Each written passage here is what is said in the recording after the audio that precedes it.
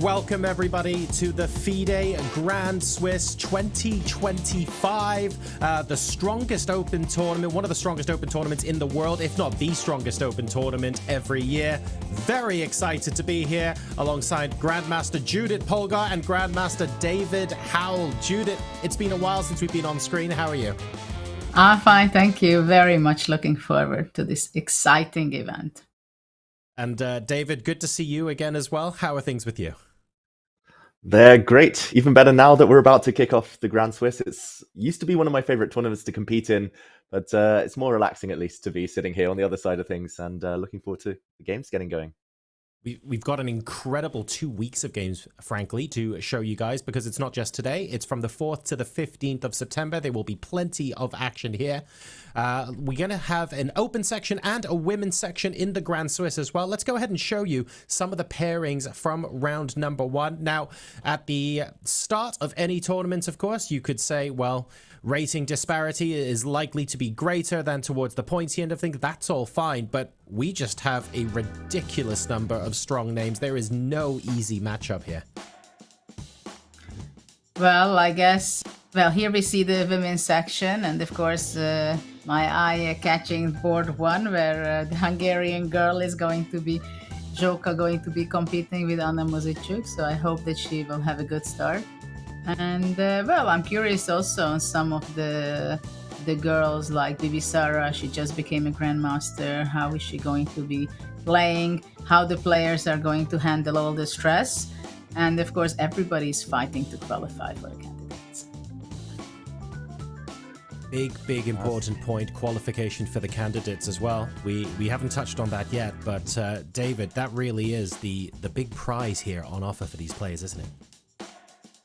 Exactly. It's all about the World Championship cycle, and a lot of the players, of course, they're here to play kind of strong opposition, to challenge themselves, but half an eye, or maybe more than that, on qualification to the candidates. And yeah, I think especially the last few rounds, we often see a bit of a scrap. There's always a pile up on a high score, and people taking risks in order to get those much coveted spots in the candidates.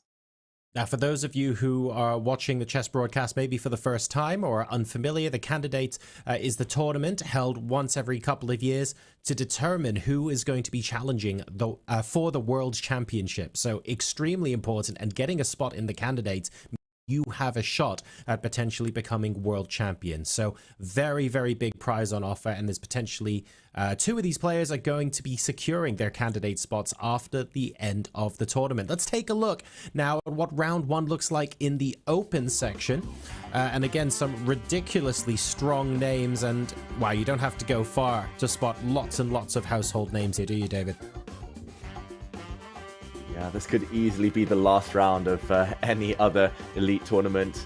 Already on board one, we see Jeffrey Zhong, super grandmaster in his own right, and he competes against Pragg, who will be the top seed of the tournament, by rating at least. But yeah, nice to see some real household names. Gukesh, I want to highlight as the reigning world champion. Nice to see him kind of risking his reputation here at the Grand Swiss. And also slightly further down, Levon Aronian, used to play for Armenia. He faces a fellow, a good friend of his, Haik Martirosyan. It's going to be a lot of big names we're following today. Now, the nature of the tournament, Judith, is very different to some of the other ones that we might have broadcast together over the last year and a half, for example. This is a Swiss tournament. It's very different from the Olympiad, very different to the World Championship, of course, where we're just following the one game.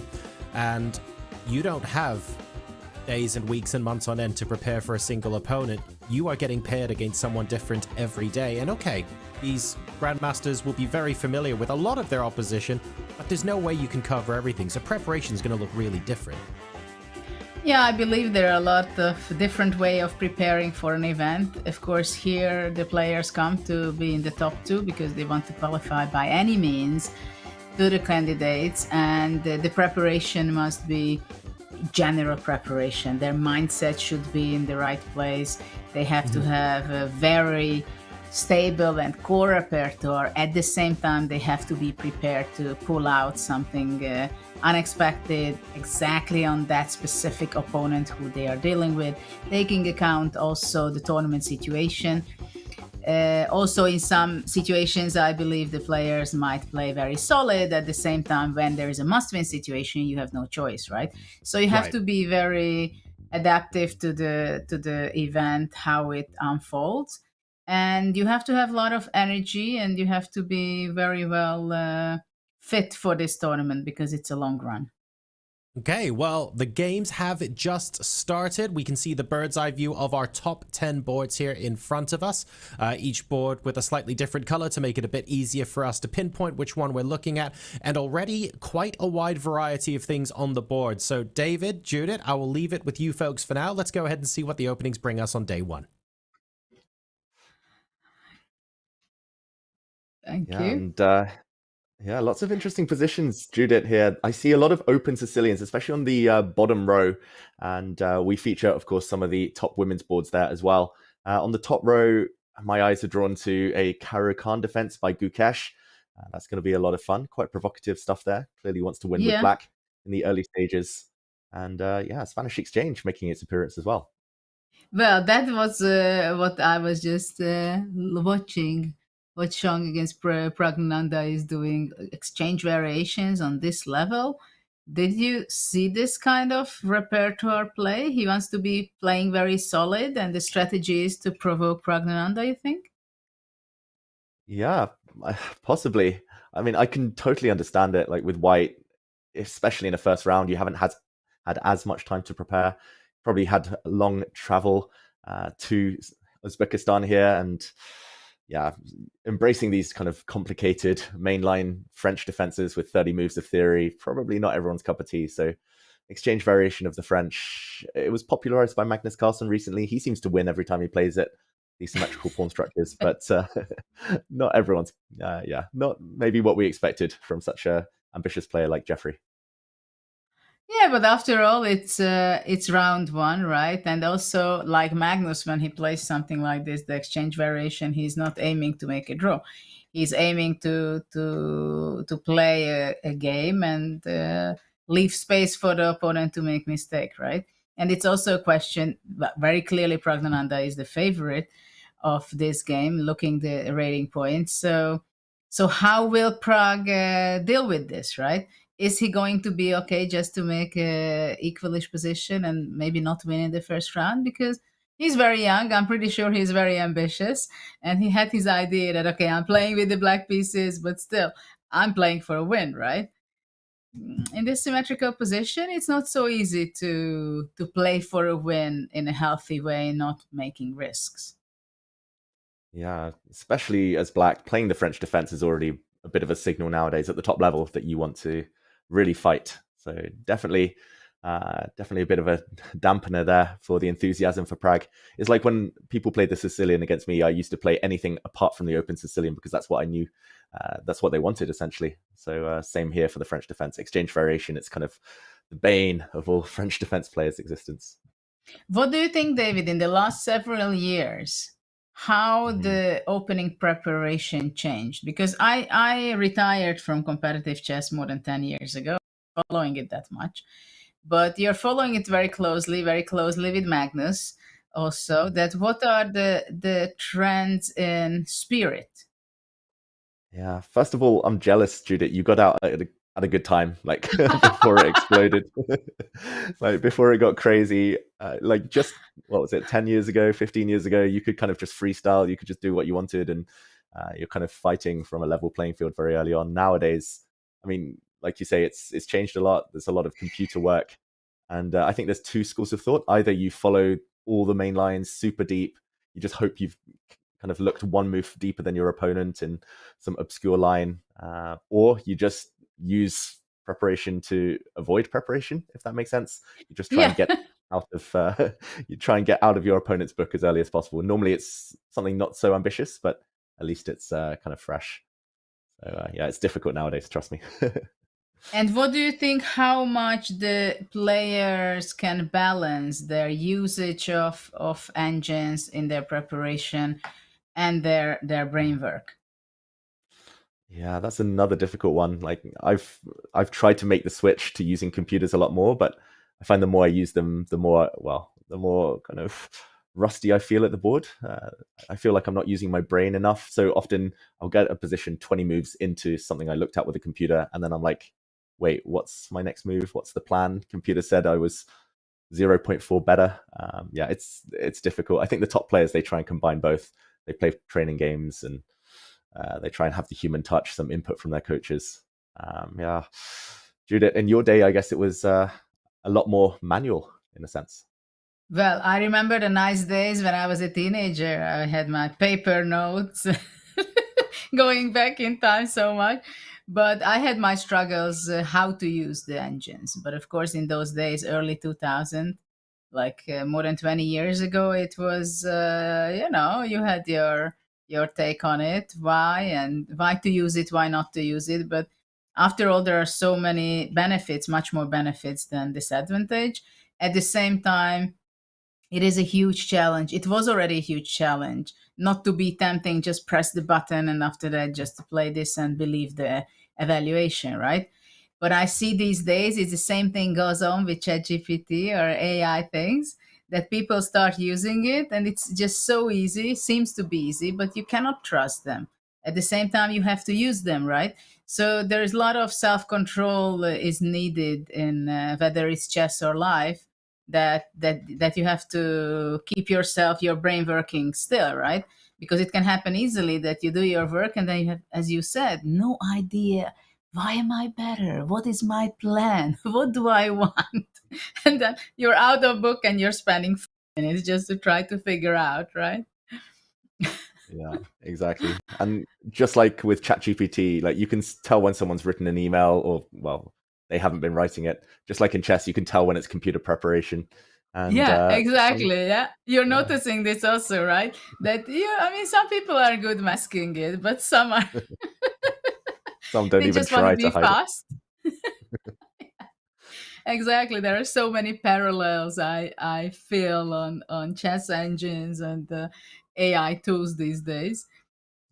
From every way, that how much people are scared of it, how much they are using it, in what way they are using it. But actually on the top level, I feel that they understood in the last decade or two how to use it, right? Like they are the boss, they are the leaders, they are the creators of it, they make the final saying, they are the CEOs.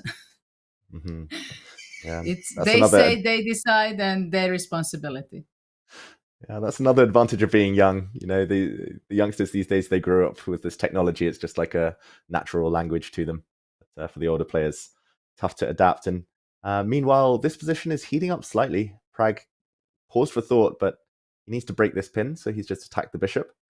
What do you make of this this position, Judith? I don't know. Probably I would just take that c4 pawn after all. Yeah, me too. I mean, what else can we do? We are not going to take on c6. Mm-hmm. Yeah, just to mention for everyone at home, this isn't the most common line of the French exchange. Of course, it's no longer a symmetrical position, but the reason Pragg has gone for this, I think, is just if we backtrack a few moves in this position, the start of the French exchange after knight f3, knight to f6 used to be lines. There's also bishop to d6. Then white often plays c4. But knight f6, bishop d3, bishop d6. This is where Magnus started playing queen to e2 check. And it was realized that black's not having much fun here. Either you go to a slightly worse, but probably fine endgame with queen e7, or you go bishop e6 and allow white to get the bishop pair with knight to g5. So anyone ambitious with black tries to avoid this. That one you could maybe equalize with accurate play, but yeah, this is why it got a bit spicy just for a few moves before this bishop takes c4. And okay, isolated pawn at least, some imbalance for both sides to play with. Absolutely. Now, question if knight e5 or knight goes back to e7, and the other one will be developed to f6. Well, it's completely an open game, though at first it seems like I would rather play it with white, having my pawn on d5. Which side would you take, David?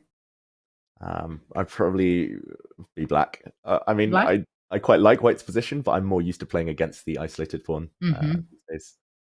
Yeah, it's a tough call though. I think both sides. But it's not the same. It's not the same to play against the d4 isolated or d5, right? Yeah, it has true. somehow different Bit more space for white. Yeah. Yeah. As long as it's blockaded the isolated pawn, then I'm pretty happy. Bishop on d6 is going to be hard to move. Yeah, and what's going on? Maybe we can see the other games back, the top games. What do you think? Yeah, let's head back Yeah, to the bird's eye view.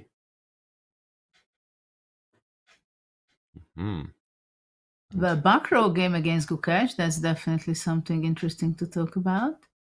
Yeah. King's Indian. I haven't seen it for such a long time. Anish playing against Firouzja. Yeah, it's very ambitious. That's the green board on the top row. Firouzja doesn't really go for mainline d4 openings so often, so he must have predicted this. Amin is a bit of a maverick with his opening choices, plays everything under the sun. But interesting that he went d5, not castle, Firouzja. The Petrosian system. I like to play against that system. You were not a King's Indian, were you? I've tried with both colors, Judith, but I'm not brave enough. With white you were an English guy. Yeah, very English guy. Okay, so where do you think we should jump in next? What should we look at in a bit more detail? Well, they are still not developed too much, but I would jump to the Gukesh game because there we can a little bit talk about that g5 move, what was done by Gukesh. He's playing it with great energy, it seems. Yeah, I've played these positions again a lot myself with black, and you really need to know what you're doing. Computers don't really like it, I must admit. Maybe we. But were you also playing with g5?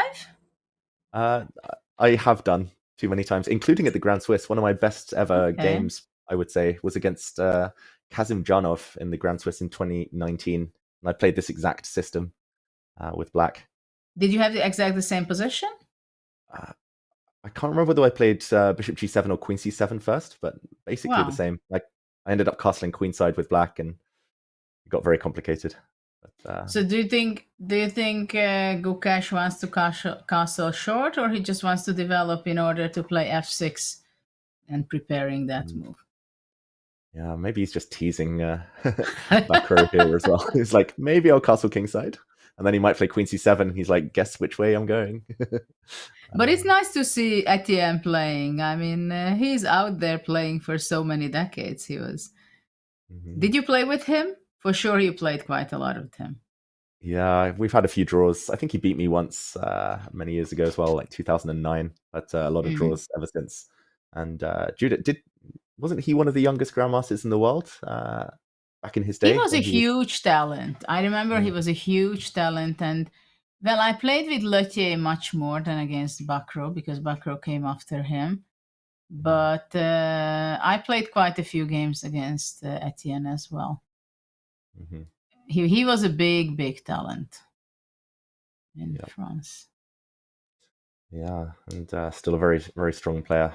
Maybe we do a quick backtrack just for everyone.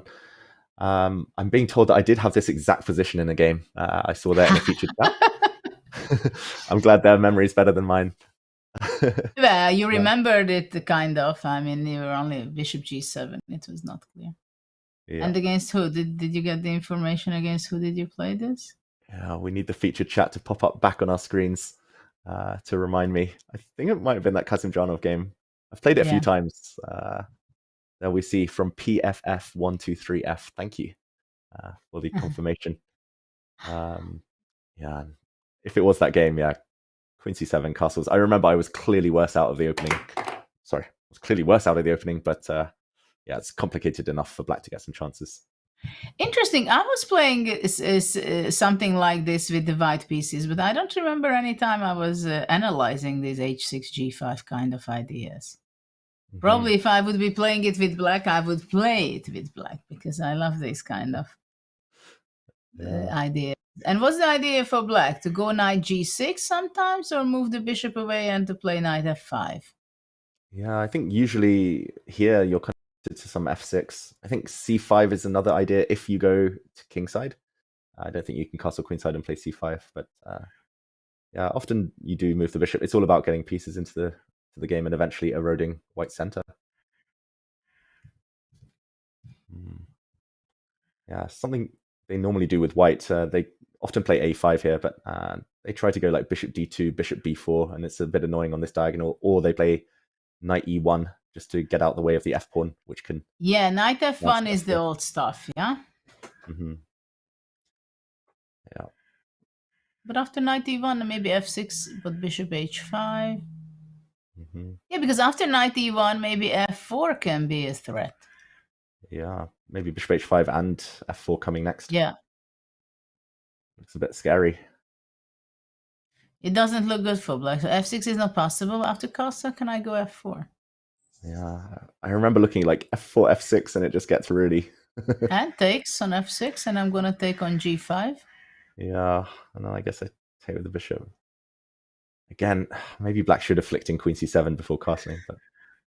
Yeah, I don't know. It's pretty scary to castle short, to be honest.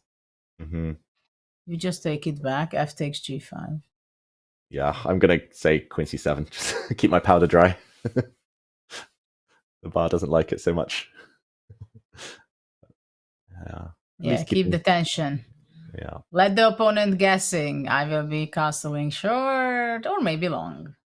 Yeah, and I will mention I only really play this in kind of must-win situations or against lower-rated opponents. So Gukesh, the fact that he's playing it means that he really wants to get off to a fast start in this tournament. It's interesting that as a world champion, he's taking part in this open, right? Mm-hmm. Because he's risking in one point his image, right? If let's say he's going to be number 11 in the tournament,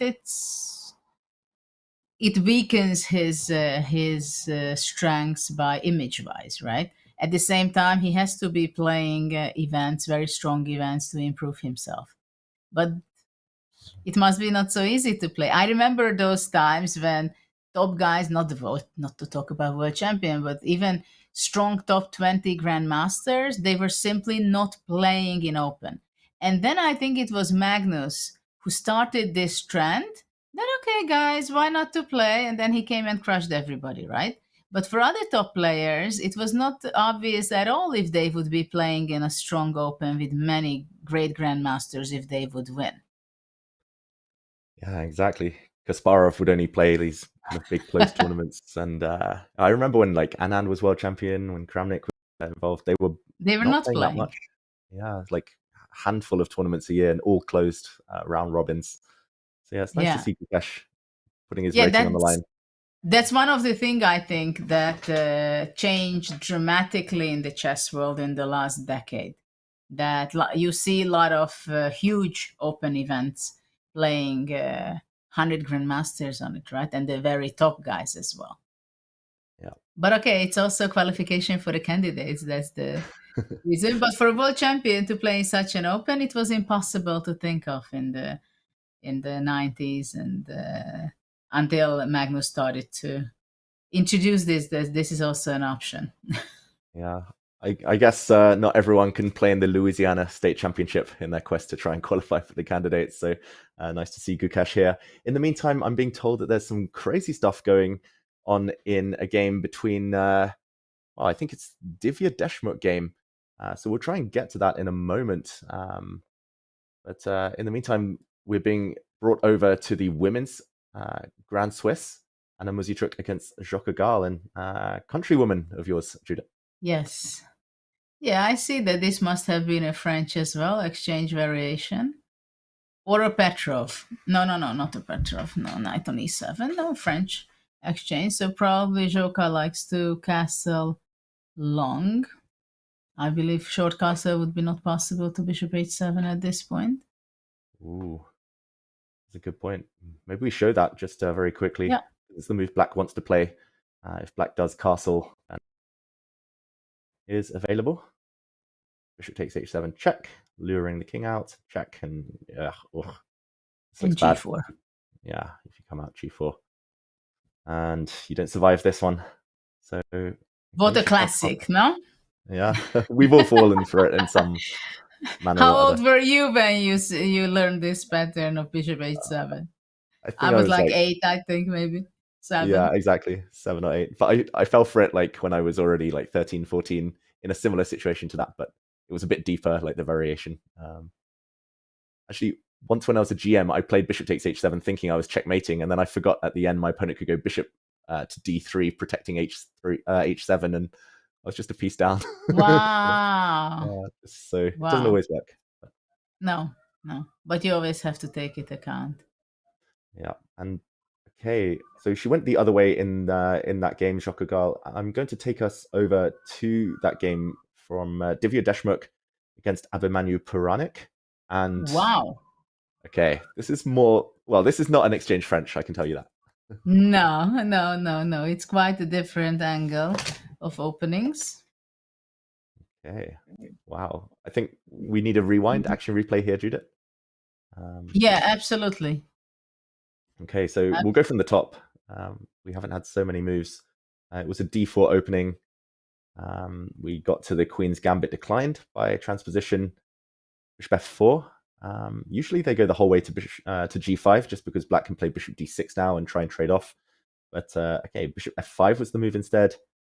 Divya, embracing the chaos, she started it with f3, trying to expand her pawns, and before that is allowed, knight to h5, hunting down the bishop.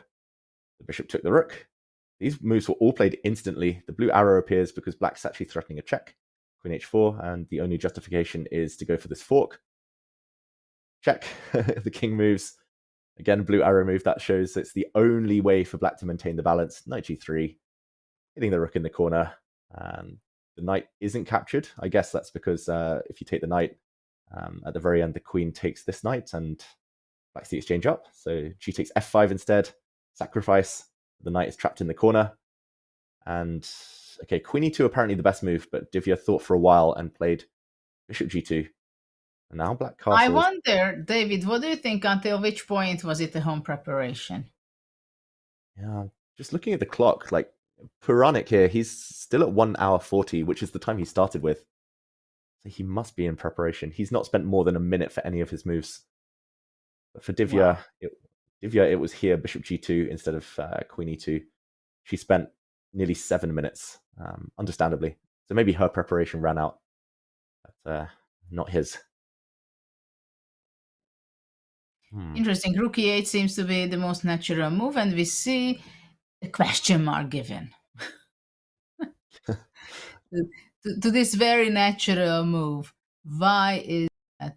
It can be, of course, that there was a better move, right? So many times that's how the engine claims its judgment, that it's not a bad move necessarily, but there was possibly a much better one.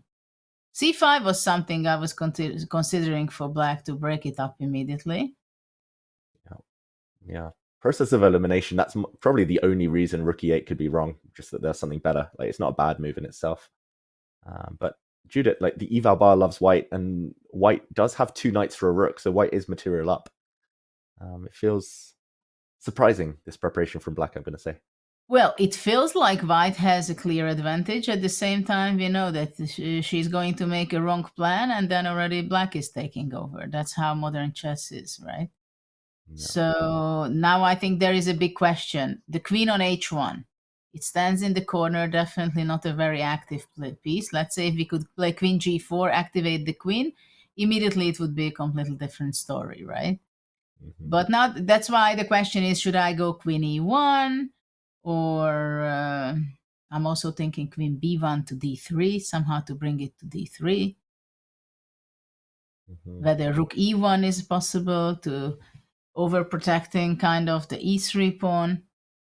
I don't like actually the bishop on g2. Mm-hmm. But we have a knight on h3, which is has to be defended at the same time. Queen on h4 for black is very well placed. Yeah. The main thing white should worry about is c5, I believe. Mm-hmm. Hard to stop, though. Hard to stop that breakthrough, kind of pawn break there. I would love to play rook e1 and just like shuffle off sadly into the corner, king c2, king b1, and just hide. You're dreaming to escape from d2. Yeah, I'm a chicken. Sitting in the center too long is always a bit scary. No, but that's dreaming, right? Yeah. I mean, white will never have the time to reach to b1.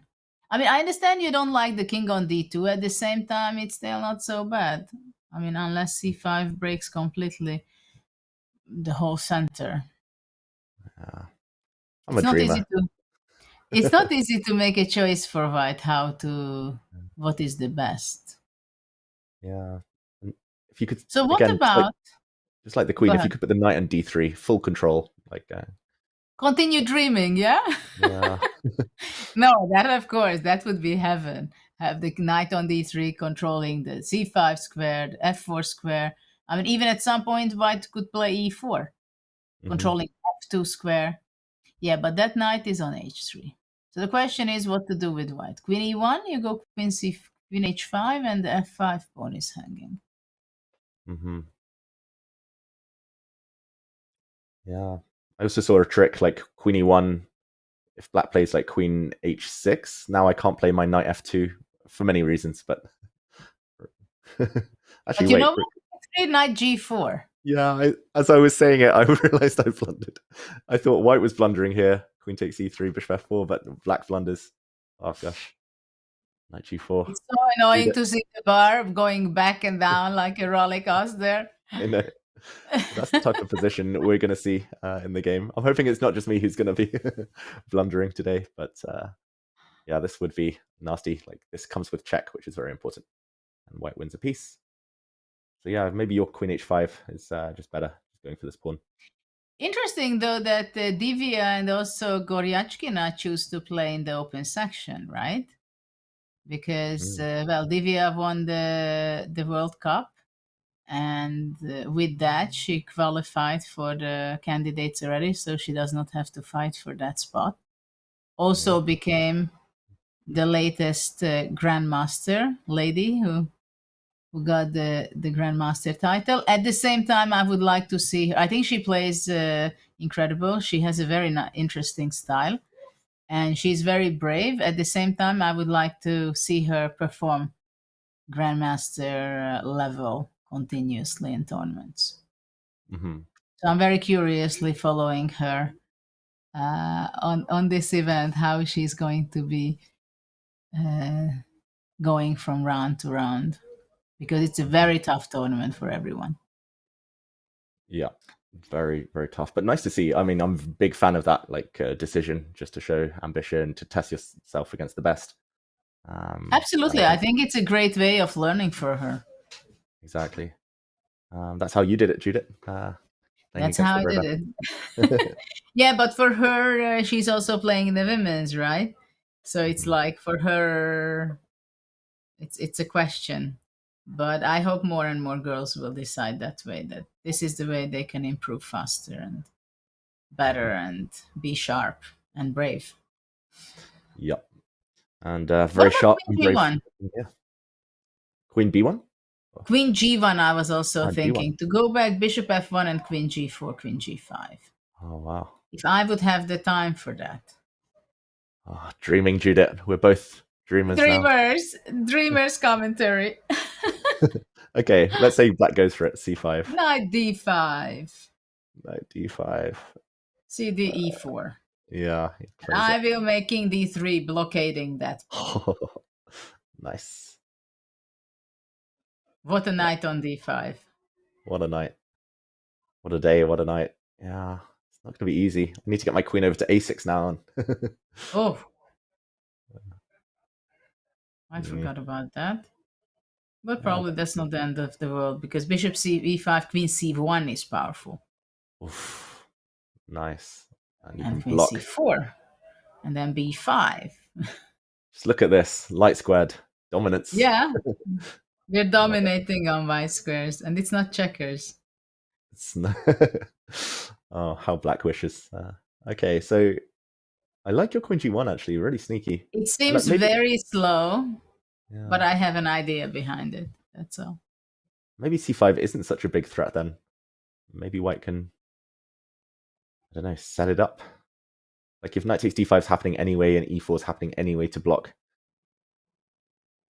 Queen g1, useful move. Queen b1, maybe even rook d1 or something. Well, I think what the question is, what is black's next move?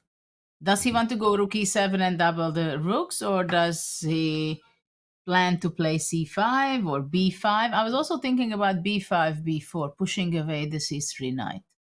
Mm-hmm. And also queen h5, just grab the pawn on f5.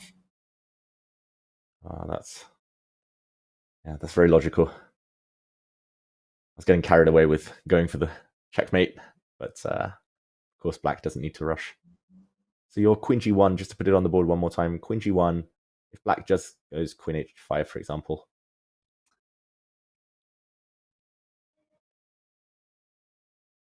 Do you think e4 is too much? No? Why? Why would it be too much? It looks Because good. that was not my original plan, but now I'm liking it, you know. I'm hiding with my king on c2. I mean, obviously, I'm not afraid to push e5. Mm-hmm. Bringing queen to e3, to e1. Yeah. Looks too good to be true. Yeah, but Divya, I mean, her run at the World Cup was, I think she would have described it as too good to be true. So this position might be the same. Just looks fantastic for white. Got to say, but she has very good opening preparation most of the time. Mm-hmm. I mean, here she's 14 moves in, +1 against a 2600. So that's very good preparation here too. Okay, maybe we should look around elsewhere also. What do you think? Because here we should be getting back at some point, and anything can be, of course. Let's see what we have. Okay. What is Giri's game? Giri under a bit of pressure. F5, G4. Mm-hmm. Yeah, let's jump to Anish. Good friend of the channel. Okay. The blue arrow has appeared, Jude, at h5. I'm going to say it's a very logical move just because you don't want to allow g5 and have to retreat the whole way home anyway. So it's h6 or h5 are probably the two. Well, probably that's what he's thinking about. Mm-hmm. Don't think black can ever break. Like, you want to break with d5, of course, but here it's too well covered. Bishop c6 is maybe another candidate move. Yeah, bishop c6 is possible. At the same time, I don't know if after bishop... Can you move the bishops to c6, please? Because I have my ideas to try out. What about g5? Oh. Too much? No, knight d4, knight d5? Yeah. Probably it's too much. Looking the bar. It's disturbing, you know? This bar kills all the party, the fun. It just tells me, okay, you made a stupid move. I used to resent the bar for like killing my creativity, but then I realized it's just a challenge that we need to embrace. Yeah, thank you. Bishop g5, I blundered after bishop b6, bishop d2. That's the problem. Oof. I think. Yeah, that looks... No, knight d2, queen h4, and bishop d5. Yeah. Oh, sorry. Queen h4 and bishop d5. Yeah, black's up 2 pawns and with the attack. Okay, so it was not a good idea after bishop c6. Yeah, bishop c6. Boring. Boring bishop g2? Not so boring. Go for it. Yeah. Bar drops slightly. You know what's also possible? Maybe queen f3 and long castle. That's more in the spirit of open because Sicilian. Bishop on c6 is not supposed to be there. Somehow that's not the spot in the Sicilian for the bishop. Yeah, it can be on c8, b7, sometimes on d7, but on c6. I mean, it came from e6 and then it went back to d7 and now back to c6 out. It's awkward. Yeah, d5 long castle and nothing good will happen to black. Okay, so bishop c6 is not too good. h6 is, well, you know what? I go queen f3 and later on castle h4. So h5 is the crucial reaction. Clear cut, because after g5, knight g4. Jump. hit and hit. So after h5, maybe white should be taking on h5. Mm-hmm. Yep. Again, typical in the Sicilian, like bad for the structure, but you get the g-file. Then rook h5 or knight h5. But Kinda maybe wanna get after a knight check. h5, after knight h5, I go knight d5. Yeah. And you can give a check, but nothing more. Ah, this bar. This bar. But maybe knight g3 was no? Oh, knight g3 as well, then? I don't know, because bishop b6 will be. Yeah, this is annoying. Okay, but if you go bishop h4, king d2? Yeah, I wanted to just go bishop g5, so, sorry, knight d5.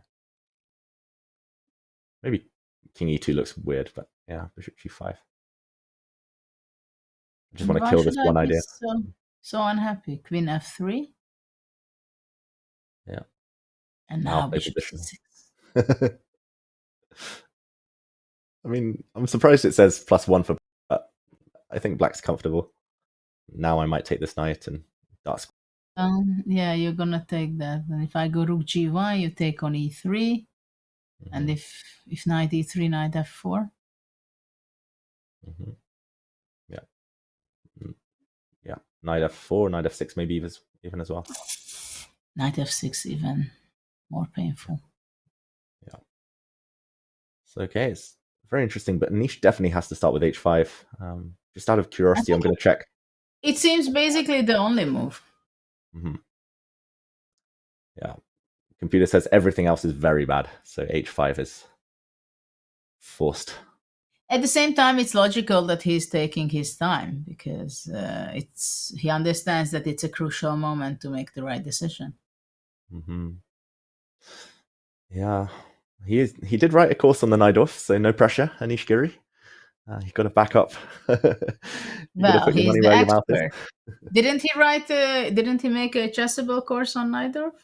Yeah, it was like a encyclopedia on the Najdorf. It was a very big course, hours and hours of good material. So Najdorf is a big thing. Exactly. It's the spirit. You had a lot of experience in the Najdorf. Oh, with both colors, every angle of it. Why don't we go back to the bird's eye view and take a look at some of the games?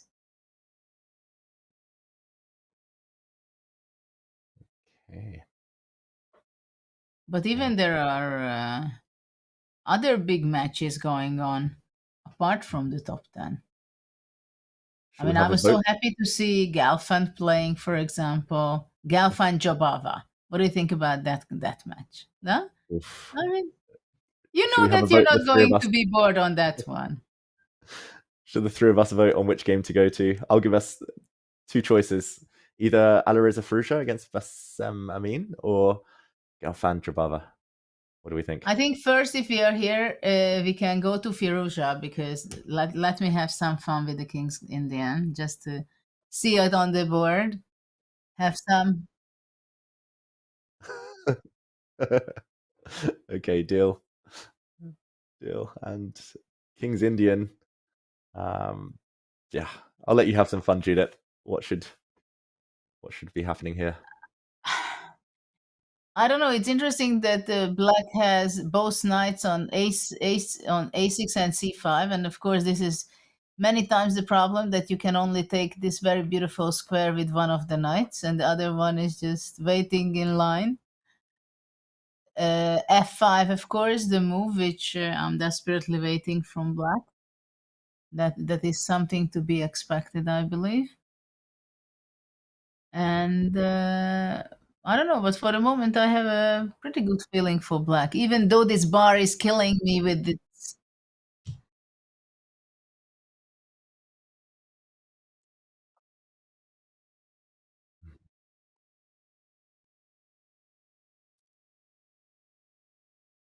So we have.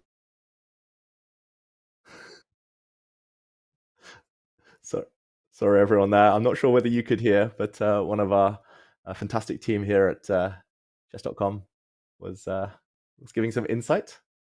It was not exactly about this beautiful King's Indian position of mine. No. F5. Go for F5. it. Go for it. Okay. Yeah, I mean, why not f5? Should we put it on the board and see what happens? It's the move he wants to play. Yeah. Okay, Yeah. f5. I mean, it's an option to take twice on f5, right? Mm-hmm. Also, yeah, take, but then bishop f5 and then beautiful position. Even e4 is possible, and the a6 knight will show up on b4. So this is something would be too nice to be true for black. Yep.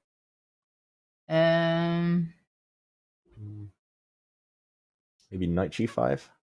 Knight g5, yeah, that knight g5 looks kind of promising, but I always, well, now the question is, should black capture on e4 or should he push f4? Like after f4, what does white do? Bishop d2, and then the white squares are weak for black.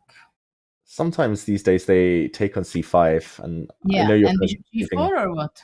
Yeah, giving employment to the other knight, but bishop g4, and the goal is to like, yeah, here I don't think it works. Maybe due to some knight d3. But, oh, maybe I don't know why the eval bar reacts. Maybe some f3 as well. But in general, like if you can trade off these bishops, put the other knight back on f3, black's just left with a very bad piece on g7. Yeah, but maybe bishop g4, then you have to take with the rook, because if queen g4, knight d2 and b2 is hanging, knight d3. Yeah, although there's some... I have some problems there. Sorry, knight e6 and stuff, yeah? Maybe knight e6 and... Yeah. No. This is too much. Yeah, so here, I wonder whether black's got like some... I don't know, some ideas. f3 or just h6 maybe. Maybe just h6. h6, I was also thinking about that. I know. But bishop c8. Yeah, bishop c8 and white just goes back probably. Knight f3. Yeah, not... Queen h5. Yeah, just very level looking now. I prefer white, but computer prefers black. Yeah, because on the g5, maybe black is coming also with queen h5, bishop f6, rook g8. Mm-hmm. Yeah. This is very similar to... activity. Yeah, very similar to a game between Magnus Carlsen and Hikaru Nakamura at the Esports World Cup. Very, well, exact same pawn structure, pretty much. Okay, let's go back to the position. Yeah, here we said f5. But what else black can play for? Okay, sometimes you go bishop d7 to wait. Yeah. But after bishop d7, also knight d2 is possible. So after f5, already f3 can be a way of continuing. Mm-hmm. Just to keep the position. Yeah. I wonder if bishop d7, whether white also takes time to play like h5 or g5 sometimes as well as possible. h5, let's say, threatening h6. And if black takes, then maybe white plays like g5 or knight somewhere. Would we really take on h5? I'm even thinking after g takes h5 to go knight h4. Yeah, knight h4. Big square. Yeah. Yeah. I think black needs to play h5. Like bishop d7 just looks so slow if h5 is coming. Yeah, so f5 seems to be the move, right? Mm-hmm. f5 takes knight g5. Yeah. King's Indian wouldn't be King's Indian without knight g5. Oh wait, it's actually happened on the board. Okay. Sorry, I mean without f5 even. But knight g5, this is the live position and decision yeah, time. knight g5 of course is a good spot for white. Mm-hmm. Yeah, and h6. I guess white doesn't react. Oh, what a scary move! Bishop h5. Yeah, and let's say we go in. Yeah, that was my first thought, to go bishop g6, making space for the queen on h5, right? Mm-hmm. And if black goes f4, probably just take on c5 and queen h5. Mm-hmm. It's supposed to be black attacking on the king side and the King's Indian. Whoops. Well, it's not exactly what's going on. Yeah, a bit of a misstep here. So yeah, but maybe it's time to just block it and hope for the best in some of those variations we discussed.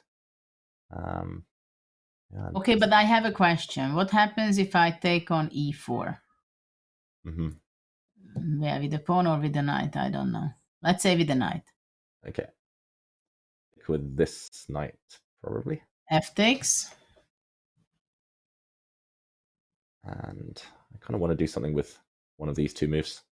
So you're not going to take on e4. Yeah, I felt it that you're going to be more busy attacking me.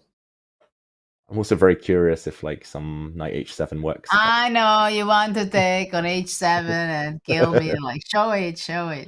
Queen e7, knight h7, bishop g6. Oh, yeah. The bar says it's still not checkmate, you know. Yeah, it's not. But checkmate. I don't want to be on the black side.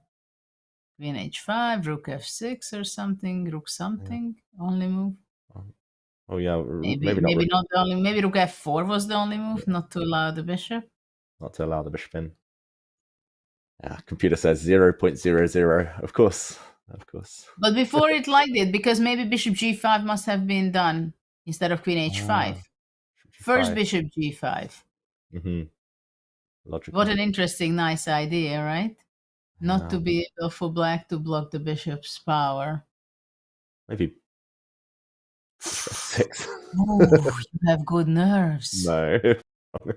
I don't yeah, let's not look at that. Just the bar goes out of screen. Suddenly said mate in 14. And this. Well, okay, that would be giving away that someone is cheating, saying mate in 14, but white is winning, that's not giving away any. Yeah, rook f6 and the game goes on, I guess, but this is Queen h5. Crazy. This is crazy. Oh, but it's still going on, yeah? Rook g6. Maybe rook g6. Yeah. Oh, wow. Nice spot, Judith. Queen sacrifice. Like, queen takes rook. Yeah, but I take all your rooks. Yeah, hungry for the rooks. Hungry, no lunch. Oh, wait. Maybe bishop g4 first. Or something. Because otherwise it might be a perpetual check. Yeah. Yeah, and... Yeah, because there is so much extra piece for black, but what about bishop f6 threat? King h7? No, you're joking. I just see the bars says black's winning. How? And if rook a1, then bishop f6. Yeah. What a position. What? It's still winning for black? Rook d1, e3. We have all kind of crazy moves like that. Is it just checkmate? Wait. Yeah, because the knight. Look at that. The knight on e6. Show it. Rook d3, knight c5, checkmate. Oh. Beautiful. Of course, this is definitely going to happen, all of it. And the other way. Cannot show it to Ali Reza what we do to his position. Sorry, Ali Reza. We're like 20 moves deep, and this is... You were about to give checkmate yourself, but one move too slow. Okay, so here he still has a good position.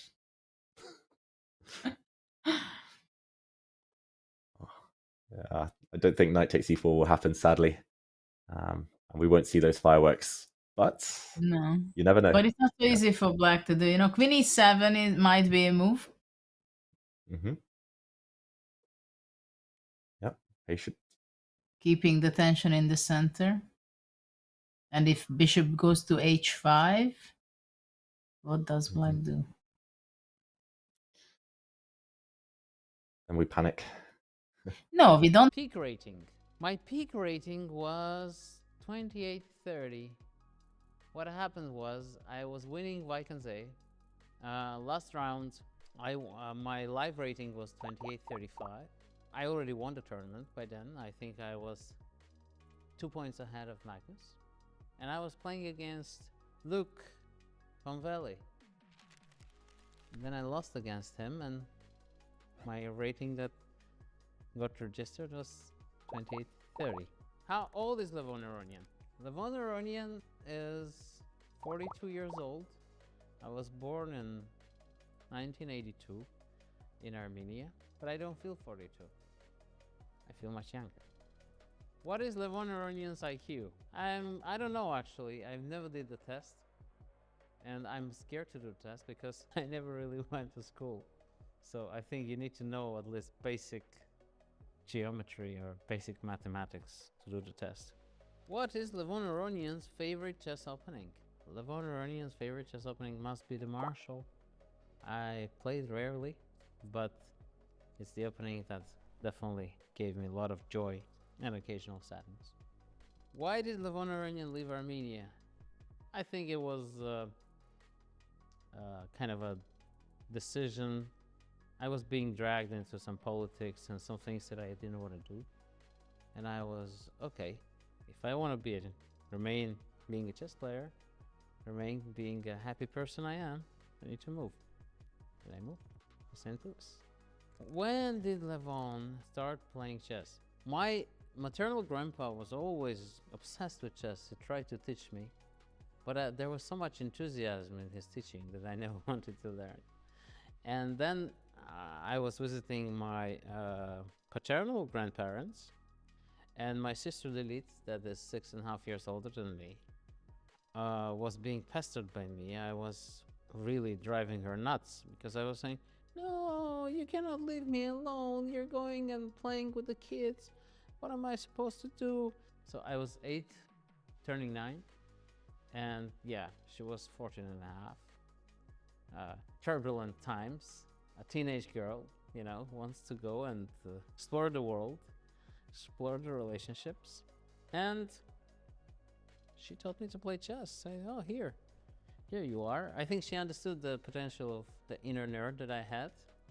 And then I just didn't want to do anything else after that.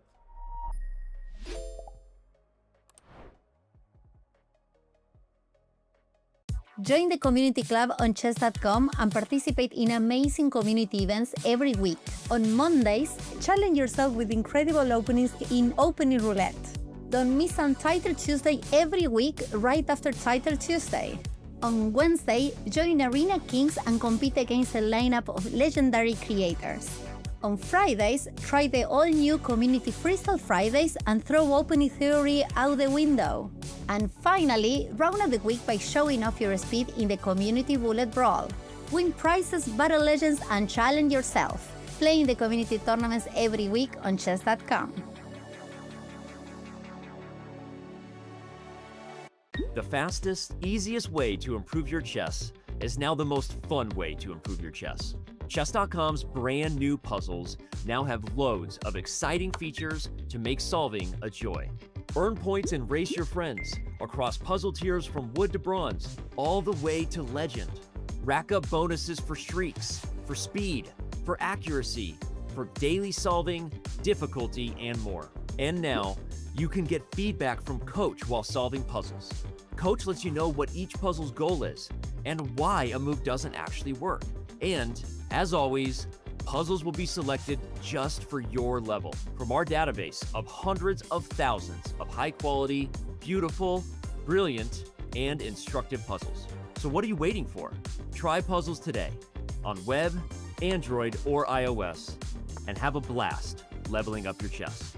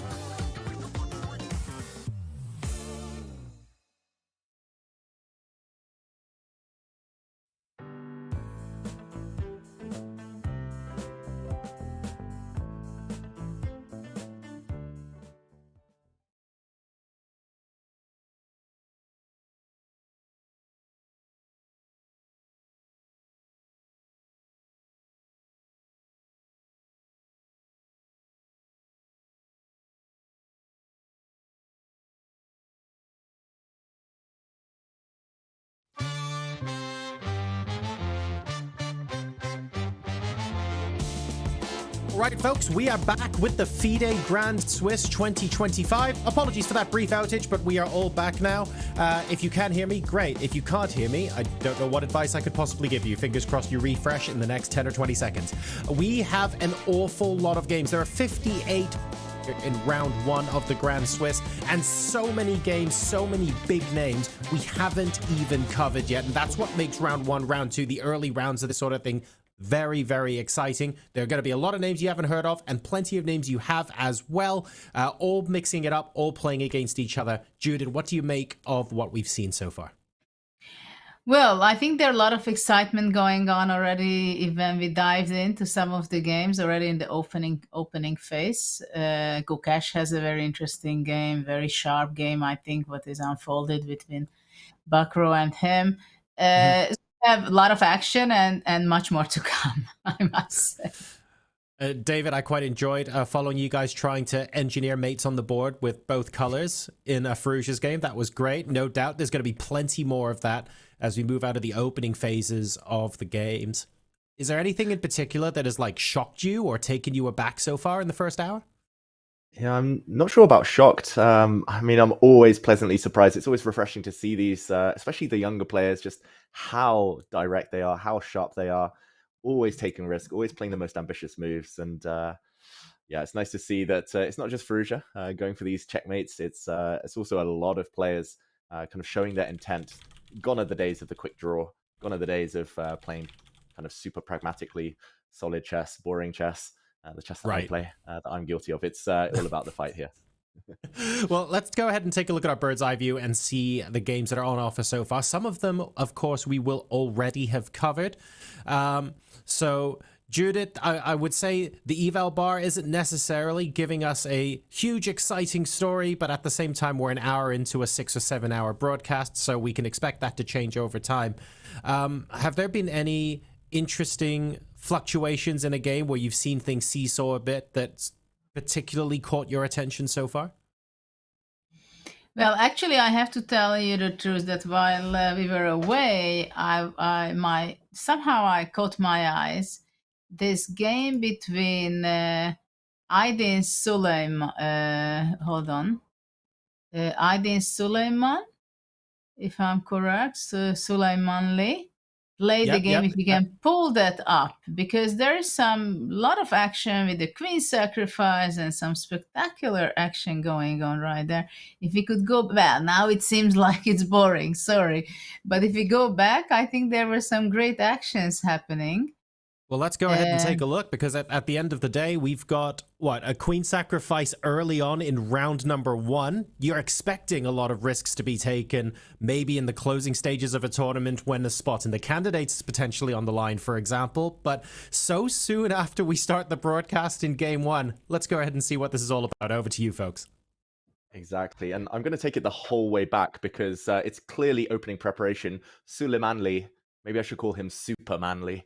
Yeah, he's played one of my favorite openings. He started with the C3 Sicilian here on move 3 and the Alapin variation. And one of the main lines, I'm going to learn something here because I've played this a long time. White tries to build a center, black tries to cut across that by playing the move C4. We see some exchanges. This is very popular stuff, but he's clearly prepared deeply here. Rook E1, there are some lines here. Knight to E5 is a move, for example. Rook takes E5 and bishop takes F3, but castles instead is the main line. And in this position, pawn to B3. This has a very good reputation for black, so I'm very surprised that he's managed to unleash a queen sacrifice in an attack.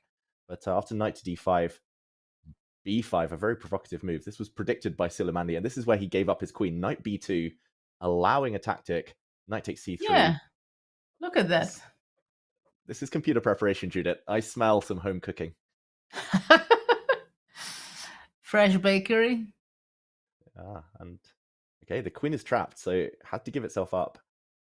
Rook takes D1. I mean, it just looks like white's blundered the queen. Like, where's the attack? It's a queen for a rook and a knight here. But it couldn't be the case because his time is so much. So it's home preparation, right? Exactly. Computer says 0.0, but that's deceptive. And the whole idea is this move, bishop G5 now. I'm surprised bishop G6 is a question mark move. what else that bishop was almost trapped. But bishop g5, nearly trapping the Well, black queen. probably to give up the bishop in a different way was a much better version, because this way the black king is getting exposed. Yeah. Tactics, rook c1, skewer, giving up the knight on b2. This has all cost Karthikeyan a lot of time. And here, knight to e5. And I think this was the position that caught your eye, Judith, earlier in the break. Apparently White's just totally winning.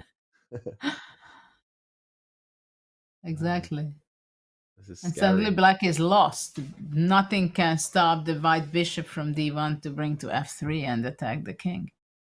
Yeah, so he gave up the queen, gave it back just when we were on break there. Rook takes, king takes. So black's actually a pawn up, but after a check, wow, it's almost checkmate. Bishop to d8 is recommended by the computer. I think quite an obvious first move. You might need to see the follow-up, but yeah. This well, isn't it bishop d8, king a6, a4? Mm-hmm. And if you take that, whoops. Rook a5. And if bishop d3 instead? Mm-hmm.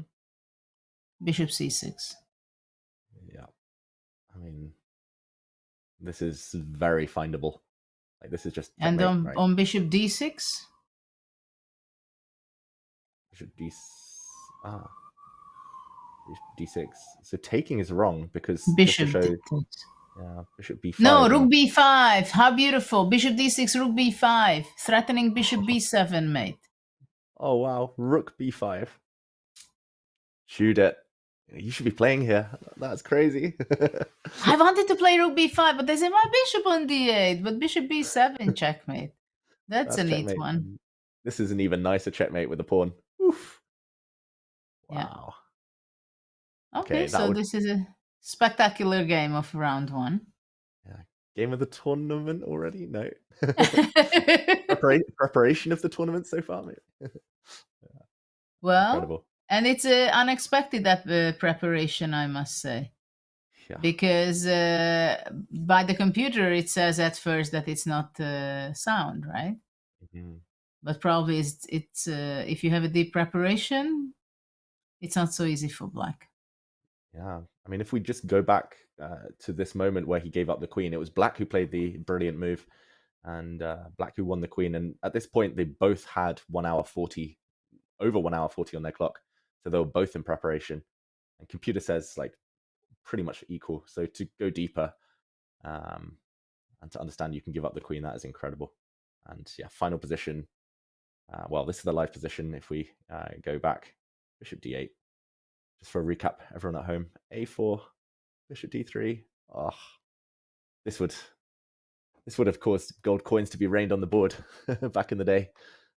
And what a beautiful 3 type of mate, threatening with rook a5, and if bishop d7, bishop b7 mate, and then a pawn checkmate. So quite a nice one. So why don't we jump to some big guys playing here, right? Mm-hmm. We haven't seen some of the other games. What does Aronyan doing? What do you think? Yeah, Levin Aronian. He's on the bottom row there in the middle on the light blue board. Playing against, I believe, someone he's worked with quite a lot back in the days of the Armenian team. And I believe he might have been a second for Levon as well. So interesting pairing. And I'm going to guess this came from an English opening. But is the G4 pawn should be there? It just went there. Wow. I thought it was I thought it was an early move and everything seemed nice, and then we are regretting it to have it there, but I just see that was the last move. Wow. Yeah, he's clamping down. Like, I just realized f5 is maybe playable, but he's trying to clamp down on any pawn breaks. Maybe we can go back a bit, just going through what how did this game happen on the board. Well, maybe just few moves just to see how to. Okay, something like here, it's fine for me. So knight e1. Okay. You said it's English, you know it. Yep. I recognize the pawn structure. This pawn structure was like Nodibek Abdusattorov. He pretty much played this like with c4, knight c3, e4. He played it in every game with white when he won the World Rapid Championship in 2021. And it worked very well against the top players. I think he even played it against Levon. So interesting to see this revisited. And now f4 breaking out, very thematic. And one question is what happens if f5, but probably black's not ready yet. Some loose pieces, so queen e8, and now g4. I'm a g4 fan, but I can't Yeah. say it would come to my mind immediately. You've played a lot of g4s in your career, Judith. Yeah. With white. Well, Especially of in the course, Sicilian. the first comes to mind for me what happens if anyway black goes f5, right? f5, gf5, rook f5. What do? Queen g2? Yep. That goes... Rook f6.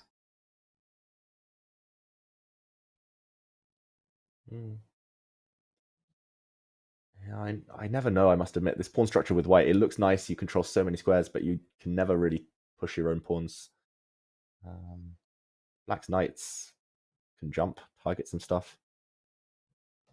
Then my e1 knight is so far away from, let's say, knight d5. Then I can understand it. I have a strong spot there. Yeah, f5 has been played, so very active, energetic. Yeah. But what else then capturing it? You just have to, right? Black's going to capture this one and ruin the white pawn structure. Maybe, what about takes, and not to waste time with the queen move, but to play knight g2, aiming knight e3, knight d5. Okay, that's more like it. Yeah. Don't know where the black rook goes. We're headed in this direction. There's been a capture of pawns on f5, maybe back.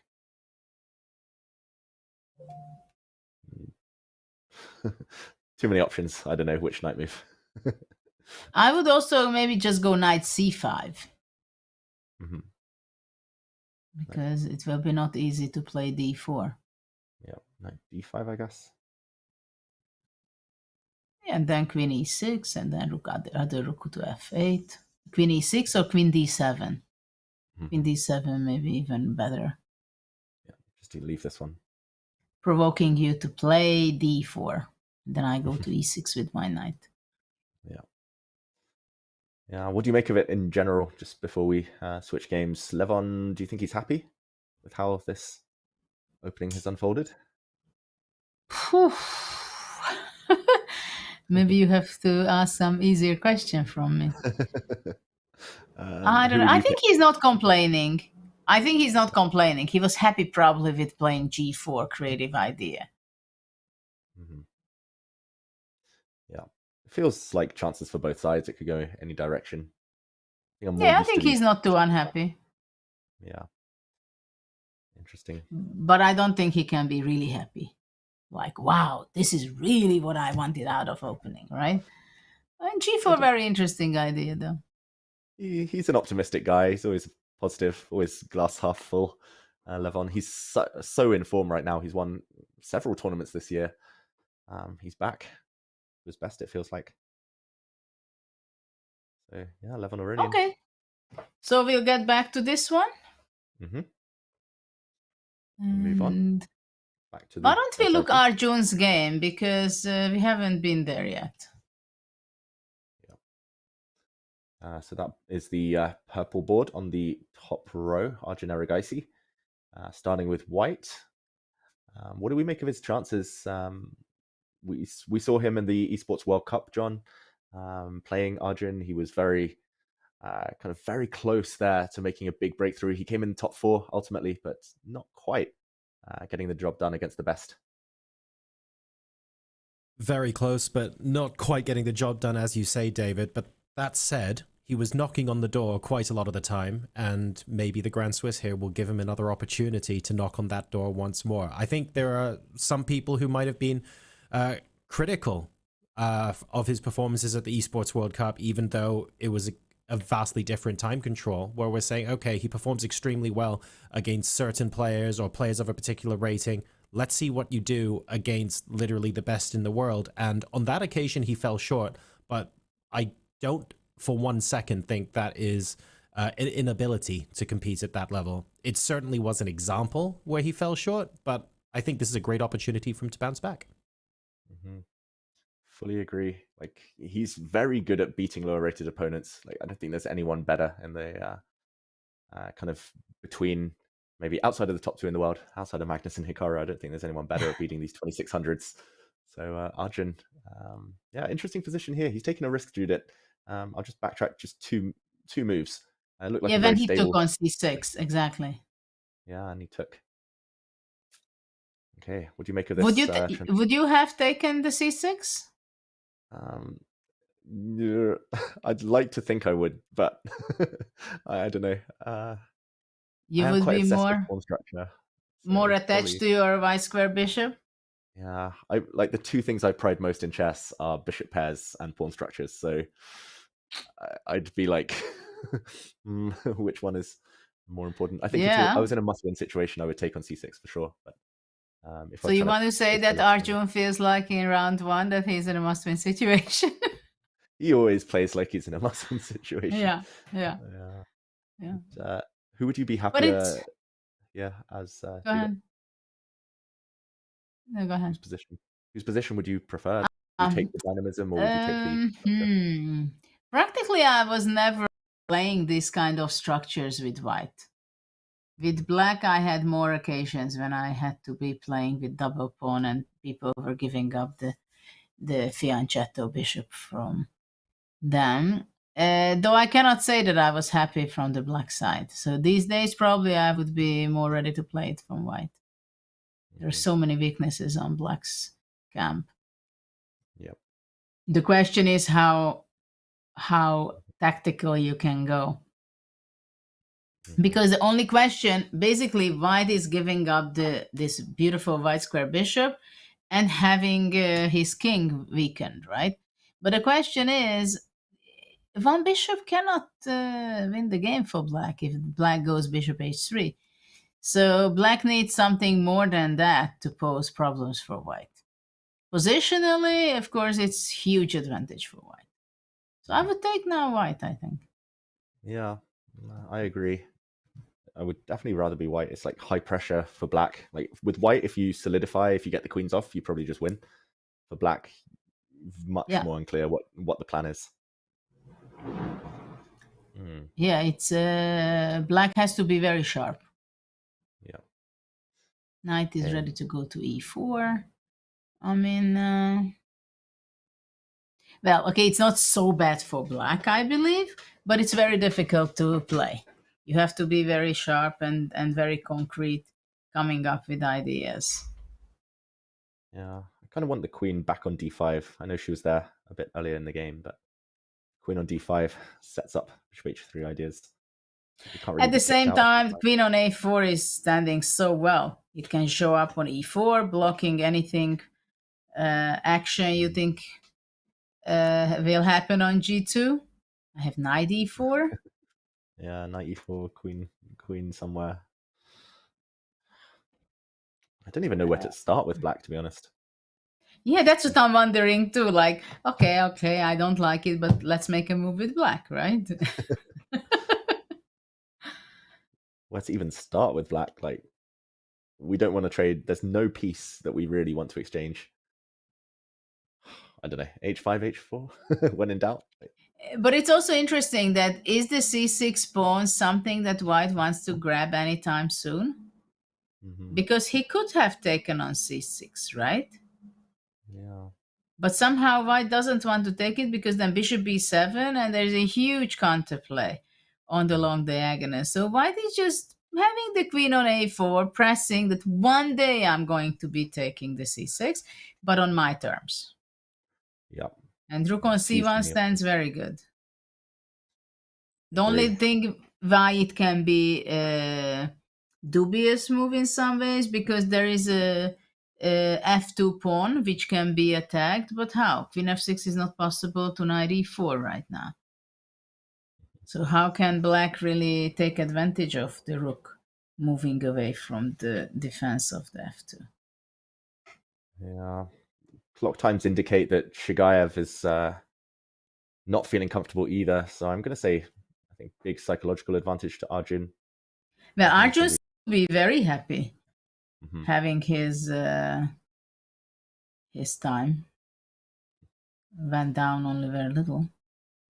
Yeah, Like he spent 20 something minutes, yeah, so far. yeah, exactly. And his Okay, opponent's we'll come back to this one. What do you think? Let's go. We have not seen the game between Volokitin and Nepomniachtchi. Look at that. yeah, Bird's eye view. See, there is quite some action going on in the center. quite some action everywhere. It feels like the eval bars are starting to make some moves. You mentioned the game Volokitin against Nepomniachtchi. We'll go there first. It wasn't on one of those top boards, but here we go. Nepomniachtchi. It's weird thinking of him as seed number 9 in any tournament. Like he's been 2-time World Championship challenger, but a bit of a dip in his FIDE rating lately. And what do you make of this? Still early days, Judith, but it looks like it's come from a Spanish. Oh yeah, it can't be that we think anything else, any other opening. It's very much Spanish.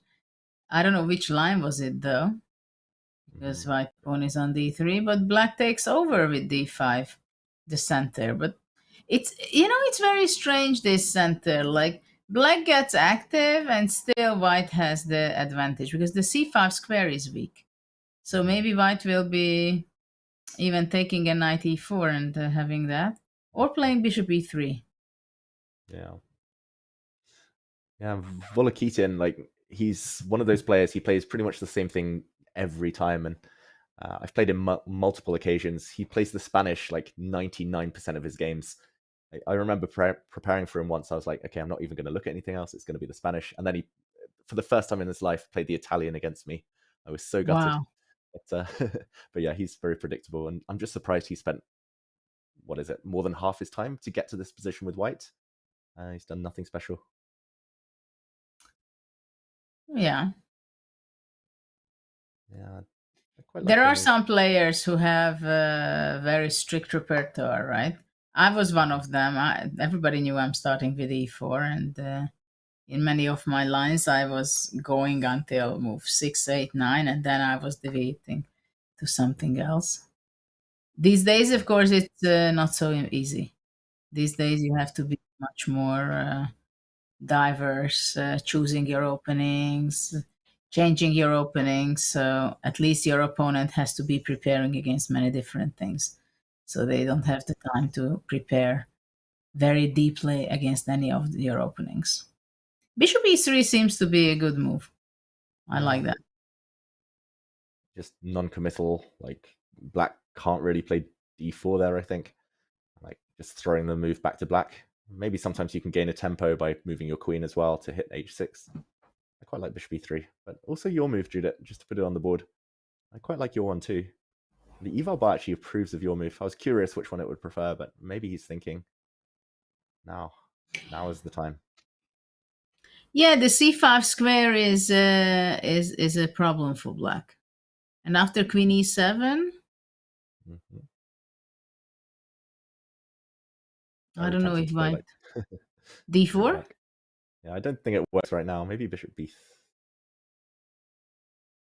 Bishop b3, bishop e6. Yeah.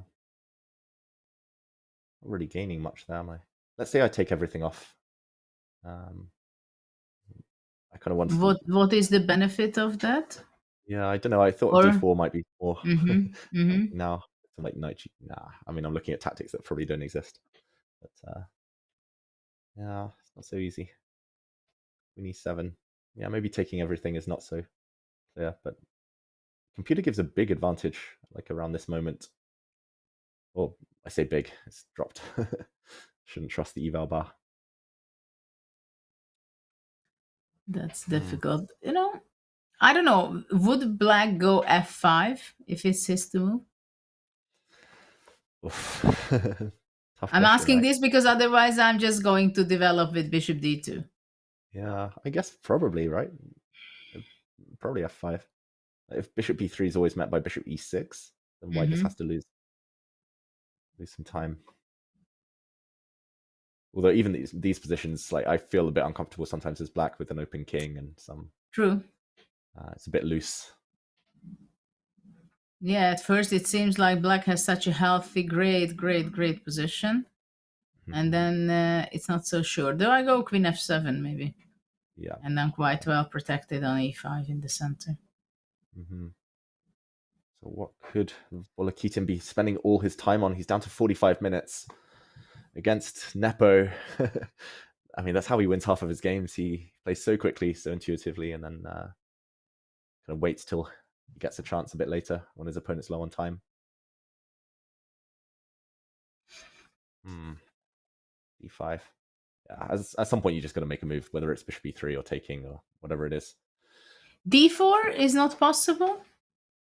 Okay, d4. It seems a bit slow, but I'm asking still. Yeah, Spanish, you can always get away somehow with like d3 and then d4 later. I don't know why. It's like tempo doesn't matter so much. So your idea, if I take this one, is to go e5. E5, yes. And this Yes. looks good for white. E5 takes, I have a very strong center. Yeah, and then you take on d4. So I'll probably try taking the other one. Yeah, d takes e4, right? Knight takes e4. Knight takes e4, bishop e4. Yeah, keep. Though you did not have to take on e4. You could play e takes d4 with black first. Yeah. And then maybe you don't exchange the knights. You can go after c takes d4, knight b4.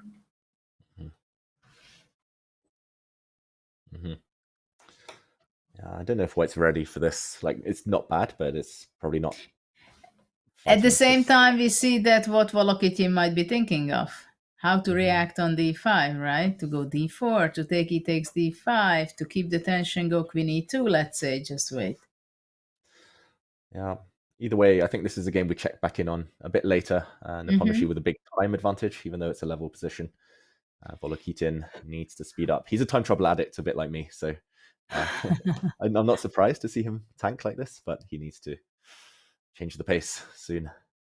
We also have so many games going on. For example, I'm looking what Mamedyarov is playing against Chaparinov. What do you think?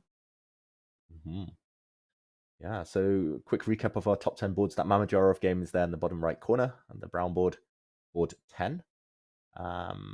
Yeah, some stuff happening on the top row, but we've seen all of those, I think, to some extent. Ediz Gurel against Vincent Kleimer is a quieter endgame, so maybe one for later. But yeah, let's go to Mamedyarov, fan favorite.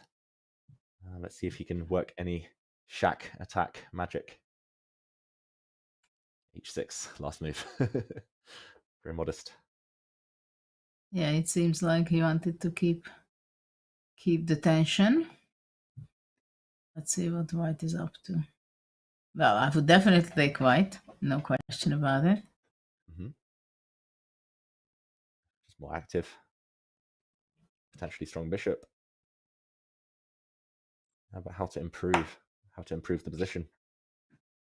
Yeah, that's a big question. What about queen c2? Pin? Pin, and then if bishop d6, then I was thinking to play d5. Okay, I'll just put these moves on the board. Yeah, I like how these bishops are lined up, but I don't see any attack. So bishop d6, d5. And after d5, maybe you go knight f6. Maybe knight f6.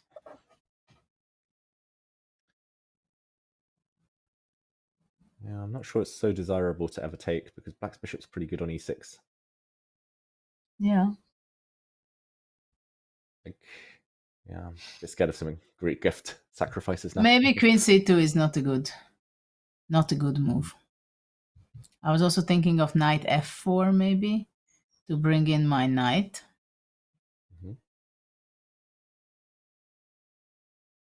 And let's say black. At least bishop f6 now you can meet with like knight h5 maybe. Yeah. But you can go knight f6 simply.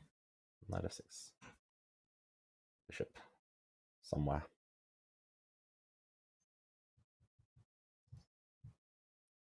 There was also an option to go bishop f. No, knight h5. That was our problem. Yeah, I mean, I'm guessing this came. I'll just check. Yeah, I was going to say I guessed it came from a Queen's Gambit accepted. It's always going to end symmetrically, like with these pawns getting traded at some point. So We have bishop b1 played. I was that's more also sharp. thinking, when I was playing queen c2, I was thinking to go bishop b1 and then preparing queen c2 with checkmate on h7 and then rook fd1. Not the most subtle plan, but sometimes effective. The opponent might forget.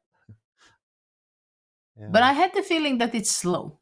I mean, Mhm. really, queen c2, I mean, I'm not going to get checkmated there. Yeah, but how does black block this diagonal? Well, I think there are two ways I'm thinking, bishop f6 or knight f6. Mm-hmm. Like bishop f6 comes to mind more. Queen c2, g6, big deal. Yeah, but now at least this pin is, maybe it's not even about the checkmate. Maybe it's about this pin being hard to break now. True. Oh, Bar hates that. Or maybe knight f4. Wait, knight f4? Yeah. Queen e7, d5. Yeah, d4. Is that the plan? I wonder as well, maybe knight d3. Do I just... but you know me, Judith, I'm a pawn grabber. I don't know if that works. You too. D5, maybe. Yeah. And what do you want to go on e5? d6, rook d1, knight d5, and stuff like that? Yeah. Or just to take on g6? No, you want d6 and take on g6. Just to show this for everyone at home. Yeah. d6. Probably you can do this in a... Actually, wait, maybe stronger is knight takes g6. Start. Force it, and then d6. What a precise move order. Yeah. Check. And there's a pin, so the black bishop can't block. Checkmate.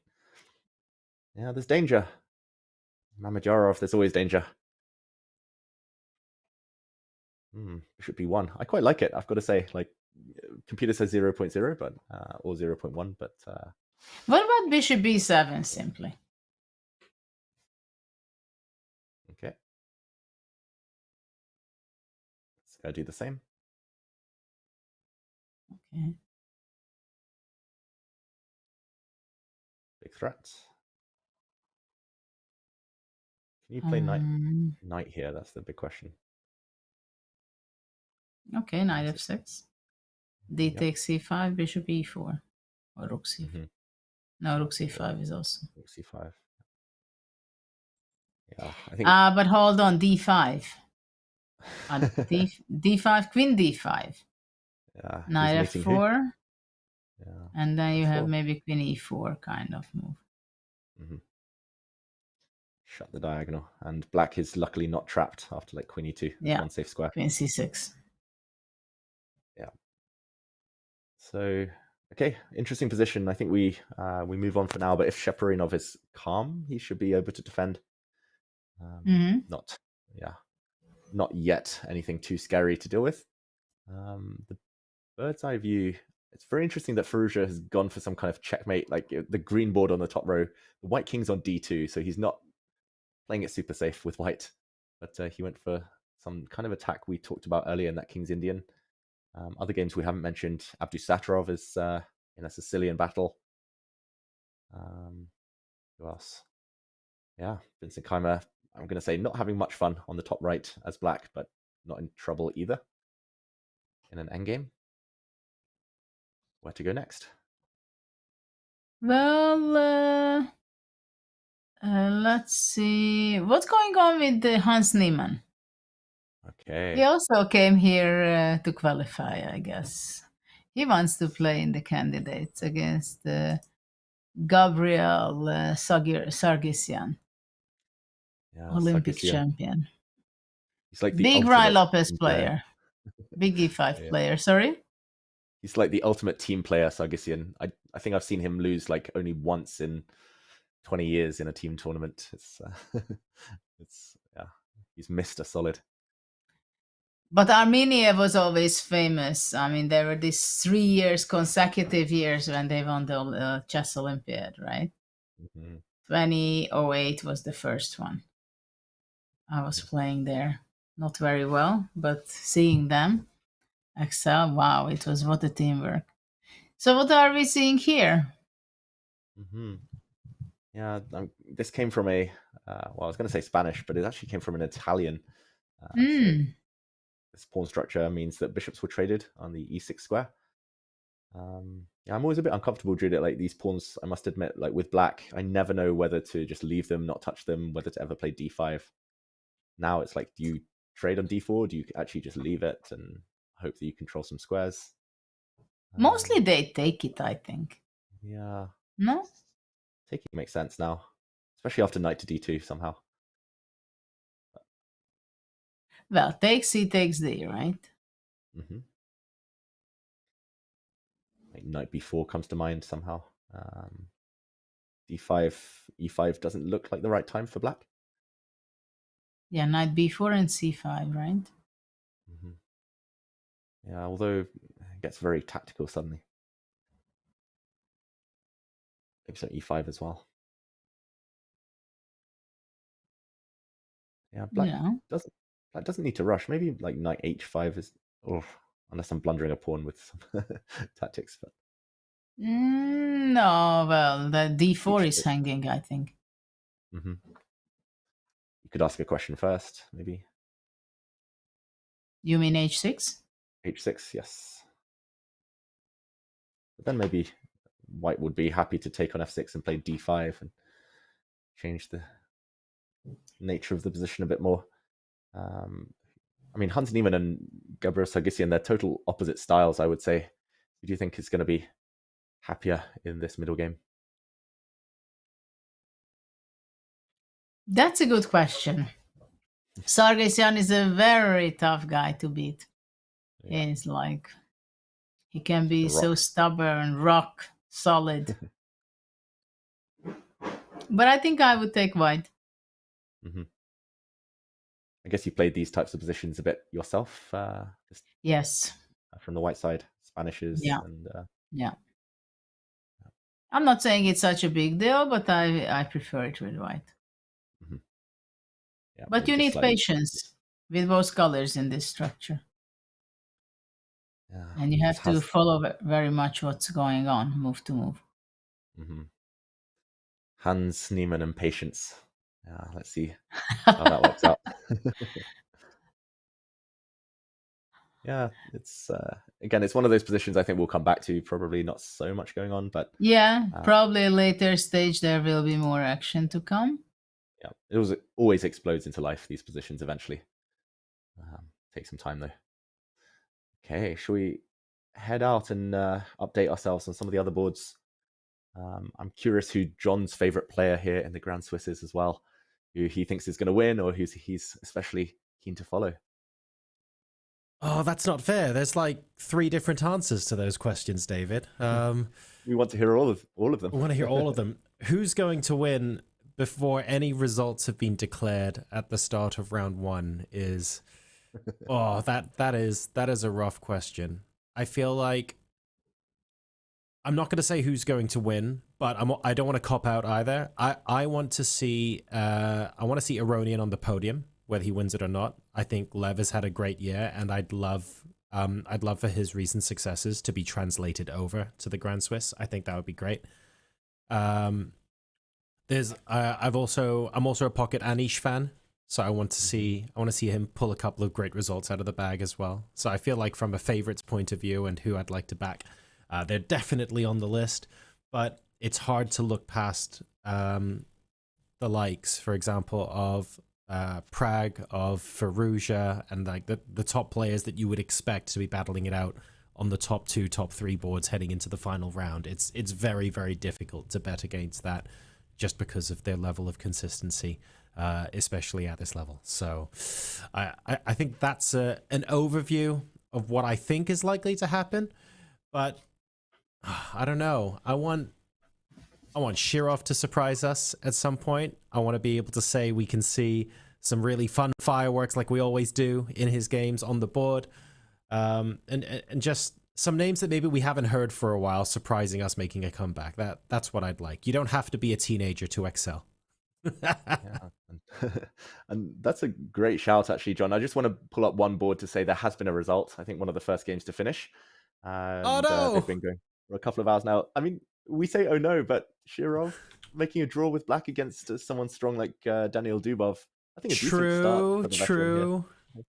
No, that is true. It's hard to argue that's anything other than a strong result. But I'm still expecting fireworks, very much so, from Shirov. Just round one clearly isn't the place to put these on display. Yeah, it seems like it's still the warm-up phase of the event, and we have Vasily Ivanchuk in the tournament. Yeah. The wow. real big guy of the 90s and the 2000s. I was playing with him so much, and we see their match here against Murzen. Yeah, it's a symmetrical game, but he has a nice position. Yeah. I think he was the world number 2 32 years ago, and he's still going strong. And or 33 years ago even. But yeah, I think it's very pleasant here for white. Small advantage according to the computer. Maybe just because white's slightly more mobilized. The black bishop on e8 not so great. Stuck behind its pawns pieces. Knight and f4 has potential. Could go either way towards the black king, or maybe even back later into c5. Knight a4 is coming. Yeah, I've seen Ivanchuk. He's a very good positional player, right, Judith? I've seen him grind out these positions against strong opposition before. Mertzen, I of would course, think, world yeah, rapid I would champion. think that he would. Sorry. Oh, yeah, I was going to say Mertzen young, but maybe this is the way to play against him. Yeah, I would bet on Vasily that he will convert his small advantage in this game, because he can go grinding his opponent, Ivanchuk. I think he feels very good in this position. Yeah. Even the double pawn on the g file, I can even visualize to play in the queen side, playing f3, king f2, or g4, g3, king g2, rook h1. But on the queen side, of course, that's more natural, right? Knight a4, c5, b4. Mm-hmm. Yeah, Ivanchuk. It's not most nice to importantly- play with black. Exactly. Most importantly, I'm going to say he's not behind on time. Like, that's one thing that maybe has plagued him slightly in recent years. Ivanchuk, time trouble, but looking healthy. Looking good. Okay. Let's see if the fan favorite can take this game against the world rapid champion, Volodar Mertzin. Okay, where else could we go next? Could I be selfish and take us to England's sole player here at the Grand Swiss? Go. Just a couple of boards away from this, my eye was caught by this game. Nikita Vityugov, who switched to play for England a couple of years ago. He's a pawn up against Yuri Kuzubov of the Ukraine. But I guess that pawn is disappearing. Okay, maybe not as exciting as I thought. I saw a knight on c7. I saw a rook on a7. I was like, whoa, this looks... Yeah, something to look for. Mm-hmm. Well, it looks very passive for black. At the same time, very great defensive pieces like the f6. Knight is defending rook e8. I mean, very... I have an idea. If black plays rook takes b2, can I play knight a6? Does that... Oh, wait. Does it not work? The question is why? Why not? Wait, okay, I got it. Rook a2? Yeah, rook a2. It must be, right? Just to show everyone the idea. Pawn takes knight. That black rook was trapped on b8, but this loses. Thought I was being so clever. Rook takes f7, check. And now you can, yeah, among other things, discover check, take the rook. Rook a2. Oh, it's annoying. But it's beautiful.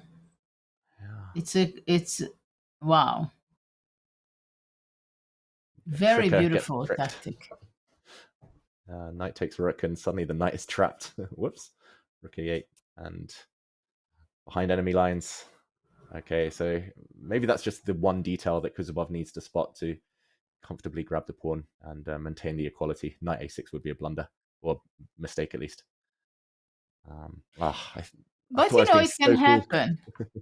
But it can happen that it crosses your mind, I cannot take rook b2, knight a6, and you don't look further.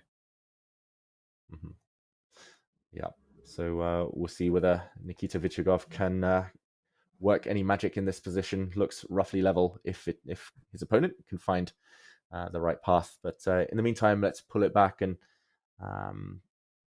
John, you mentioned some of the favorites earlier, some of the players you're keeping an eye out on. Early stages, it's round 1, and we're in the thick of the action now. It is. And look, a lot of them still have the eval bars very much centered in the middle, as we would expect in the early stages. But we even have like Richard Rapport Ponomariov, for example, that we haven't touched on yet, that we'll probably go to a bit later. There's so much stuff going on here. What you're seeing on our bird's eye view, for example, is just the top 10 boards.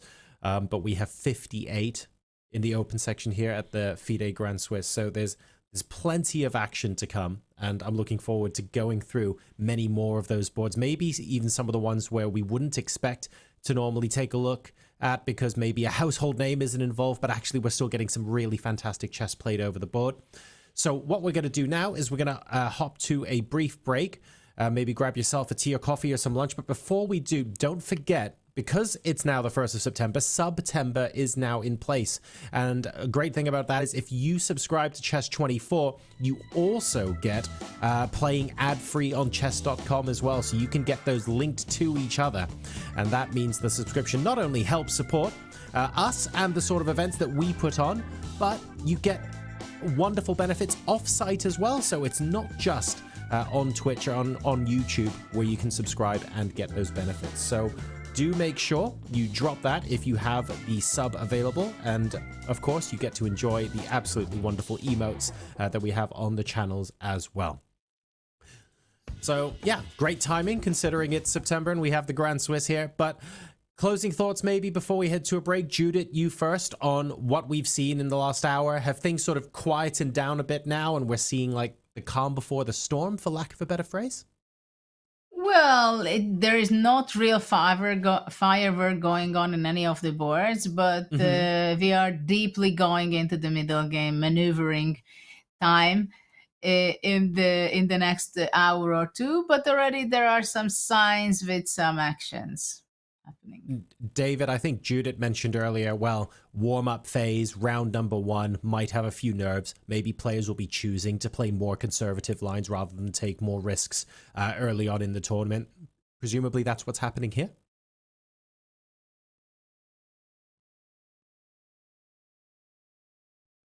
I don't hear you, David.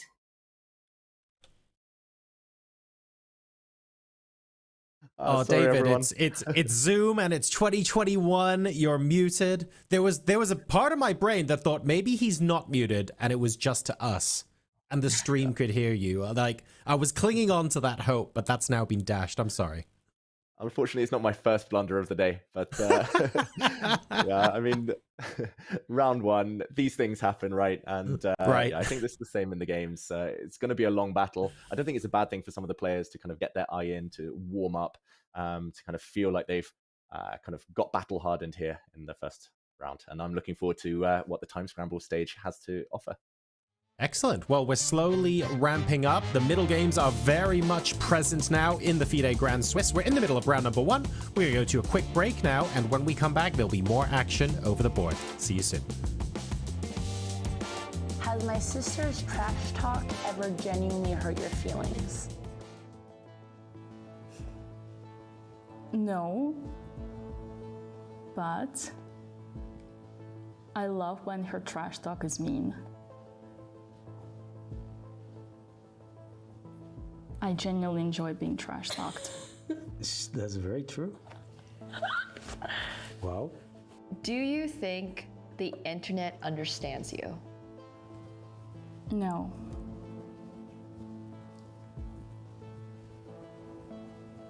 True. I wish people would better understand my humor, the irony behind my toxic personality, because I do believe that I'm genuinely a very kind and caring person, and I wish internet knew that better. Does it bother you that your boyfriend is higher rated at chess? No, I love it. It's excite me. True. If it would get 1 million views, or let's say there's $1 million prize fund, Would you rematch me to chess boxing? Yes. Definitely. Would you be able to punch me in the face during a boxing match? No. Okay, so she doesn't want to. Would you punch me in the face during a boxing match if it got 1 million views? No. True. I would. Okay, so for 1 million views. That's impressive. I had a lot of reactions on her. You could get the impression that was because she really wanted to do a rematch. Yeah, but she wouldn't actually hurt but me. but it creates a lot of reactions to her because she probably doesn't want to do that at all. I truly believe that I would make a rematch and not hurt you, and it would still get 1 million views. So That's a nice I would just answer. get beaten, but we would get the 1 million views. I would be so down to sacrifice myself for that. It's the most romantic thing anyone's ever said to me.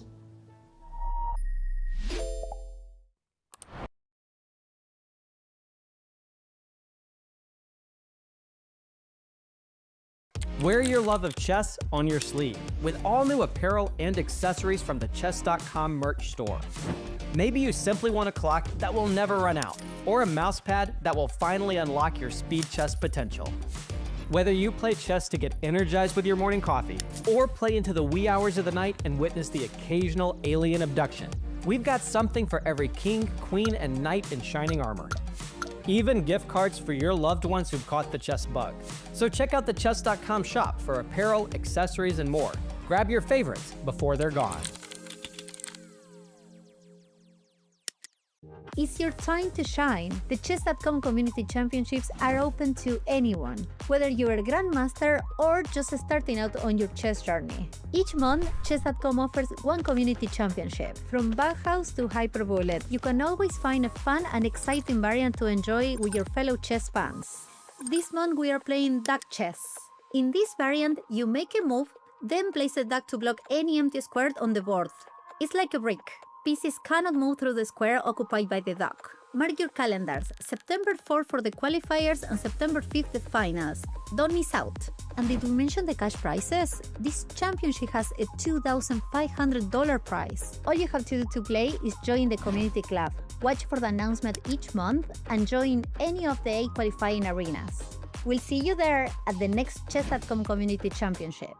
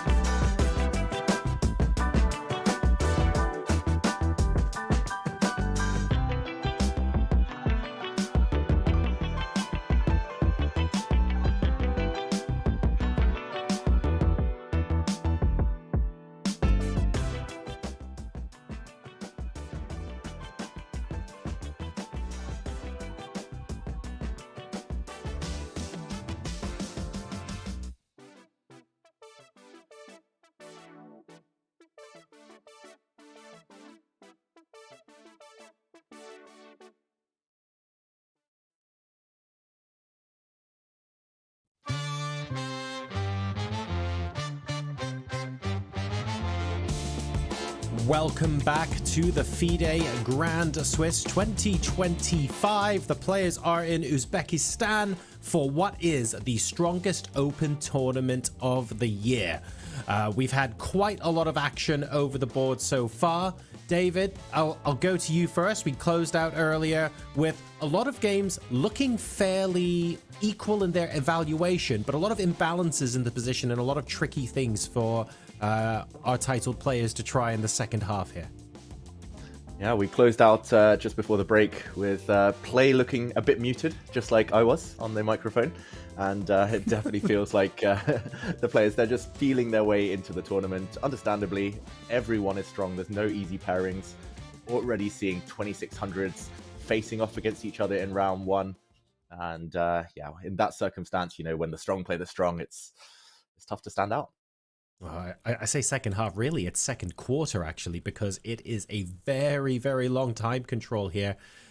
Judith, we mentioned this almost every time we're on camera together, but it is true. It's not only a difference in preparation and a difference in how you think about your opponent when it's a match versus an open tournament, but here as well, it's a very long time control. It's different, for example, from the Esports World Cup, where everything was really quick. Shifting between those mindsets and getting settled in might mean we have a little bit more conservative play here in day one. Well, that's always what I think, that in day one for the players, generally it is something that they have to get used to everything, the circumstances, the playing hall. At the same time, of course, they want to kick off with a victory, but they also understand that the tournament is long, and in the first game, you are not burning bridges by any means, for sure. Right. So I think that's what we are witnessing. At the same time, you have to play well from round one, because if you show a very great self-confidence and good result in the first 3 to 5 rounds, then already the opponents know that they have to be careful against you. So they just have to be ready to play well from the very first round. But still, I think in the middle of the tournament, we might see even much more actions. David, when it comes to tournament play and strategizing, obviously you still have to win the game over the board, but is there any merit to saying, you know what, I'm not playing conservatively, I'm going to take every risk possible from round one and really stamp my mark? Or is that just not something that's really done these days? Yeah, I mean, there are different strategies, and I don't think there's a right or wrong. I've definitely seen some players in the Grand Swiss. The winner of the first Grand Swiss, Wang Hao, he played very conservatively in certain games, especially with the black pieces, I would say, especially against players he feared or respected.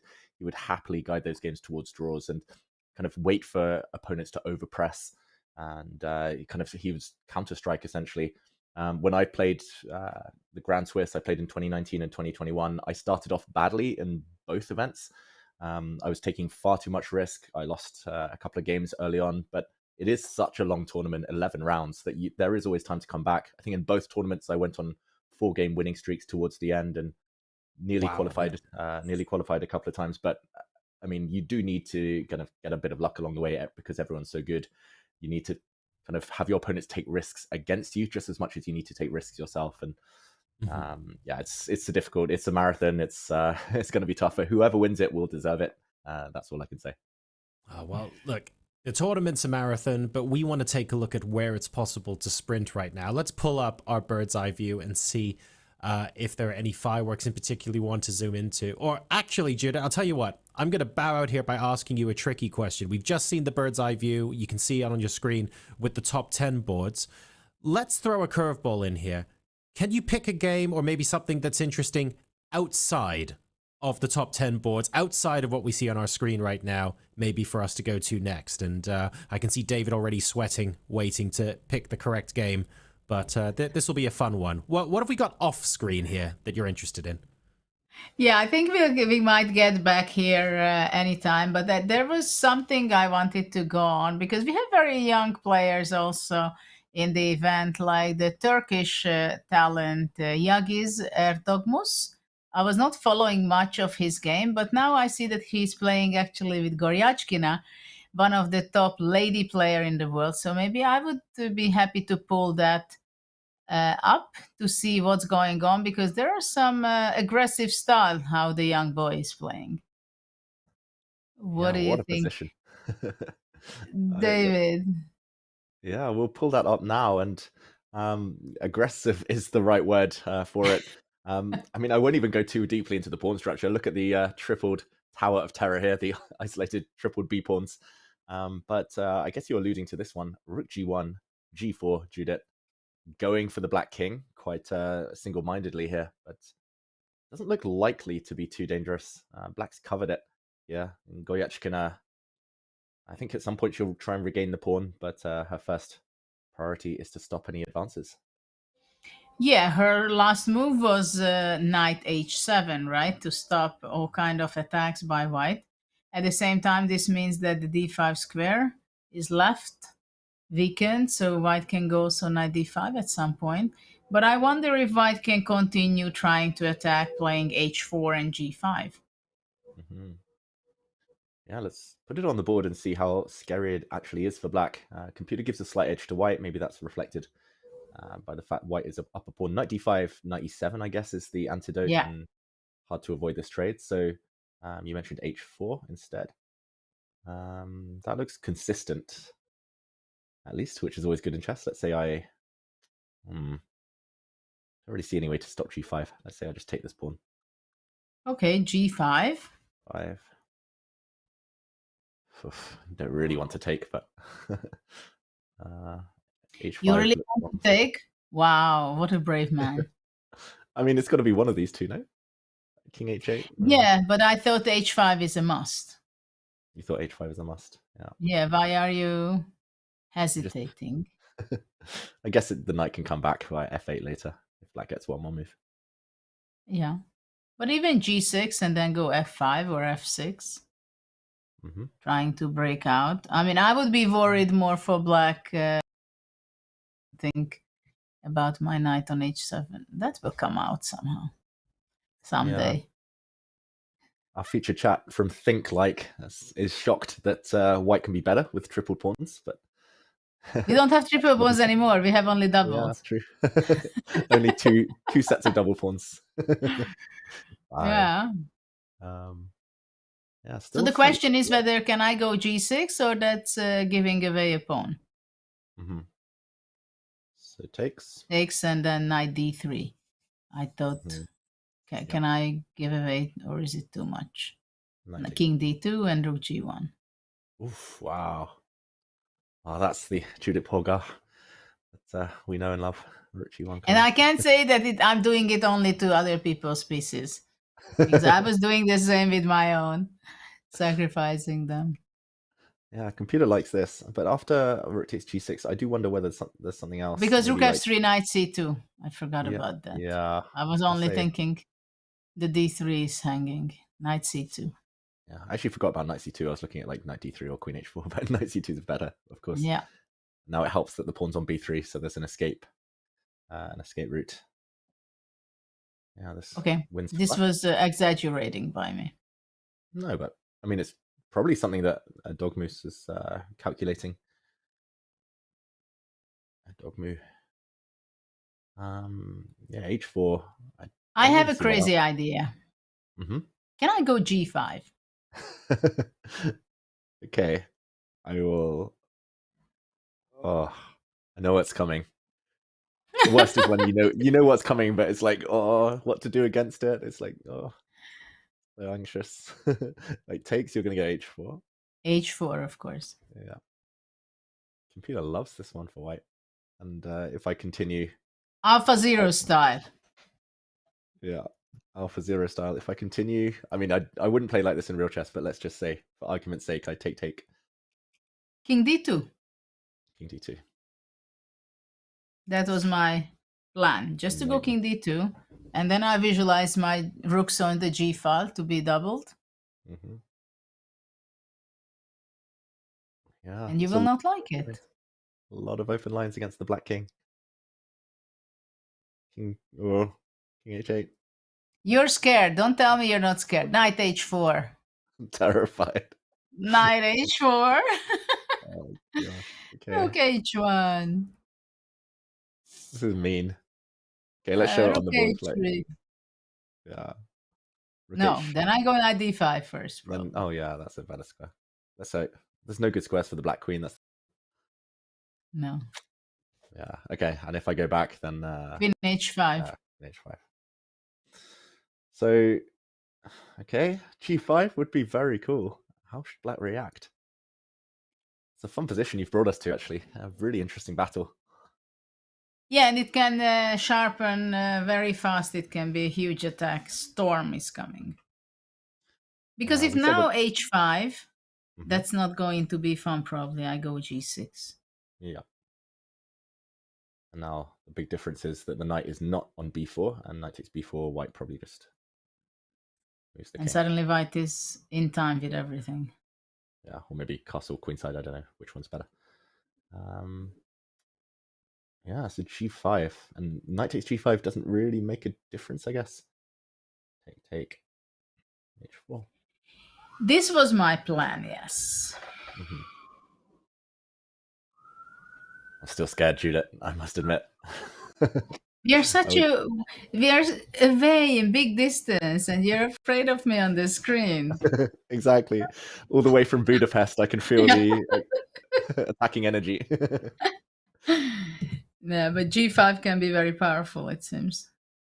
Yeah. But white is thinking. A lot of time. Yeah, we said that the players kind of warming up in round one. We see like not so many players take so much risk, but I mean, these teenagers, they don't know how to play it safe, how to warm up. He's down to 30 minutes though. That is the one thing. Like, you don't want to spend all your time and then kind of take a massive risk. I don't know how risky g5 is, but what do you know about him, Yagis?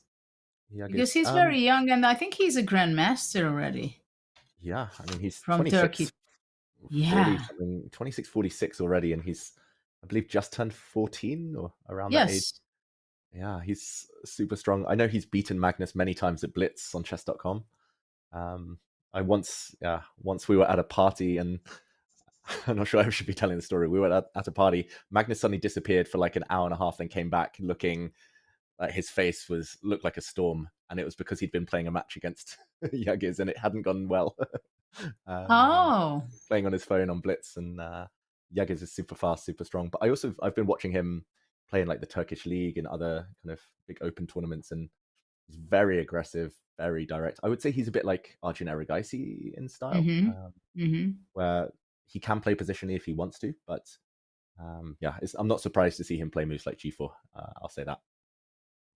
But now he has to play g5. Yeah. Go for it. And she's thinking, spending quite a lot of time. What move are we in? It's only move 14. Wow. Been going for over 2 hours, but just 14 moves. I'll just show you the last few moves as well, Judith, because they're quite cool. Like in this position, if I just rewind, it just looks like a normal position. Most humans would like castle or castle one of the ways, but he played rook g1 very, very calmly, and very cool move. Very cool. Yeah, he allowed the bishops to come off as well, allowed his pawns to be tripled, and g5. Can you go back until move rook g1 just for a sec? Rook g1. So it is very clear that black has to understand that g4 is coming, right? Yeah. And still, and I think that was the problem for black, that she went b5, bishop b3, bishop e6, because after bishop e6, g4, you cannot take knight takes g4, because then captures the bishop and the rook takes the knight. Yeah. So maybe that was the problem. Yeah, and bishop e6 was the only move that's been criticized by the engine so far, and g4, bishop takes g4 is also just almost unthinkable. Like, even if white doesn't have a knockout blow, file opening, disastrous. Yeah, g2 is, it looks scary to say the least. Knight d5, bishop d5 in the air also. Yeah. So, okay, interesting position. We'll definitely check back on this one later. He's played b5, given a question mark after a long think there. nearly 11 minutes in the tank, and it just feels like that's giving black counterplay on the A file. So very surprising. Okay.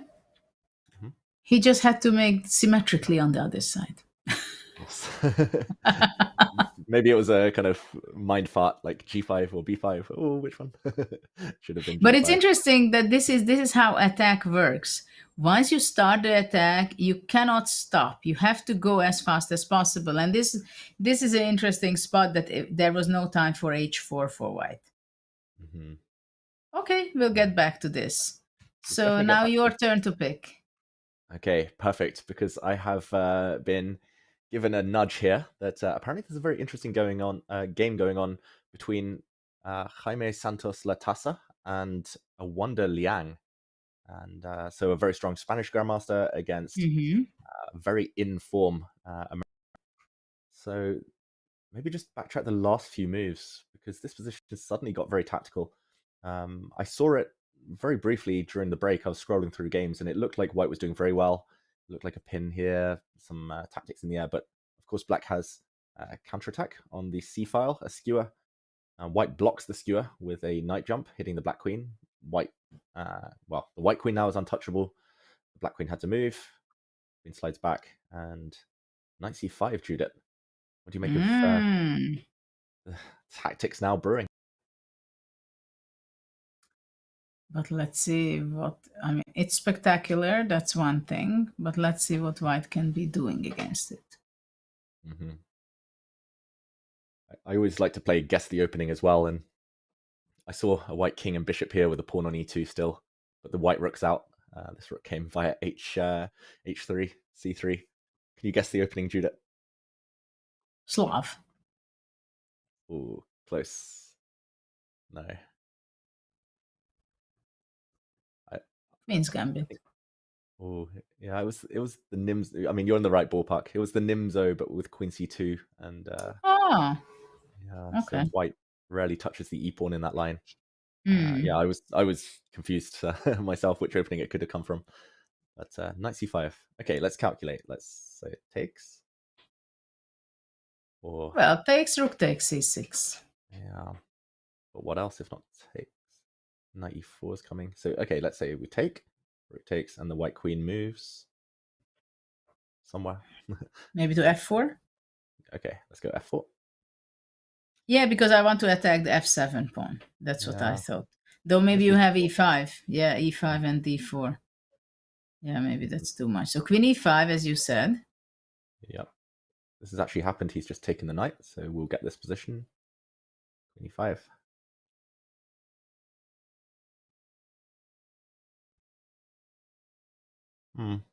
Yeah. I'm a bit worried that black will lose every endgame. Just queenside pawn majority for white. Black king's already far away from the center. I know that's a long way in the distance, but oh, sorry. Rook takes c6 was played, so Queen E5. Queen E5.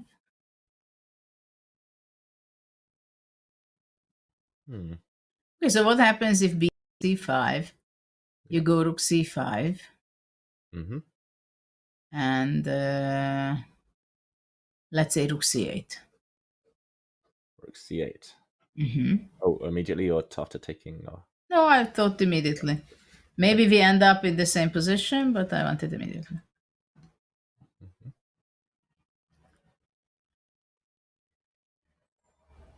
Yeah. If I could get the queens off, I would be very happy here with white, but not so easy to achieve. Yeah, I mean, for the moment, it seems like you can get rid of all the rooks. This is what I'm offering to you. Yeah. Very kind. Very kind, yeah. I don't know, maybe F4. But why should I panic? Queen C1 or Queen C5 immediately? Okay, C5. Maybe I could go Queen C5 because maybe your king on E1 is not really standing well. What are you going to do with your F1 bishop? I'll probably try and find a way to force a draw. That's what I'll do. Well, good luck. I mean, I thought you wanted to win before. I did until. But I'm you happy take with the E5. news. You're not having such an intentions. Queen f6, king g8. I'm being happy. I'll check. All my pieces are more active than yours, and then you want to make a draw. Fine. Yeah. I'm being told though, Judith, that in the initial position, so we actually joined it here after knight c5 and d takes c5. I think the most natural move. I suggested it. Jaime Santos played it, but knight takes a7 was apparently the best. And Winning a after pawn. knight e4, what is White's plan? Queen b6 simply? Can we take? Ah, you just take that. Yeah. Simple as that. And rook takes. And rook takes. And then I guess queen takes b6 and 2 extra pawns. So actually White did not win a pawn. Yeah, knight takes a7 would have been very strong. And missed this opportunity. Got a shout played out. very fast, yeah? Yeah, he played it within a couple of minutes, so or within 3 minutes. So yeah, I've just got to shout out John there for alerting me to that opportunity. I think, yeah, with a bit of time on the clock, like he had nearly an hour. Like you would expect. I mean, we're talking about this with like 1 minute. We're looking through and yeah, and it was so fast. Yeah, knight takes a7. Like with 1 hour on the clock, you probably do win that pawn, and then you take. Now it's a different story. Very similar actually, but just with an extra pawn for white. It matters that a7 pawn. Yeah. Then I would have definitely not taken the draw by Perpetual in that earlier line we showed. Okay, so yeah, missed opportunity and a Wanda Liang, a bit of relief for him. Knight takes a7. Cool intermezzo. I love it. Yeah, I love intermezzos in chess, and that makes a difference. Have you read the book Intermezzo, Judith? Not yet. Who wrote it? You? No, it wasn't me. It's a fiction book. Okay. I thought it's a chess book with chess puzzles. No, it's about. There's one of the main characters is a chess player, like a professional chess player. I think he's an IM. He's one of the love interests. It's a very good book. I've been told. Okay. Although the name of the author slipped my mind. Okay. Rook c8. We'll come back to this game. Looking very level now. Yeah. Where to go next is the question. Let's see what else.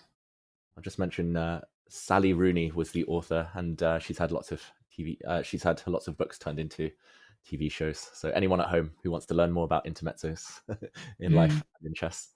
But okay, this victory between Aydin Suleymanli, which we looked the queen sacrifice. That game was finished. I think maybe it's the first game with a decisive result. There is. What do you think? Can we go back to Divia's game just for a minute or two? Unless you have something else that you had in mind? No. Most of the top boards look quite balanced. I think we'll go to the Fallujah board at some point, but Divia's game, hasn't changed too much, I'm going to say, Judith. We've only had 4 moves since we were here almost 2 hours ago. So, very interesting. Yeah. Lot of time spent by both players and some stabilization by White, right? And Black played c5, but it seems White has a huge advantage. Yeah, I mean, material advantage as well, and 2 knights for a rook. Just quick action replay. We left it in this position. Apparently rook to e8 a bit slow, not approved of by the computer, but rook to e1 was played. We did say it's the type of position where things might swing. The eval bar could be deceptive. Just a guess here. Okay, the computer says b5 is the best plan. Something you mentioned, Judith, earlier. We discussed this b5, b4, c5 to push away this knight from c3. Yeah, that would have been a big plan for Black, apparently with a small advantage. But rook to d8, also natural, just very slow. And now rook to e2. And if we catch up, queen to h6, apparently the best move, best square to dodge the queen trade. And here we are, live position. Like you said, looks good for white, but what next? Make some good moves, yeah? Yeah, it's always a nice bonus. It's not necessary always, but it's a nice bonus if you can make good moves. Can white play e4? Tactics in the air. I'll put it on the board. And if bar doesn't like it. If I take this one, I thought, then you take with the yeah, knight. probably take that. D this one. takes e4. But after this, and after knight d5 was my plan. Yeah, can I? Okay, I have a sneaky plan. I'm going to take that knight. And d3. D3. And queen a6. Okay. Yeah. Okay. Please forget my my question regarding e4.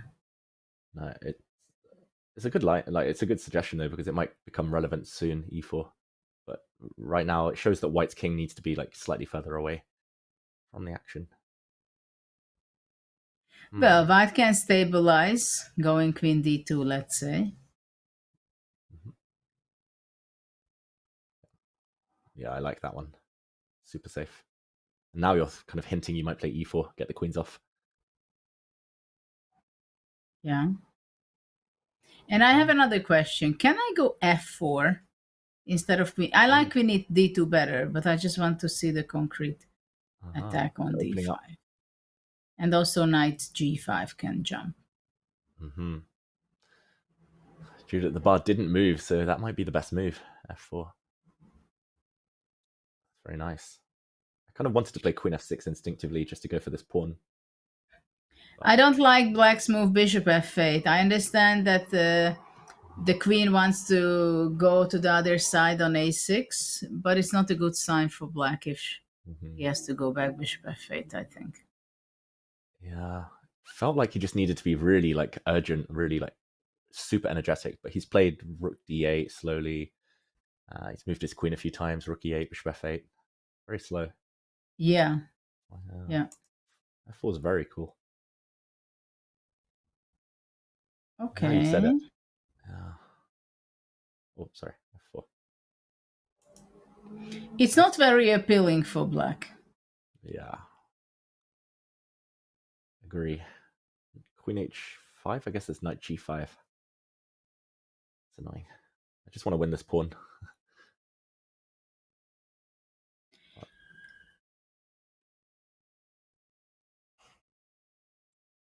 Queen f6. Queen f6. Queen f6.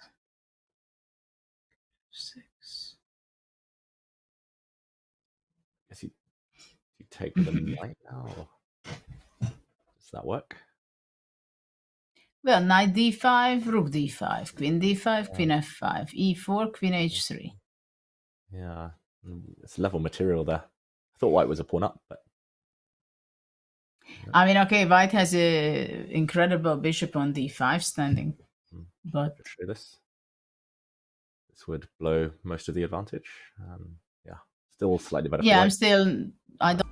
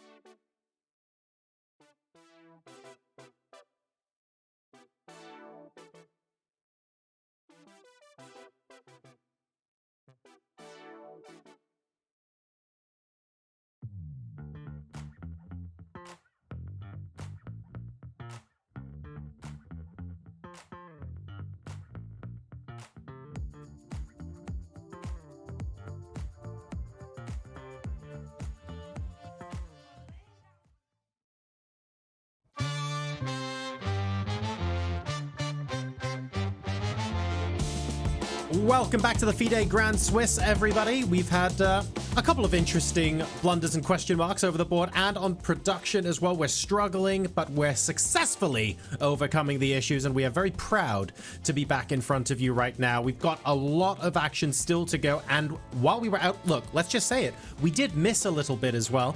So, David, Judith, I'm going to chat to you guys a bit, but we'll do that while we're in the bird's eye view so that everyone who's viewing gets a chance to take a look at what the current state of games are. David, has your opinion of how today has gone down changed since the last break? Do we feel like actually there's a bit more fighting chess than we were expecting at the start of the day? Yeah, I mean, it always works that way. This is one of my favorite time controls, especially as a player, maybe less so as a commentator, but it means that the games liven up always in the third, fourth hours, especially as we approach move 40, players start to take risks. We start to see some who have handled the clock a bit worse than others start to suffer, and the tactics start to unfold. And Judith, with the tactics starting to unfold, you guys went down some really quite fun to follow rabbit holes in a couple of games here. Very deep, very profound tactics on the board. Not in every game, but in enough to keep us entertained. Are we expecting a lot more between now and the end of the day? Oh, absolutely. It's just starting to heat up. As David said, that usually it comes in the hour 3 and 4. We are just getting into it, and there is some great actions happening, which the games we are going to be pulling up, I think. All right. Well, Judith, I threw it to you last time. So, David, I'm going to let you pick the next game this time as I bow out, but maybe we'll start with the top 10 and move further down the field. Over to you. Yep, that sounds good. We see the top 10 boards on the bird's eye view. 2 of them have finished in a draw. Aronian against Martirosyan and Volokitin against Nepomniachtchi. We actually saw both of those earlier. They were level when we left them, level at the end of the games as well. But I'm going to take us towards Alireza Firouzja, another game that we delved quite deeply into earlier. And at that point, we thought Firouzja going on the attack. The queens have come off Judith. And still advantage white, I would say. But maybe things are about to get a bit more complicated. Yeah, it seemed like white had a huge advantage before. Now the simplification started. And the question is how to capture back the bishop, right? This is the big question for white, though I would not like to exchange the rook. The bishop cannot take on g5 because of the f2 hanging. So by elimination, we can stick to h takes g5. Though it's interesting why white is so much thinking, right? Mm-hmm. Yeah, because after pawn takes on g5, black doesn't have so many moves. If white gets a few more tempi here, maybe g6, some kind of attack, maybe the white rooks will just switch over to the h file. Looks a bit scary. Or white can just take back on e4. So black probably needs to do something drastic. And we were actually discussing in the break while we were down on the broadcast, rook takes f2. What do we make of this, Judith? Probably something that he's definitely calculating, but do we think he's going to go for it? I don't know. Rook f2 seems to be, of course, something that black has to be taking account. And white is thinking about h takes g5 because of this, right? That he has to take all the calculations after rook f2. So, but I think, I don't know, I would think white has to go either knight e2. That seems to be the safe side. Maybe knight e2. I don't even try to play king e3. Yeah, king e3. I just want to go safe. Yeah, let's go safe. The bar drops. Wow. I must admit, I don't really see the follow-up for black. Well, maybe black can just simply play king g7. What do you think? So after g6, you can go h6 or h5. Wow, that's a classy move. And now maybe just h6. That's very classy, Judith. I was trying to get my knights in, but I was always scared of this g6, and now you've just closed the door. Yeah, it's not so simple to get from the pin for white, but maybe just rook 1 to g2, and white wants in some way to make the knight to g3 and h5. That makes a lot of sense. let's say, I mean, rook takes g2 just feels wrong. You normally want to keep the rook in the game, but I'm a bit scared. Like if I move your knight g3 does look very scary. That was my plan. So maybe I have to. Oh, but taking can't be right. Not really. This is tough. I'm gonna say, like very tough for Amin here. So I don't know if rook f2 is possible, but actually I'm kind of surprised that Ali Reza is taking so much time at this point of the game. How to capture back. What else can he be worried about after h takes g5? Yeah, you must be looking at rook takes f2, but just out of curiosity, I've turned on the computer just because I can't see any real counterplay after knight e2, but knight d3 apparently is best. Just forcing the knight to f4. And all fine apparently for black. And okay, after g6? g6, I guess. Knight f4. Oh. Oh. Yeah, and it's not checkmate. White can't give mate. Yeah, like pawn takes pawn doesn't work because of rook takes knight, and okay, apparently still equal, but wherever the king goes, I guess rook h2. Well, you can do anything, probably rook g2 also. Rook b2, I mean. Rook b2, yeah. Yeah. And maybe white has enough for a draw here, but definitely no more than that. Well, that's max what white can think of, I believe. Okay, so you have knight d3. So that's what he's calculating, Alireza. He's been calculating a long time, nearly 18 minutes already, just on this one move. So we'll see. Okay. H6 and rook takes f2 is the key for black to try and hold on. Yeah, but you know what is interesting? If Alireza would just grab it back immediately, maybe, I'm not sure his opponent would grab rook f2. Maybe that's his plan, I don't know. But once you are thinking your time, in your time, the opponent also calculates. So obviously, it's very clear that white is thinking after if h takes g, I mean, what am I going to play in rook f2? What am I going to play rook f2? So actually, I mean, he can also think in Firuza's time, right? And Firuza is going down under 15 minutes. And so it's kind of a tricky situation, and it's only move 23. 17 moves to go.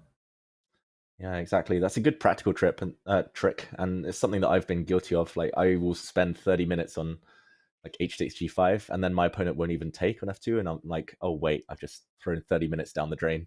Like what a waste. So yeah, playing a move confidently, like as long as you've calculated you're not losing after rook takes f2 or not worse, then you might as well play a move quickly and see whether the opponent's going to take up the challenge. Better that they burn the time on their clock. So yeah, great tip there for everyone at home from Judith. And we'll see if Alireza does eventually make that move. It's going to get very complicated in the end game. Maybe we zoom out of this one for now. He's likely to move soon, but we can't wait for Firouzja forever. And we see, Pragg in maybe a bit of time trouble. I'm going to say on the top left there, under a bit of pressure. He has been for a while.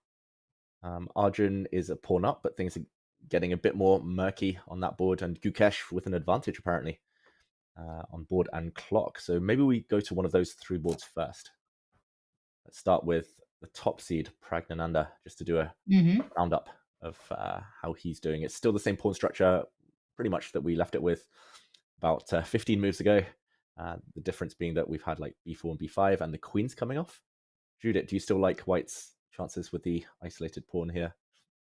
Yes, I still like white's, and not because I have an isolated pawn, but because I have a much more active pieces. I love my c3 rook, putting pressure on the c7 pawn, tying down the e8 knight. I love my knight on e5. My f3 bishop, I can't complain much. So far, it's mainly taking the role of defending the central pawn on d5. But it's definitely white. But I guess I did not surprise you with that. No. And although earlier I said I might take black, this time I would definitely take white. I fully agree. Very passive for Pragg. Not his type of position, and 12 minutes on the clock. Still enough, but 12 moves to make before the time control, before he gets that extra bunch of time on his clock. I mean, it's not so easy for white to really win the game, let's say, because it's, I mean, black is very well defending for the moment, everything. The c6 weakness is not fun, but it's not the end of the world, right? Knight c6, rook d6, and then bishop d7. And then things are not so bad. So the e8 knight is a crucial defender in the game.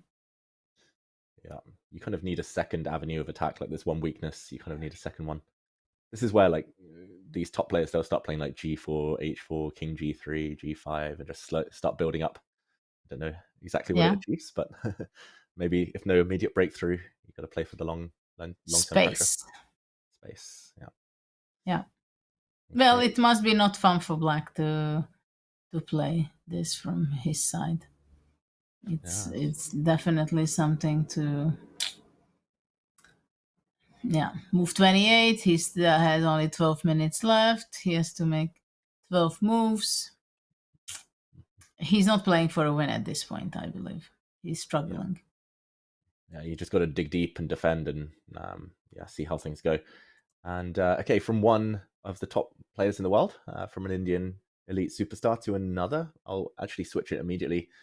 We'll go to Arjun Erigaisi on board 2, because this game, it looked very nice for white. We said earlier, especially with a centralized knight, white is 2 pawns up, but the knight in a5 drew it a bit offside. And if the e4 pawn drops, if black's bishops get in, could start to turn.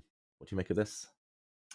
Can we go back 2 moves before? Because I find it very interesting the way black did this, looking for counterplay.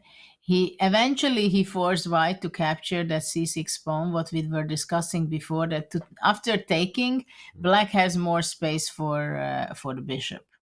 Yeah, look at that. He actually gave up the pawn with a fork, which is pretty cool. And he just dropped back his queen to pin. But like you said, more space for the bishops now. And I guess bishop d7 is coming next, so white doesn't have much time. So the bishop retreated. Rook d6. Everything got out the way. And yeah, e4. And now e4. I love it. Boom. Dynamic. I guess if black gave white a bit more time, white might play e4 and lock the center a bit later. Knight on c4, pawn on e4. So e4. Sorry. E4. I love the move e4 and then rook e6, trying to practically exchange of pawns, right? But it's very important that white cannot protect it by playing f3. And then if black comes to e4 with the rook, and after that, once the c8 bishop really shows up on the h3 or on the long diagonal, it's at least black has great compensation. But here, I would be worried with white. Yeah, definitely feels like momentum on black's.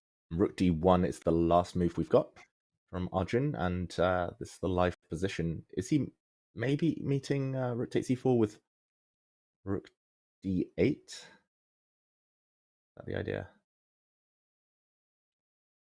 It makes sense. Yeah, rook d8. To liquidate a bit. Takes, and then... Yeah, now suddenly black lost activity. So if not rook takes e4, what else? Bishop a6 maybe? Bishop a6 can be a move. Yep. Okay, it's just been played. We got one right. Yeah, I'm starting to like black as well. I've got to say, like rook takes e4. Yeah, I can completely agree with you. I mean, look at those powerful laser kind of power bishops on a6 and b6. Yeah, very, very strong pieces. Well, white can go knight c4. Okay. What a cool emojis you pulled out. Couldn't resist. Knight c4. Rook takes e4. Yeah. Knight b6, eliminating that one. Yep. And probably I'll take back, but Can I take on e2? Maybe. Okay, let's say Yeah, I take this long diagonal. let's say I take back. No, but black has, to say the least, full compensation. I mean, what am I going to play e3 and then you go bishop b7 and what is this long diagonal? I mean, it's only, well, I'm freaking out of this with white. Yeah, I would resign. It's panic time. Yeah. All black needs is to get the queen in somewhere on this diagonal and checkmate. Well, probably it's not the end of the world, but that it's scary like hell, like queen h5, queen f3, rook moves back. I mean, this is not what you want to play with white, that's for sure. Can we have something better than that with white after bishop a6? Arjun needs something better than that with white, it feels like. I don't see it though, Judith. Like, the knight is so bad now. I would rather not be a pawn up and have the knight like somewhere in the center. No, I have an idea. I go e3. Okay. Oof. And after you go rook e4, I wanted queen c6. Aha. But rook e4 is not the move. Yeah, I wanted. Rook e4 isn't the move, so this gets the queens off to white maybe. But instead of rook takes e4, what else? Queen b5, queen c1, queen f1, and double attack. Oh, what a tricky thing. Oh, chess is hard. That's so easy to blunder as well. So easy to miss. Queen f1 checkmate. Yeah, just to put it on the board like we do with all checkmates. That would be terminal. Wow. Arjun's, just before we move away from this board, Arjun's played b3, given a question mark, and he's definitely in some trouble here. And after rook e4, what does he have in mind? He wants to go e3 and knight c4 back. Wow. But again, even if black like takes on a5 at some point, just goes bishop b7 or waits for knight c4 and then goes bishop b7, it's, like you said, scary as hell.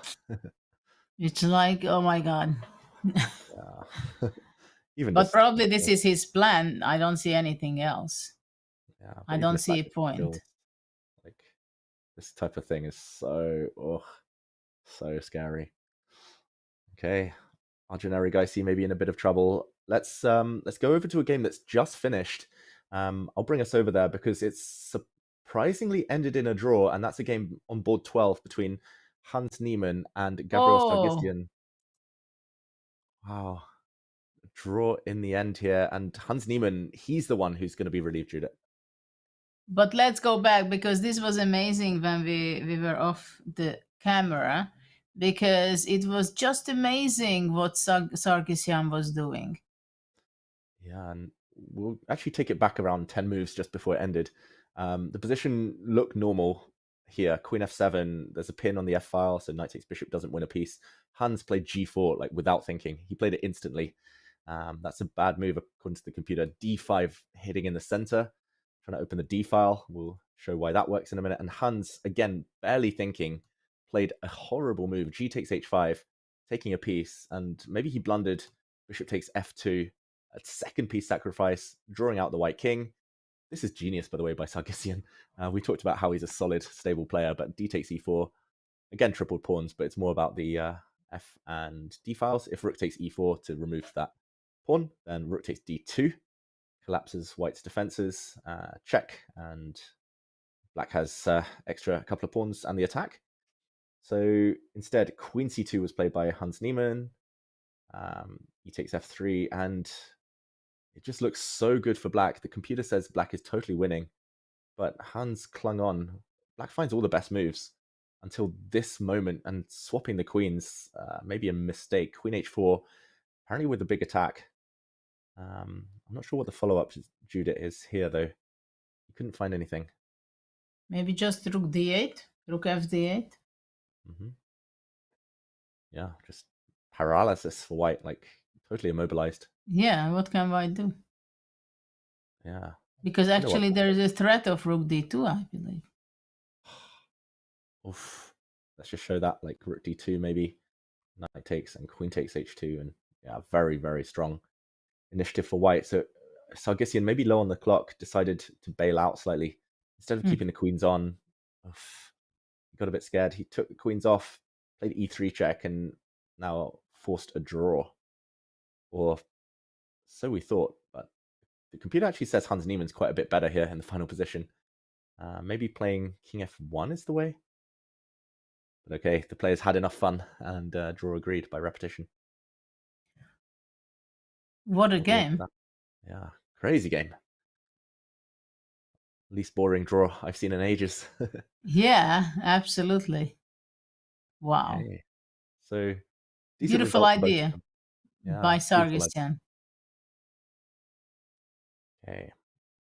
Let's go to Anish Giri next, because it looks like he has an extra pawn, if I count correctly, and big advantage according to the computer. Maybe that's just because black's going to come for the white king, and white's king looks like a big target. But how do you want to come to hunt my king? I don't know. I'm guessing a4, a3. Let's try if black pushes. I want to go a3. I want to go queen d4, and well, probably black bishop will go to f6, right? And king e7 is the spot for black king for safety. Oh, that's safe. Have the bishop on f6. So one day, wherever the bishop moves away, then e4 will be sacrificed. Yeah, black would love to open that diagonal. Yeah. Yeah. So, okay, what's white's next move if I play a4? Now you've attracted me to bishop f6. Let's say I play a4. Okay. What's white's next move? Yeah, the problem is I don't see much of a plan for white. This is my main problem. Like, am I going to play rook h3 just to make prophylactical move against third rank? But already, yeah, I think you just simply have the time to do anything you want. Yeah, bishop f6. Because maybe, you know what? After a3, I would have taken it. On a3. Yeah. And you're coming over. Maybe I would try and shut that down, rook c3. Yeah, I knew that that's what you want. Yeah, but maybe black doesn't need to rush. I love your idea of bishop f6 and just like almost pre-move king e7, rook c5, bring the other rook over, and then decide what to do. Very difficult for white. Because simply white has no plan. That's the big problem. So it's only black who can improve his position.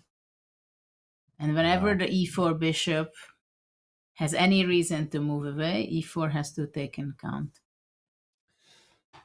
No pawn, no time, no plan, no fun. Yeah. Or Robert Hovhannisyan, Anish Giri in control. The Najdorf. Go get that. Yeah, absolutely. Yeah. Absolutely.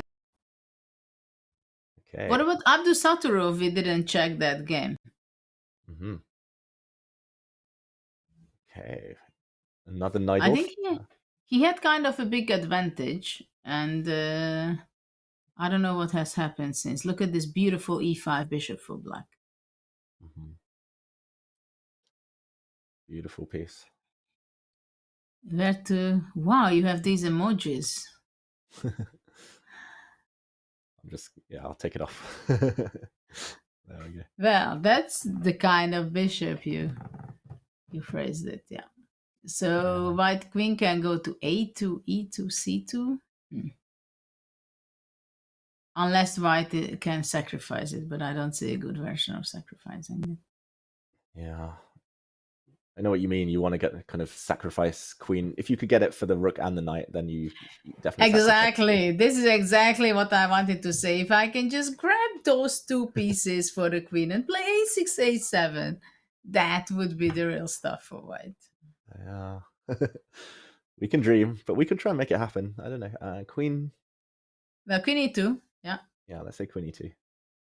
Queen e2, good move. Slightly tempted to like take this bishop and then take the knight. And Maybe not. Let's say black Rook e4. continues attacking. Or I maybe don't, rook I don't know, d2. some... Maybe now queen a2. Yeah. Yeah, maybe not rook e4, just because we can't harass the queen anymore. Maybe rook b. Oh, but rook b2 just But rook after c2. rook b2, rook c2. Yeah. I wonder whether black should be looking actually at the other side of the board somehow. Rook h4. Nothing is threatening. Yeah, I just want to Okay, get rook you're h4 and knight e4, but it's too slow. prophylactic, yeah. And knight e4 you want, true. But, I mean, at some point you sacrifice if you need to. Just a6, probably. I'm seeing ghosts. And after knight e4, you just go what? Rook f3? Rook f3, probably. And yeah, this is hard to stop now that it's defended by the bishop. I still think he's got good chances, Abdou Sattarov. We go back, queen e2. Not easy to know what black should be aiming for. It feels like it's high risk for black, but for white, you have to do something crazy to be worse. Correct me if I'm I'm wrong. also thinking with black, would black be thinking of playing bishop d4 at some point? Such a beautiful bishop, though. Yeah, I know. That bishop is so beautiful. Attacking, blocking on the e-file. I understand. Yeah, maybe. Yeah, rook h4. But it's very dangerous, and they are going down in time. And we are in move 31. Okay, so Abdou Sattarov, yeah, very much in the balance, but a bit more time on the clock. Maybe a bit of a favorite. Let's go to Daniel Dada. I'm being told is playing a very interesting game against Yu Yang Yi.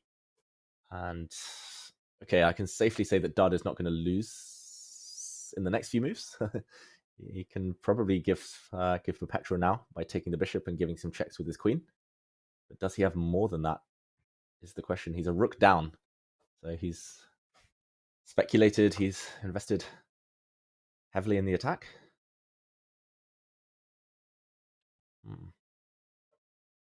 Well, white has to make the choice, and he cannot play forever that it's my choice in each move. Either now or the next move, he has to decide whether to capture on g4 and go for the perpetual, which I think will be the right path. Nothing more than that can be done. I have an idea. I mean, yeah. I don't know. No, it doesn't work. I was going to say like queen h4 just to try and take on h5 and then take the bishop. Probably too slow. D takes e4. D takes e4. Okay, I'll just put these on the board. D takes e4 and oh wait, what was I doing? Now I'll bail out with a draw. Okay, yeah, understood. Yeah, just before you check me. Though you know what? Maybe I should have gone queen d7, but no. After queen d7, yeah. What about queen d7? Knight b6. Knight b6. Right. But after knight b6, queen e6 simply, of course. Yeah, but talking of getting that knight in, I'm being told by our producer here. Shout out to Bick. He's wondering whether knight c3 is a move to try and come in potentially with the knight. And after king h7? h7. Rook g4? Or what? Oh yeah, wait, rook g4 first, sorry, and then take. And now knight d5. Do we take stuff first, or do we just knight d5? White's two rooks for a knight down. But apparently totally winning. The board is cut in half, so black's queen can't get over. Wow, what's that? Okay, so crazy. After knight c3, king h7 is not good. It's wasting time, it seems. Oof, this is terrifying. Something to Is e8. is queen c5 or queen b6 the move? So black enters into white's camp with queen f2. Okay, and then queen f2. I wonder whether there's a checkmate though. Oh wait, this is just mate, right? No. I did it wrong again with black. Yeah, just to show everyone at home. No, but I mean, it's not easy. You're right. Like, it's not easy at all to find defense. Knight c3 is a good shout. Like, if you can definitely bail out with a draw next anyway, I might as well play on one more move. I wonder, something to e8. Let's try this. This rook. Maybe the bar. Oh, I keep looking at the bar. It doesn't go down at all. But rook e8 might be a good move. Yeah. Takes rook e4. But rook. But you can't. Still mate, yeah. Yeah. Rook e6. Yeah. No. I want to go rook e6 to block. Yeah, that's why I guess you have to use the d rook, not the f rook. Just otherwise the other one would hang. Yeah. Queen check, and black wins. King h7. Apparently. Okay, so white would have to... Wait, can white bail out now?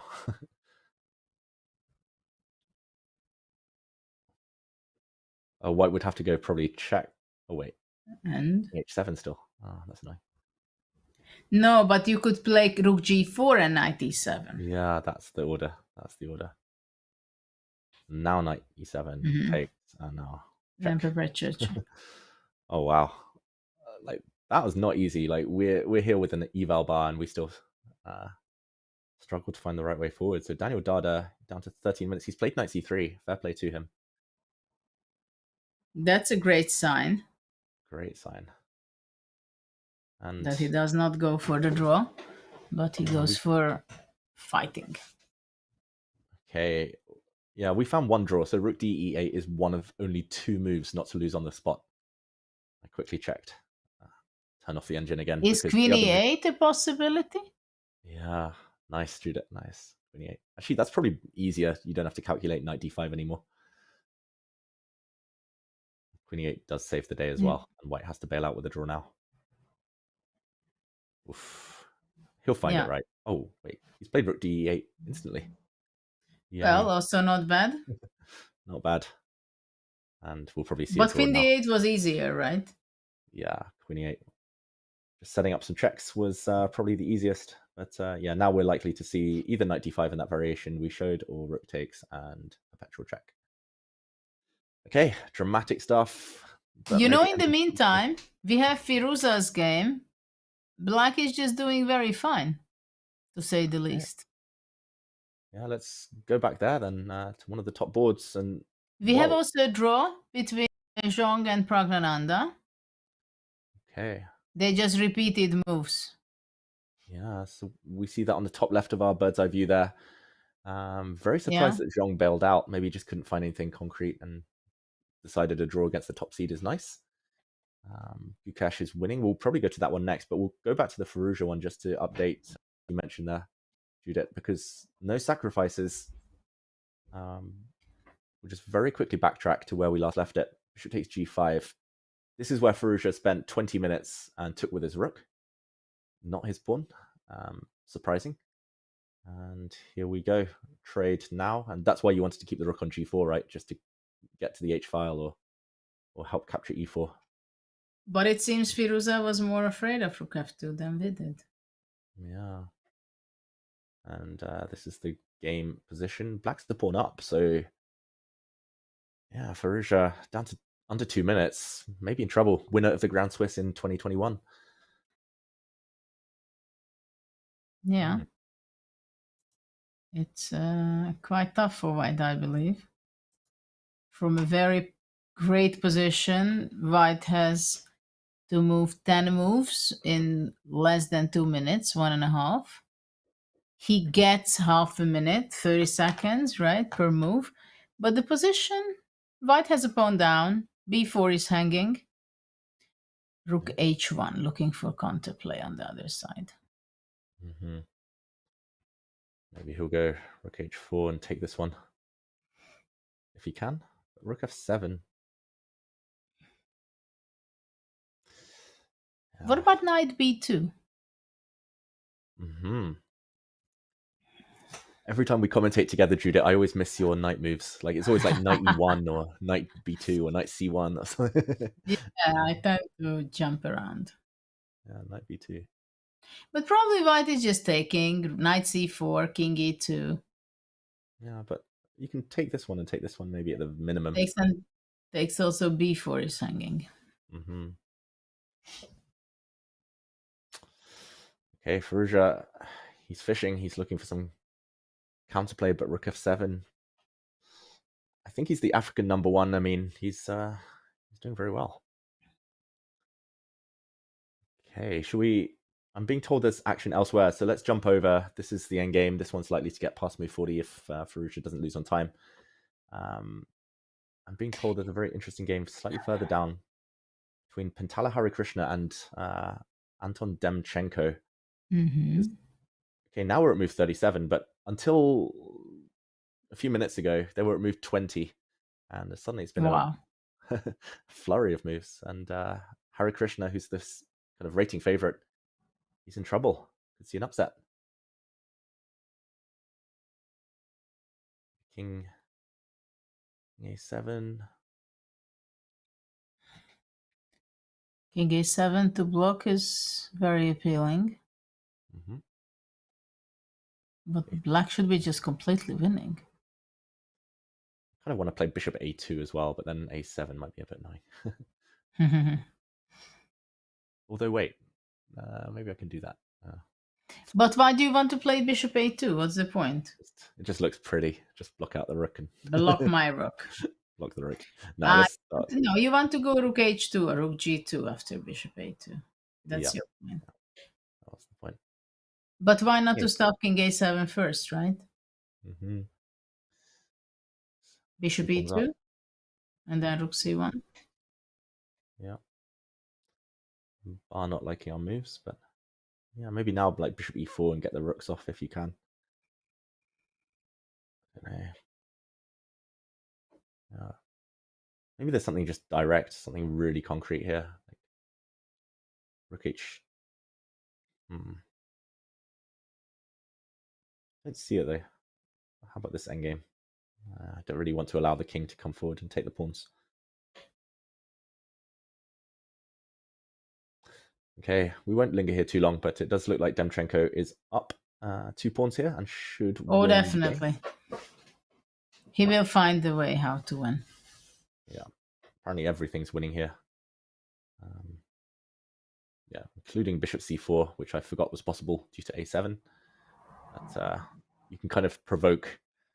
Well, now you're threatening to come in and checkmate, so a7, you can provoke the opponent to come back, and now I guess you can do a few things. You can even come and win the pawn.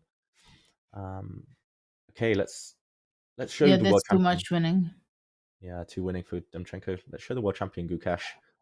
Yeah, that's where I wanted to go. So because we haven't checked back on this one for some time. Mm-hmm. So he's a pawn up as black. Missed opportunity there. Maybe he didn't need to worry about the back rank. Maybe he could have come in with his knight. The pin. But looks like he's in control, Judah. It looks like he's got everything covered for now. It looks extremely stable because the bishop on h8 covers the f6. I mean, the pin over the d2 knight. It kind of seems to be a very difficult position for white. The e5 is hanging for later. Yeah. Well, it's psychologically, it's an understandable move, queen c8. Simply don't want the white rook to enter to the 8th rank. Mm-hmm. Yeah, like he could have taken on e5 probably, or knight b3 or something, but yeah, why allow any pesky checks? Yeah, of course, it's a question. Is he going to be overprotecting his king and then not taking actions in time? Mm-hmm. but it's a great position, right? Yeah, I mean, you can't break the pin. Like, the queen has kind of overworked herself, tied down here to the defensive d2 and b5. Oh, this is just it's tough for Beccaro. No time as Very well. 3 difficult. minutes. 3 minutes for Very difficult. 9 moves here. Don't see anything. Don't see anything at all for white. Any hope? We haven't seen the game of Keimer. Oof. Okay, we'll move that. I'll just mention Judith. Apparently, white's best move in this position is knight takes e4, which I missed, I must admit. This is why Gukesh's last move might be a miss. We'll go to Keimer in a moment, that endgame, but knight takes e4, giving up the queen. Yeah, okay. Let's see Rook this to for a e2. second. Takes. Knight Now knight. f6. Takes. Let's say black moves. And bishop takes rook, and queen for rook and bishop. Black has a pawn as well, but some hope, maybe? What do you think? Enough to... Some practical chances, because it's a fortress, kind of. The d4 bishop is extremely well placed. At the same time, knight b3 is a threat, for example. Yeah. Knight b3, actually, it's black's move, so knight b3. Yeah, this is hard to imagine Beccaro going for this or being too hopeful. Yeah. Okay, so... It was a nice try. Yeah, nice try. Computer says it wasn't that bad, which I was surprised by. But okay, let's go from c4. Now rook takes b2 is just very strong, winning for Gukesh with knight b3 to follow. He'll find that because his rook is attacked. And then there will be 2 pawns up. Yeah, we'll just follow it through. Rook takes knight. Attacking here and wherever white goes. Yeah, knight takes rook and 2 pawns. Well, even knight takes d4 was a nice move too. Oof, knight takes d4. And bishop e5. Yeah. Even more convincing. So, okay, Gukesh is probably going to win now. Let's go to that game you mentioned, Vincent Keimer. Oh, sorry. Here we go. This is the live board. And, okay. Yeah, because I think we were not here yet in this game. Because it was always boring and... I'm glad you said it, not me, but that was my thoughts. That's how it seemed. It was definitely one of the quietest games of the round. Ediz Gurel, I should mention, like, he plays for Turkey, and there's a grandmaster, I think it's Dragan Solak, who plays for Turkey these days. I believe he's from Ukraine originally, maybe. But he plays the Spanish Exchange every single game, like, without fail. Like, with white, if it's e4, e5, Spanish Exchange. Like, so Ediz, the young player, another Turkish teenage wonder. He's gone for a very quiet system. Against Vincent Keimer, it's impressive. But Vincent Keimer is down to 15 seconds, we should mention. And, whoa, draw offered by Ediz Gurel and draw accepted, it looks like. But yeah. Is that allowed? I thought there were no draw offers before move 40. We see on the bottom right of our screen, no draw offers before move 40, and this is only move 36. Oh, okay. I'm being told, correction, no draw offers before move 30. So yeah, that's what I had the feeling, because this is move 31. So I thought, well, maybe they can. Okay. What do you think, Judith? Should he have played on Vincent Keimer? I thought it's only black who can get in trouble. Don't you think so? Oh, no, it's move 36, sorry. Move 36, yeah. Yeah. Yeah, I felt like earlier Ediz was doing very well. He had a passed pawn potential for a long time, but maybe there was some counterplay. Maybe the end of the game would have been like rook h2, king moves, attack the knight, king moves. And repetition. Some kind of repetition, yeah. So, okay, fair result. Yeah, we didn't spend too long on this game this round. Sorry, everyone, but I think a fair end. It was a warm-up game. Yeah, warm-up game. Let's go back to Nodibek Abdusattarov, who looks like he's now winning. He's the exchange down, but he has a big advantage due to the A-pawn. And we saw blue arrow appear, black's last move, losing one. Judith, we'll just do a quick action replay. Queen E2. was the move we predicted earlier. Knight b3, hitting the rook, hitting the pawn, and of course it was sacrificed. Pawn more important. a6 trade. Yeah. Apparently here there was a mistake, rook b1, but instead rook c7. Defending the pawn was best, but rook b1. Okay, given a question mark, but here rook b6 was strictly necessary to keep the balance to block Wow. bishop. But okay, I don't believe in that black would have saved the game. Mm-hmm. But okay. Me neither. But I understand that it's still black is hanging on. Mm-hmm. Instead, black is no longer hanging on. a7, unstoppable. Power of the bishop pair. Yeah. Nothing can stop a7, and after that queening and with a piece up, white wins. Yeah, rook c7 is the last hope. And then Queen e3? Yeah, queen e3. Yeah, f4, I don't know, a7, anything. And black will be a piece down. Okay, Abdusattorov off to a winning start. Looking very, very good for him. Queen b3 has been played, but that won't change much. No.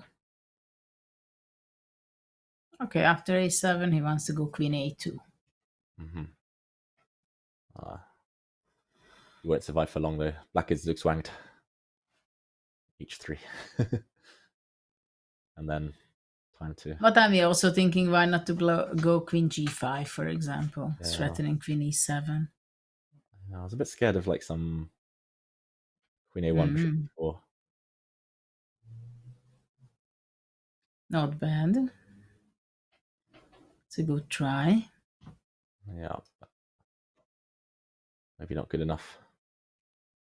Yeah, but maybe then queen g5 did not make so much sense. Yeah.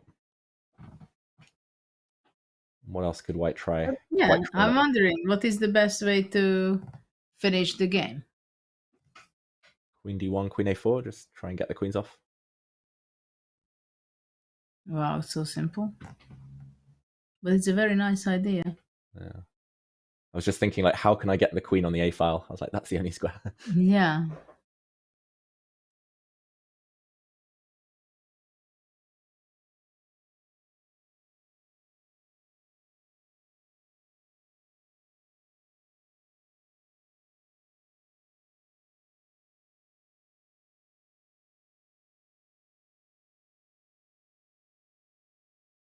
It's your time to shine. The Chess.com Community Championships are open to anyone, whether you're a grandmaster or just starting out on your chess journey. Each month, Chess.com offers one community championship. From Bauhaus to Hyperbullet, you can always find a fun and exciting variant to enjoy with your fellow chess fans. This month, we are playing duck chess. In this variant, you make a move, then place a duck to block any empty square on the board. It's like a brick. Pieces cannot move through the square occupied by the duck. Mark your calendars, September 4th for the qualifiers and September 5th the finals. Don't miss out. And they do. Has my sister's trash talk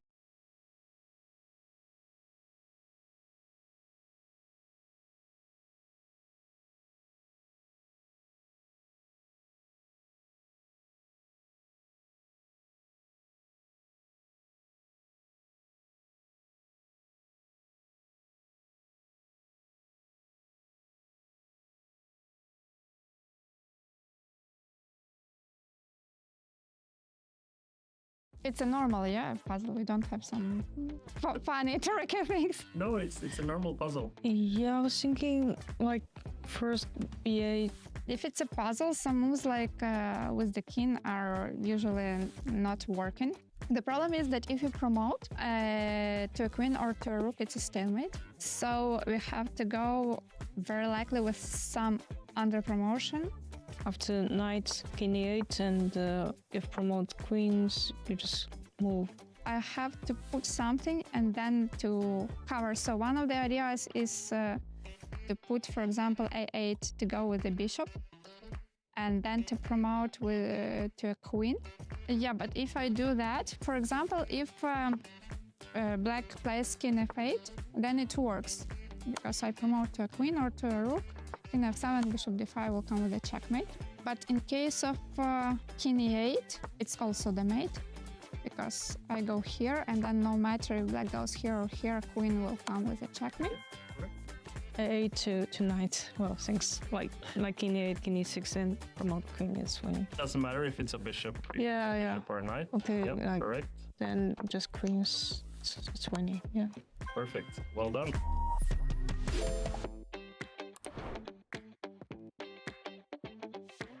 I'm gonna guess real Gotham or AI Gotham. Here we go. Why on earth would you play that? I think that's AI. It is. All right. 1 for 1. Yes, 1 for 1. That move makes no sense. That one's real.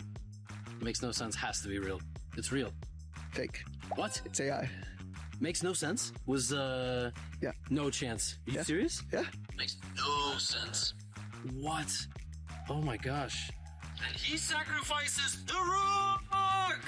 That one was fake. That had to be AI. Yes. Okay. Yeah, the rook one didn't. It wasn't guttural enough. What the heck is this move? I feel like it was too high pitched. Was that AI? It was AI. Oh my! It was like I don't think I hit like a. Okay, there's one more. Let me tell you something right now. Building a chess website is not easy. Right? Chess.com built their website for 17 years, still being built. That had to be real. That one was like 10 seconds long. So I was like, okay. Oh, so there was 4 AI and 1 real one, and I went 3 out of 4 on the AI ones. Okay.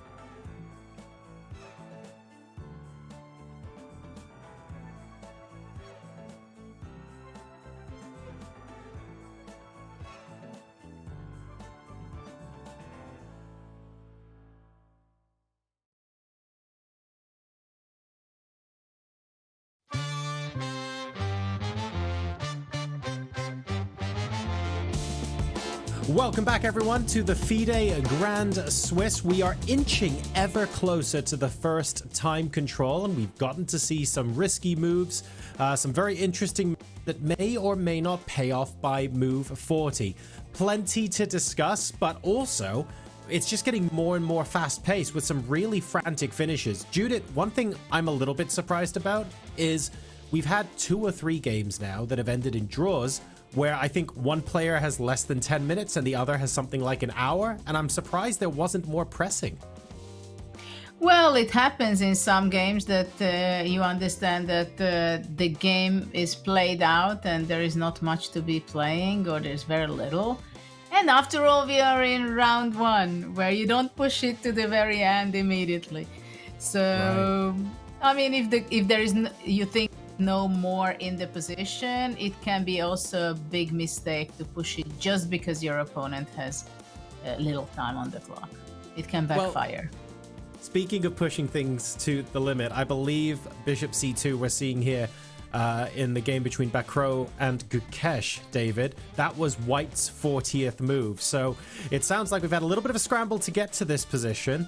But at the end of the day, I'm not sure Etienne's breathing much of a sigh of relief here. Yeah, unfortunately for Etienne Bakro, the French Grandmaster, he's in trouble on the board, and Gukesh is going to get more time as well in order to finish it off.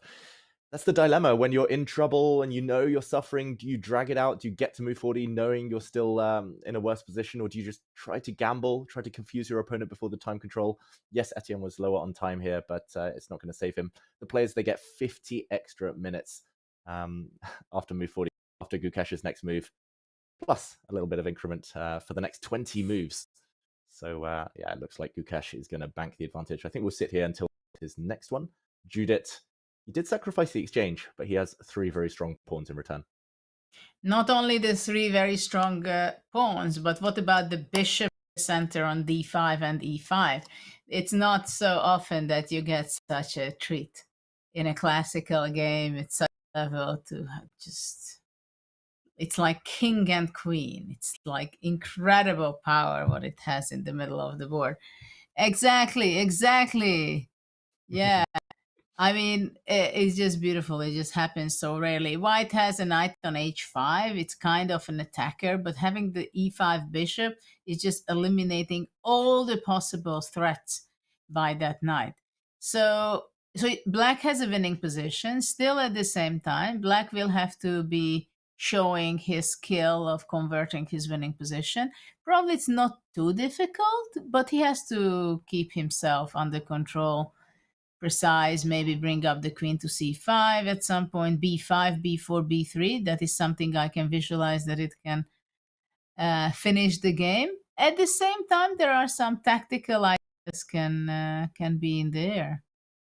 Yeah, and we will actually come back to Gukesh's 40th move. I'm just going to bring us over to Anish, who is still winning. He has a huge advantage. It's opposite color bishops, queens in the mix as well, but it's more about Black's mobile pawns.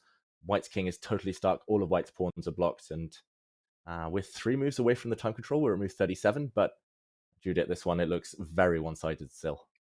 Well, what I can say is that if Anish is not going to win this game, that would hurt him the rest of the event. Because this is, you know, that you have a winning position, different color bishop, it's only a matter of technique. You have to make just few moves, and probably those are not only winning moves, one of the alternatives, but I doubt that there would be any mistake by Anish. I wouldn't be even surprised if his opponent Robert would resign very shortly. Yeah, and here we see the queens are about off. And I just want to point out as well, after bishop to c1, we'll catch up in a moment, but if the queens had come off here, White does get past a pawn, but the black bishop will stop this pawn. And if you look at the white king, it's just totally trapped and never come out. And Judith here, he's just going to bring his king forward, push the pawn, maybe even just push the g pawn. And, I would just go g5, queen that. Queen all of them. And, just beautiful kind of, what's the opposite of a fortress? It's just a cage here that Anish has caught his opponent in. So the queens stay on the board for 1 move longer, but that's not going to change much. And maybe the cage will still be set by the bishop going back this way. Yes, absolutely. I mean, the key thing is that Black has several ways of queening his pawns, because the e pawn is just as well strong as the g1, because the white king just simply cannot get closer, cannot cross the c1 square. Yeah, that's opposite color bishop mastery from Anish Giri.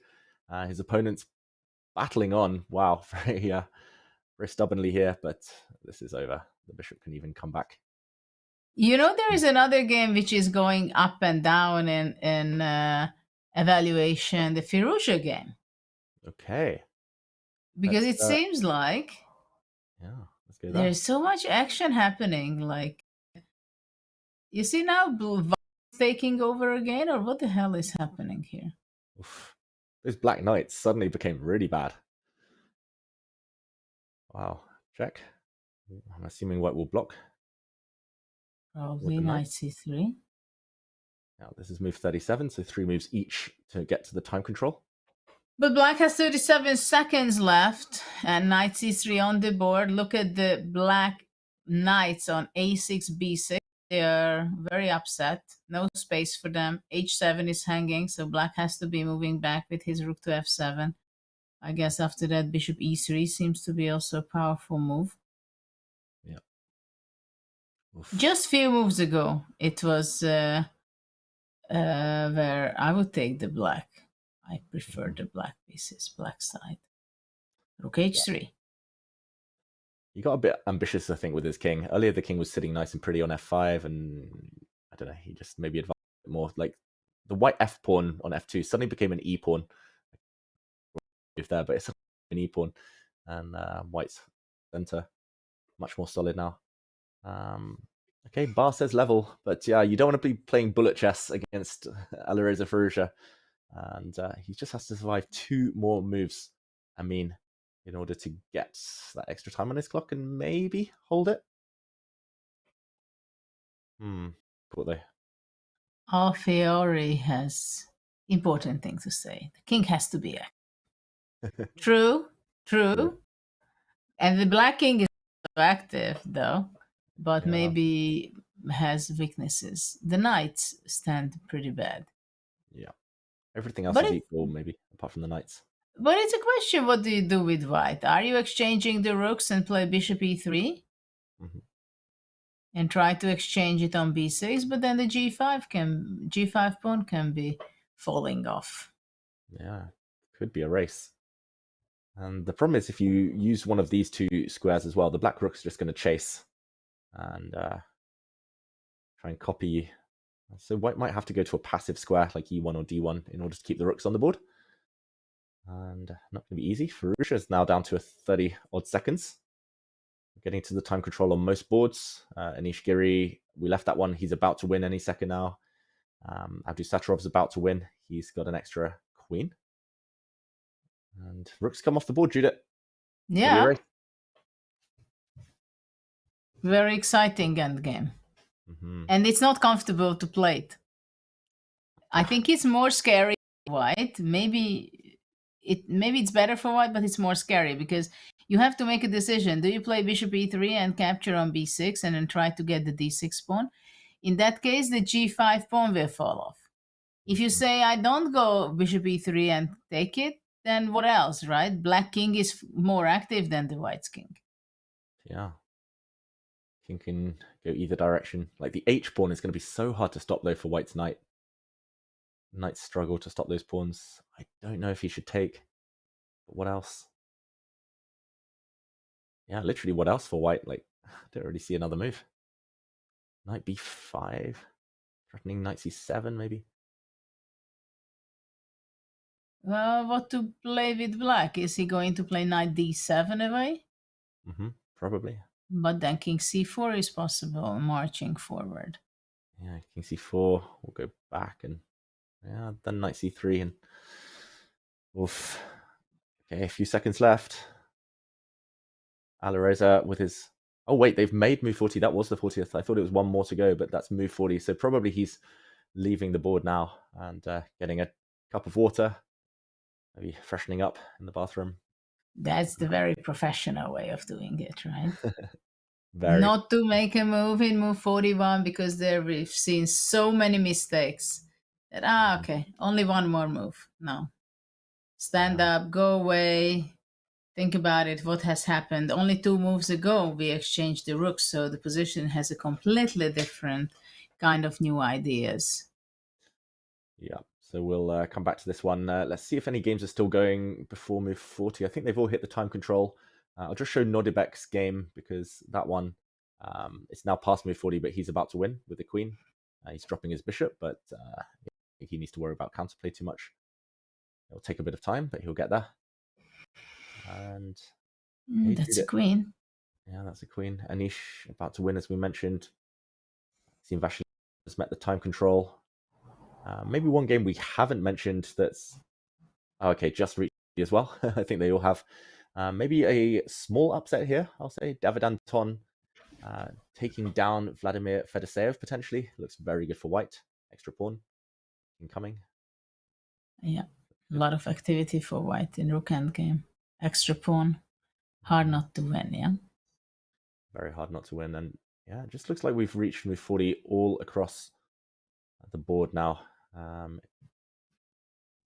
Women's in the Grand Swiss women's, we've hit move 40 a long time ago because they have a slightly different time control.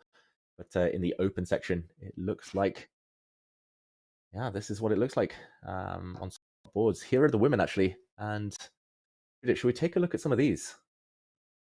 Yeah, sure. Let's see. What's going on board 1? Yeah, I'll just mention board 1 is over. So these are just the top 10 remaining boards in the women's section. You're going to be happy here, Judith. You're going to be celebrating because top seed Anna Muzichuk lost to Shoka Gal. Yeah. Yeah, that's what I was watching. Did I see it correctly on my other screen? Wow. Yeah, we missed out of that. Big result. But that's a big result, absolutely. So, okay, on the top left, we see Tan Zhongyi, former Women's World Champion. She might be losing to Olga Girya. Does anything else catch your eye here, Judith? Well, I see that Vantika is winning with black in round 1. Then also Rubers is having a great position with black against Yip, Carissa. Yeah, pawn up. That's the bottom left board, the brown one on the corner there. Okay, I'm gonna. Irina Crush seems to be having a winning position. It's the board on the bottom right. It looks like she has a few extra pawns. Kostenyuk is a draw. Surprising that they are still playing. Unexpected fighting spirit there. That's the green board on the top. Even without white's pawn, draw. Even without black's pawn, draw. Yeah. It's, but it's interesting, the first game. Girya is very interesting game because there's so many pawns. Still the white rook is there. Well, 4 pawns, 3 pawns up, yeah? A lot of pawns. And yeah, I think this queen e4 might have been the key idea. Now the black rook and queen can't really move without dropping the c pawn. Yeah, probably it's easy win, yeah? d5, d6, simply just push the d pawn, deflag the queen, and then rook c2. Yeah. Yeah, it seems like. Well, maybe. Although maybe not b4, queen c4. Yeah. Well, probably that still wins, but I just thought the d5, d6. Yeah. And then practically I don't see any counter chance. Okay. The underdogs. Okay. Underdogs doing very well. And yeah, top seed dropping points, second seed about to lose. And how is Shuvalova's game? Because it's an interesting end game, it seems. Okay. Black has a pawn up. Yeah. Maybe it's not so interesting anymore. No, it's over because knight g3 next. Yeah. Maybe not. What do you do? How do you win after king c5? Let's see. c5. Knight g3, knight d2. Yep. Holds. And white holds the bishop, and the king is coming. I have a cool idea.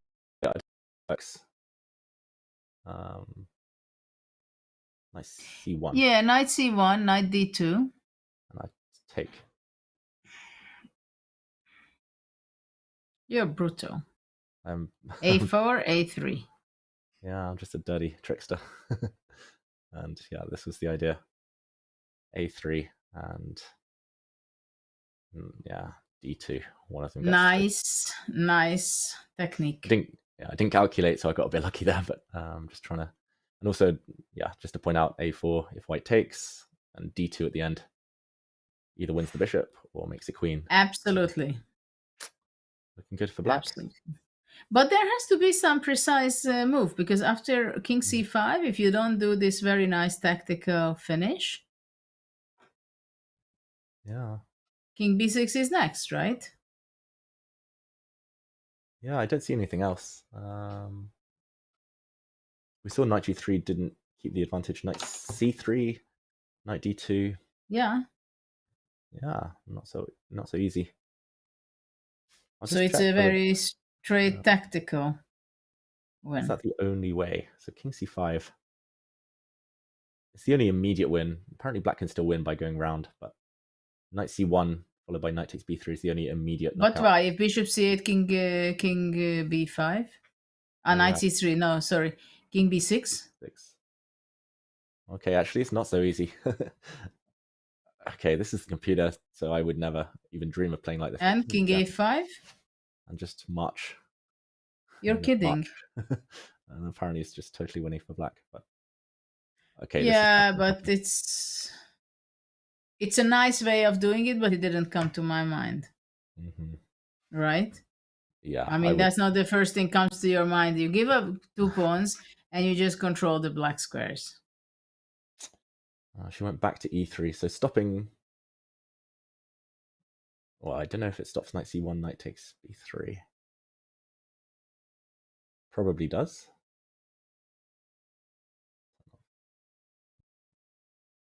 Yeah, okay, but this will be win by now you can black. bring the king. Now it makes sense to start moving the king forward. Yeah, it's a sad start for Shuvalova. Okay, and how is Dronavali doing? Dronavali. Let's bring it down. It's still a battle. Yeah, so many upsets. By the way, Maria Muzichuk, another former women's world champion, also losing round 1. Wow. To a Kazakhstan woman grandmaster. So lots of upsets on the top 10 boards in the women's event. Okay, this one probably just a draw, like knight takes f3, rook takes g4, g6. Yeah, or knight f3, e4, and then simplify. Yeah. Okay, so this will be simplification. This would end in a draw. Yeah. Okay, what else do we have? What about Badelka Inyach? Okay. 2 very aggressive players. Yeah. Okay. I see the eval bar says very nice for white. I guess that's just because white's super active. e5 maybe coming. The e5 rook is absolutely brilliant. Yeah. I don't see a move for black. Knight d7 maybe. Knight d7. But isn't knight d7 bishop e6? Yeah, bishop e6. Takes queen d7, rook e4. Oof, okay, I'll just show that. Like if black plays h6, white can, for example, try knight d7. Although maybe there's something better. Bishop e6, rook takes, queen takes. Oh wait, is there? Yeah, you said rook takes e4. Maybe Queen just f7. queen f7 at the end. Queen f7. Yeah. Okay, but Well, white doesn't need to cash in. White doesn't need to rush. No. But white has to be careful, precise. I mean, let's say queen d7, for example. Seems to be not a bad Yeah, that's better. move either. But some good technique is good to have. Is this just a pawn sacrifice? I guess the idea is to get the queen to f8. Yeah, it's understandable that black wants to have some counterplay. Counter chances. Yeah. Awful position for black. Catastrophe position.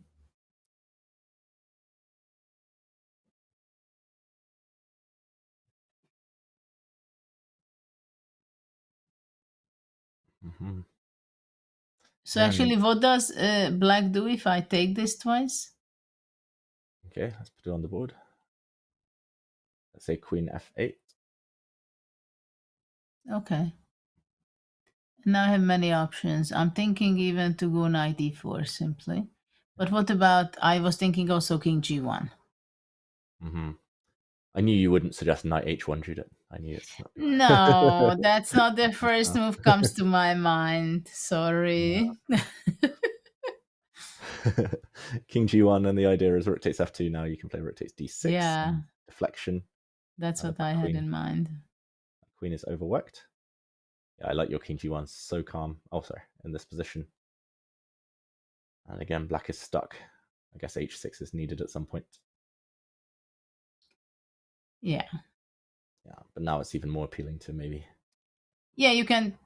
Yeah, you can take rook f2, rook d8 maybe. Yeah. And there's no perpetual. Then takes on a5 though. I blundered queen a5. Oh, in this position, rook d8. Yeah, it still feels like good winning chances with the d pawn, but yeah, maybe not the best. Maybe rook. Oh, wait, I'm blundering rook f1. I was thinking about queen. No. Queen h. Yeah, queen h4, but then rook f1 and queen f3, Yeah, and no who is way. winning and why? But this bar is incredible, disturbing us, no? Rook e5. But rook e5, rook f1. Yeah, and then wow, king h3. no more check. Who's checking Wow, next? that's a nice one. Yeah, not easy to see though. Yeah. Wow, that's neat. I mean, look how exposed our king is, but it's a great example how powerful a king in the center is. Yeah. In queen's endgame also, but with queen and rook. So. Nice. Nice. Yeah, so it looks like Olga Badelka is likely to win against the European champion, Teodora Inyach. Probably she can just safely take this pawn. Okay, what other games? There is an interesting endgame also between Vaishali and Tokirjanova. I will just find that in a moment. Vaishali, here we go. Yeah, because I just thought it's nice to see the king on g8. That's how she's going around. But how is she going around? Yeah, pushing king f8, and then black has to decide whether she's defending the a4 or letting the white h pawn to be pushed. Yeah, as soon as you move the bishop, white will go and take this one. Too many pawns. That's nice, actually. I'll just show the last few moves because, like, this position, okay, white's winning because of the h pawn, but it wasn't so obvious. And then just the journey of the white king, and then it came from like h1 to g3, g4, h5, h6, h7. Just like you said, Judith. King activity. One of our featured chatters said earlier. And yeah, and this is going to be winning now. White. Yeah. Well, the king is an important piece, right? The most important piece. Vaishali is going to start with a win. Attack also. Well, okay. Yeah. We've seen the top boards. Yeah, I think we've seen the top boards. Not so many other interesting games. Further down, it looks like either one side is totally winning on some of the rest of the boards, or it's dead level in an endgame. But yeah, the women's section, we should mention, they have a shorter time control, so their games are likely to finish much earlier. So it's good we did a check-in here. And just to remind everyone, some big upsets on the top few boards. I think the only favorite who's won is Asselbaeva. To be honest, I'm very surprised that they have a different time control, to be honest. Yeah, what do you think of that, Judith? I just don't understand. Me neither, to be fair. It's been a discussion for a while. I think Satovsky had his reasons. I can't really remember how much... Yeah, it's interesting that they play with a different time control, especially when they play in the same venue and same days, right? Mm-hmm. So, but okay. It's like the World Rapid and Blitz, where the women's section is like several rounds shorter often, which I don't really understand. It's like more chess is always good, no? Well, of course, we have thousands of different time control these days, right?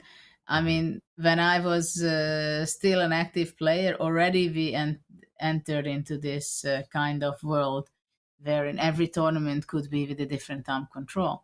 Even few time controls in one tournament, right? You have the classical, you have the rapid, you have the playoff, you have the Armageddon.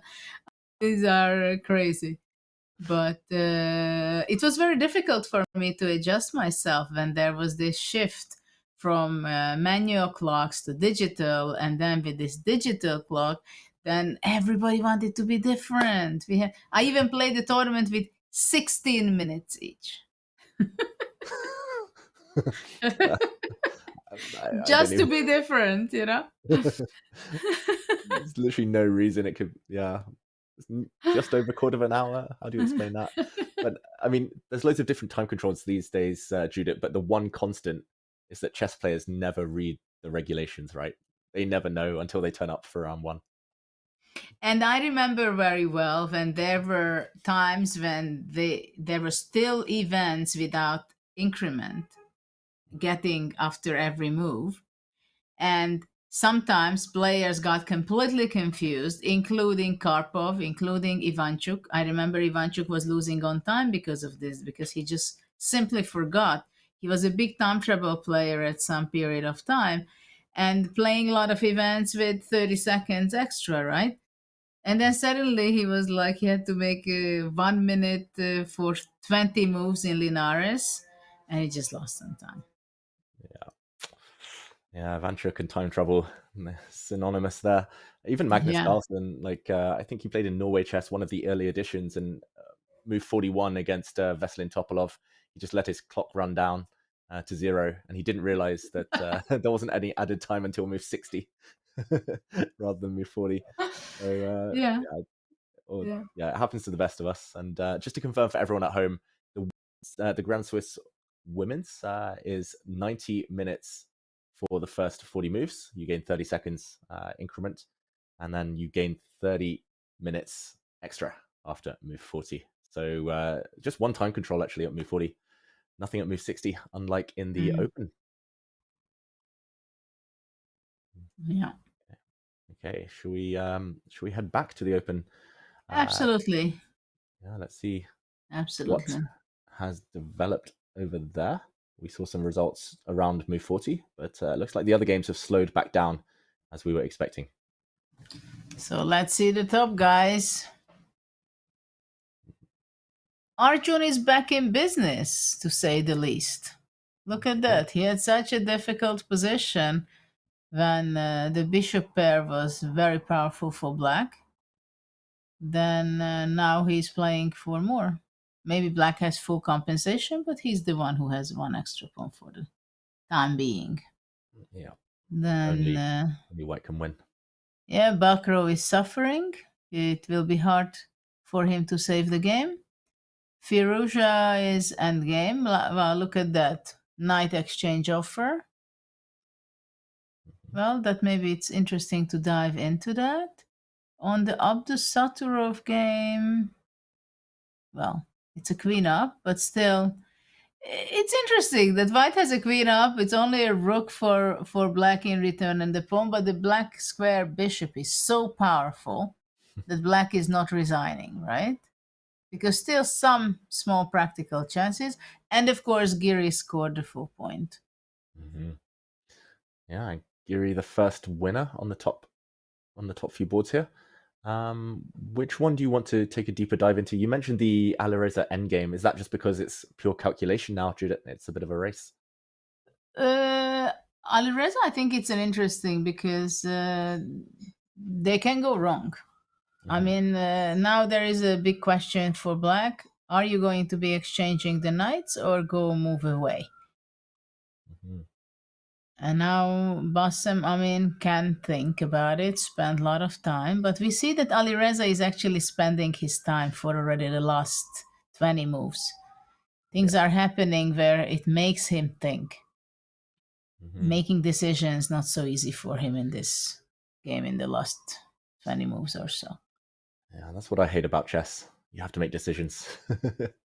It's tough. What do you think? Should we delve into one variation to work it out? Well, let's see what happens if takes on a4. Yeah, I mean, let's see. Ooh. Well, it's not very optimistic what the bar shows, but let's talk about it a bit. Yeah. Why is that? Maybe just bishop a7 and grabs the knight.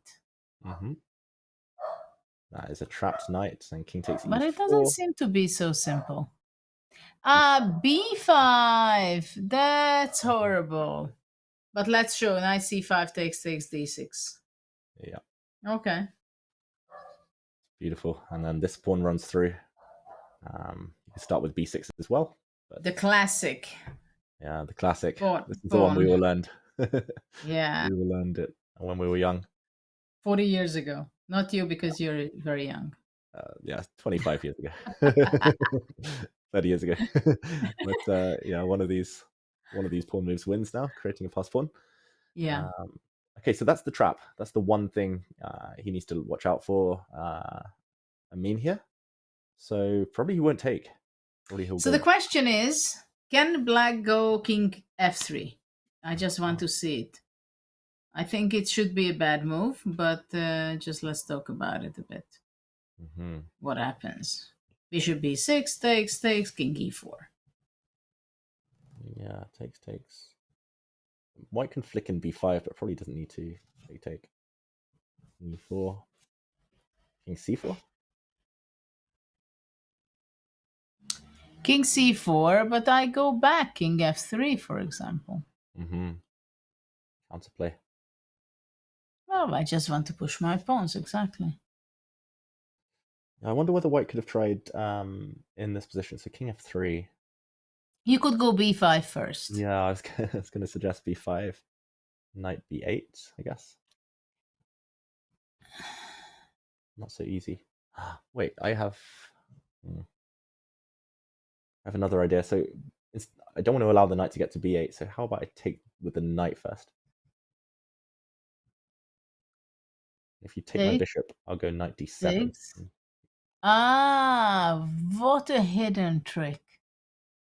Wow. Trapped. Can't stop. Same idea. The knight is trapped. Same idea. Wow. b5. Yeah, and again. Yeah.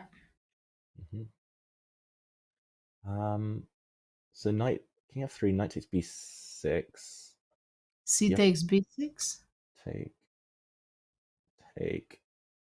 Take. Now king c4, I guess. Yeah. Or maybe king f3. No, you just go b5. b5, yeah, b5. b5 and bishop c7. Yeah, much cleaner. 97. And king c4. Now king c4, yeah. Now, yeah, Black is way too slow. And if king f3, then you at the very minimum take. Or maybe e4. Oh, bar drops. Maybe b6. I was reluctant to calculate, but maybe we need to calculate. Let's try b6 in this position. e4. e4, b7. e3. e3. I will see if I have time to take. Maybe king b5. Maybe king b5. Yeah, king b5. e2, bishop a5. Yeah. Stop you, and then this wins. Oof. This wins. Farouche is so tricky. Okay, so if we go back, he went knight a4. Black should be moving away with the knight. So king f3 is not good, knight takes a4 is not good. Knight d7 or knight c8? This is the question. There's probably a twist that knight a8 is the best move or something weird, but no, let's stick to the normal ones. Knight d7. Yeah, I guess white goes king c4. Or b5. Okay, king f3. Yeah, let's go king c4. F3. Yeah, bishop a7 tricks no longer work because the knights King defend each e4. other. Yeah. b5, knight b8. Yeah. b5, knight b8, and king d3. And it's like mutual zugzwang. I still prefer white somehow. Feels like there's more chances to break through, but don't really see the next move.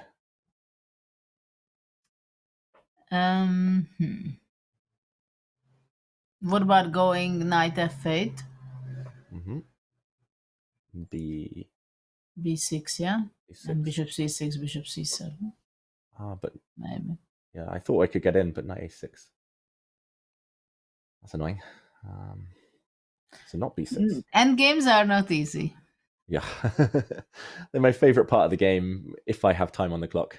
Without time on the clock, it's tough. Maybe bishop d2. Maybe come around this way. What about bishop d2? Yeah, I was thinking the same, but sacrificing a pawn, playing g6 and bishop g5 somehow. But no. Bishop d2. Bishop d2. Knight g6, bishop a5, knight f4. And I take on e4. Probably knight c3 check first. Yeah. And then bishop c7. Looks good for white. Yeah. Wow. A lot of twists and turns ahead of this game. But what has happened if it's equalish the position where we started out? What did we do wrong? Knight d7 felt okay. Knight c8 maybe is also... Maybe knight c8 gets out the way of the other knight. Maybe, because after knight b8, knight d7 possible, and we kind of defend everything. So just similar line, like king c4. And now this is apparently even slightly better for black. Yeah. Now full solidity. Yeah. Wow. Okay, so... looks nice for black. Yeah, we got there. Process of elimination, Judith. That's how it works during long games when these players are thinking, right? They have to look at the last move, yeah? The last move what we got. But he played knight d7. Okay. Not bad, but maybe not as good as knight c8. Okay. Then knight d7 is the most obvious move, I think, if you want to move the knight away, right? Yep. Okay, let's move on to another board. There have been more draws further down. Shakriyar Mamedyarov drew his game. Sindarov drew his game. Okay, where to go next? Vidit has beaten Donchenko of Germany. Okay, let's briefly check in on the top few boards then again. Lot of game finished already. Yeah, a lot. I'm normally the last one going in the Grand Swiss. I think there were 3 rounds in the 2021 Grand Swiss where I was the last one to leave the hall. And normally around the 4-hour mark, like 70% of the games are finished. And then around the 5-hour mark, 80%, 6-hour mark, 90%. And then 7 hours, it's like 1 or 2 games going. But, okay, Judith. Divya, by the time, by the way, she is having a bad position. Maybe we jump there. Like Arjun's slightly better, but long way to go. Well, this is long way to go. Yeah, this is what I wanted to say also. Wow. I just checked on Divya. It's a mess. Yeah. And I'm just looking at the moves here. For everyone at home, this is only move 41. And and she made a blunder. Yeah, made a blunder. Like you said, move 40 and move 41. That's the kind of the danger zone. That's crazy. Yeah. And yeah, it's move 41. The player's got 50 minutes at move 40. So Divya spent, what was it, around 15, 16 minutes on her 41st move, and now her opponent has spent 14 minutes thinking. So that just shows how complicated it is. They need all of their time. Yeah, and of course for us it's easy to see the bar and see the position, but for them they don't know when the shift is happening.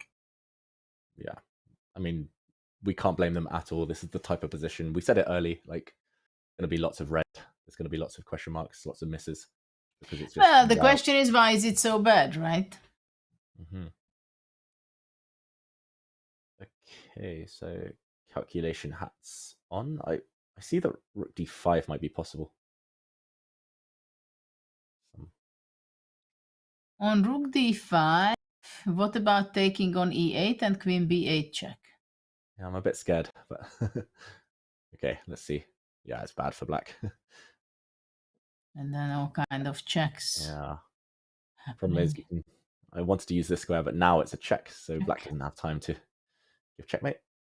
And yeah, and if king d7, queen b7, rook d8 is possible, but then queen e5 check, queen b5, much better, yeah. Yeah. So, okay, it's not rook takes d5, so we can rule that one out. Well, maybe bishop e3 and rook c8. Mm-hmm. Yeah, so if there's a rook exchange, the white queen defends her knight, so rook c8 instead. Though I don't know how difficult it is for white. What is rook c8? Rook c1 is not deadly threat yet. Not yet, but maybe queen f6 or something will become a deadly threat. Maybe just a4, a3. Well, and the thing is, knight c4, bishop c4 is not possible because of this c1 square, right? Like, yeah, bishop c4, there's always going to be. Takes on e4 and takes on c4. Yeah, I've got to calculate some checks again. But no, but maybe h4 first. Aha, yeah. Of course. A nice spot, Judith. Attacking the queen. Queen e1, the only move, but then queen f4. h2 is hanging. e4 is hanging. Yeah, the rook's coming in. Yeah, so the position can fall apart easily. That b2 pawn is not funny. Yeah. Bishop takes knight. Yeah, I like that rook c8 move, just really calm and kind of throwing the move back to white. Well, white doesn't have to go bishop c4, but then what white is doing, right? h4. Wow, scared of your good h4. nerves. Good nerves. It's probably good knight more than good nerves here, if black finds the right way. Well, I don't know. Maybe just queen f6. Threatening mate and threatening queen c3. Yeah, this is tough. It's tough for Divya. No, very difficult. Okay, so we understand why her last move was a mistake. Just to mention, in the last position, before she made this move, apparently she was slightly better if she had found queen to d2. But yeah, yeah, but it's a very difficult position to play, and it's very easy to make mistakes. Black played rook c8, by the way, immediately. Let's go back. g3 was met by rook c. Oh, sorry, not by rook takes d5, rook c8. Okay. Yeah, looks good. Divya will check back in on her later to see whether she can survive here with a tough position. Weak king. Okay, Gukesh looks like he's doing the business still. The other game's not many moves, no real swings in evaluation. Here we see the top few boards again. And okay, David Anton Guiaro is about to win. Well, yeah. I mean, this rook end game, yeah, no surprise. Yeah, maybe no surprise. Some time left, but 2 pawns down. Fedoseev. Yeah, he's been unlucky lately. Fedoseev. He Missed a recent event. I think it was the Esports World Cup. Due to personal issues, last minute, couldn't make it. That was a pity for him. But yeah, I was about to crash to defeat here too. We have a classic game, old guys in modern chess. It's Nair against Elyanov. Okay. Night end game. Let's go. Yeah. It feels so harsh calling them old, but they're both. Well, they are well-known there as- for many decades, right? Yeah. Naya, I think he's been Russian champion. Naya, right? He's been European champion as well, if I remember correctly. Yeah, I think I played with him once. Elyanov I played many times, but of course he's much younger than I am. But he was very, very talented from a youth time. You must have played with him also quite a few times. Yeah, Pavel many times. I think at least 4 or 5 times. Some classical games, some Rapid and Blitz. Naya, I think I've only played once in the World Blitz, and I blundered in a winning position. Where I still remember, still bitter, but yeah, very classy player. Yeah, Well-known we coach. tend to have this memory on some games against some opponents, right? Yeah, it's always we remember our blunders just as much as we remember the brilliancies, Judith, right? Yeah, some, but I sorted out. Okay, what do you make of this knight endgame? Tricky, but probably balanced. Well, it should be a draw, right? But you can always go wrong, you know. Yeah. Who's on the better side of the draw? That's the question. Like, I would normally want to say play white. with black, I think. Yeah, I agree. Normally white because like outside pass pawn, but black king is so much better than the white king. Exactly. Mm-hmm. Knight d3, coming king e6. Yeah, clock situation as well. Naya has spent half an hour over just his last 4 moves. Yeah. King g3, there's always g5 if you want to just keep things locked, but probably black goes pawn hunting.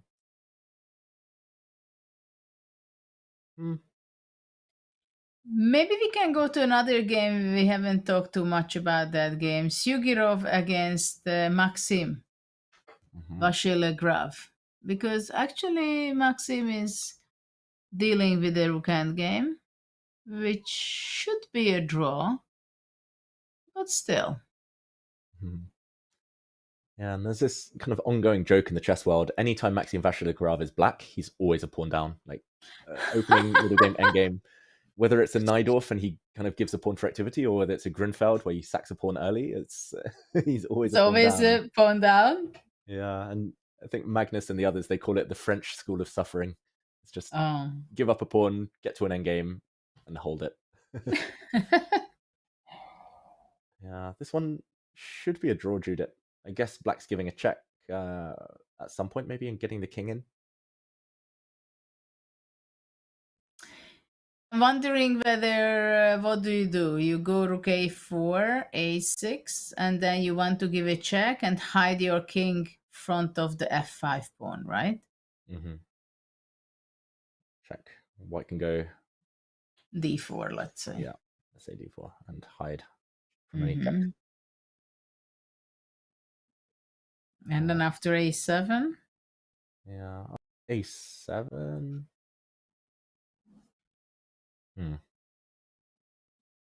What's White's plan? Is it to go around the whole way and take? Well, yeah, I have to do something, yeah. Yeah, if I just wait with black. Okay, king d5. And I go here. Rook a6. Yes. King c5. Now I'll go away again. Okay, king d6. d6. Ah, you got me. You broke through the... Okay. Let's say I just keep waiting with black. King e7. e7. King f7. Yeah, king g6. Yeah, and I was hoping I thought you will go rook a6. Yeah, but rook a6 you still go... maybe what I should do is rook a2. Oh wait, rook a2 you just go king f6. How do I wait? Rook a6, king g7. Now. King g3, king h7. So for everyone at home, King H2. Yeah. H2. For everyone at home, like the pawn on A7 means that white can't make any progress on that side, so both sides are kind of Zugzwanged. Can't allow a check. Well, they had rook e4 check. So we'll go back to the live position. I realized black could probably take these pawns as well, even give up the rook and start pushing.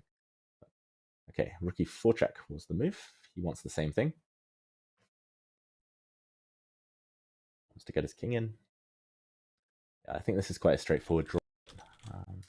Yeah, I don't think Sugirov, who plays for Hungary, will be able to do anything special here.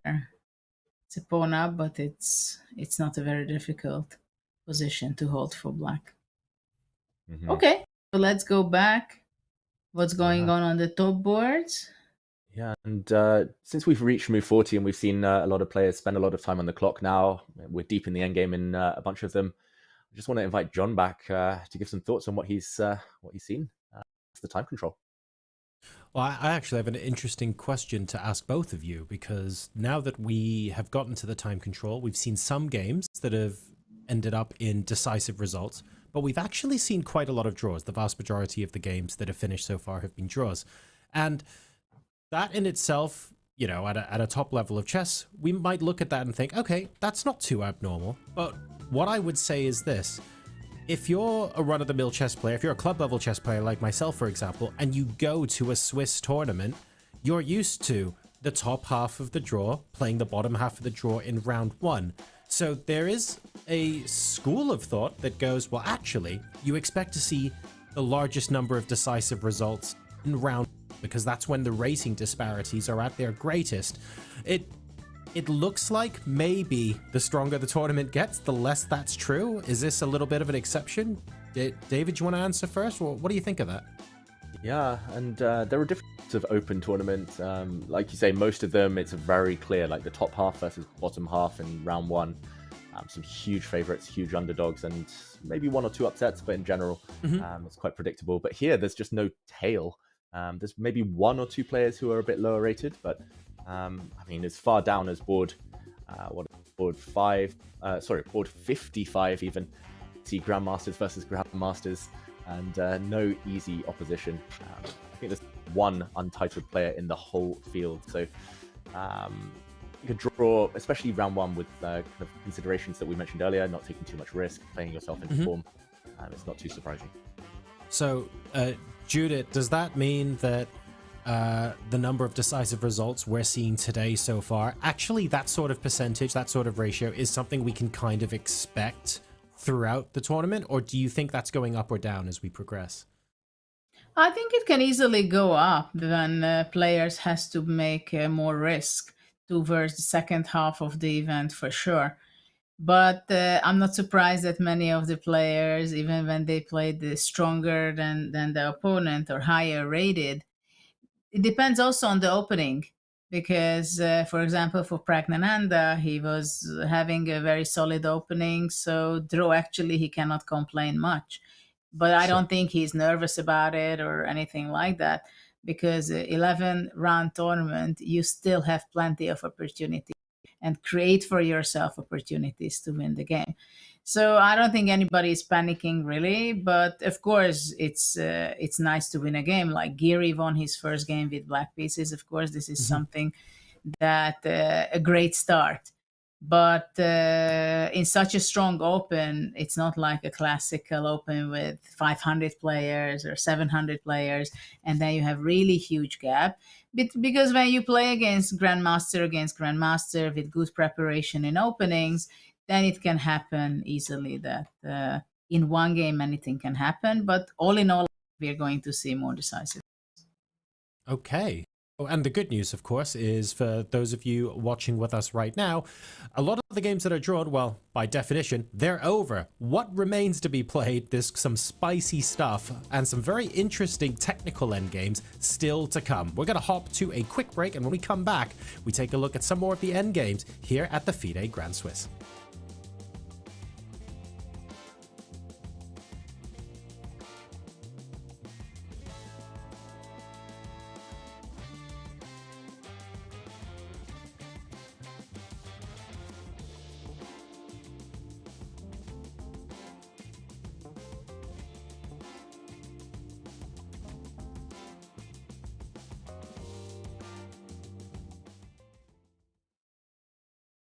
We want to show you some special and fun moments from your career and have you reacting to those videos. Okay. Yes. I mean, this tournament means a lot for me. Also, I learned some from my opponent. I feel she is really has some fighting experience and plays nice. Every time after the game, we do this kind of stuff. Like she says something, maybe I just think about something funny during the game. I just can't hide my emotion. I want to laugh and yeah, something It's like. difficult to hold in. Yeah, I think she's better than me, kind of this stuff, because maybe after interview and she will ha ha ha ha something like that. So excited every single day because if there's many draws in classical, we always get a lot of Armageddon. There were also many days with lots of decisive games in classical. Super exciting to see. And today, I think this is the peak of how this format is delivering. Yeah, actually, now I remember what happened because she told me some jokes, and when we sit there and we know and what she talked to me, and we just can't hide our emotion because she talked some like really funny jokes like some like on the rest day, and when I saw her face and I just think about that jokes and I just can't become like a normal person.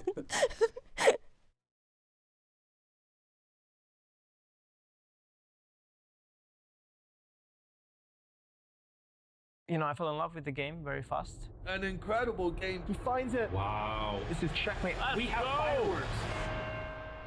I was born in Russia, in St. Petersburg, to a Russian mother and a father from Nepal. Chess was sort of part of our family. The father of my mom and the father of my dad, they were like casual chess fans. So my parents knew about the game. They had a chessboard at home. In fact, my mom, she liked to play chess with people who would visit our house. Then I got interested at some point, and my mother taught me the basics. Actually, she started when I was 5, so it was a bit early for me. I didn't understand like some of the rules, and so she let it go. But then when I was 6, I got a book, and then I could sort of reread the rules at my own pace. Then I actually, I was able to play properly, and I played with my mom at first, and then she brought me to chess club. And in Russia, there are like plenty of chess clubs for children. Actually, I was very lucky as a kid. My mom, she wanted to bring me to the nearest chess club, which was a lot smaller, and it was closed on that day, and so we had to travel a little further. But the other club where we ended up, there was actually a much bigger club with like better coaches and much more sort of professional, and that really helped. So the coaching there and so on. So I got pretty good pretty early on. So in some way I was even lucky, that the club that was near us that was closed for renovation or something. It was just luck from the start in a way. So, I fell in love with the game very fast. The game itself captivated me, but also the fact that there was something I was really good at, I started winning really early. So the thing is, my mom, she did something really clever and not on purpose. So I played her a lot and I started beating her, and she's a decent amateur, so I was already at a pretty good level. And then she brought me to the chess club, and they asked her, like, what's the level of your child? And she said, he's a complete beginner, which was not true, because I was already beating her. So they put me in the weakest section, and I won all my games there. And then as I did that, they moved me to the next section, but like I kept sort of growing along, so I kept winning all the time, like literally all the time. I think that really helped me a lot, because even now when I do something and I'm not really good at it, like I'm immediately like, I like to do what I'm good at. And so in that sense, my start to my chess career was, really just, very positive, very happy. So I just kept winning and I kept playing. And yeah, the first real like big obstacles or challenges, they came a lot later. And by that time I was, I was spot committed to the game.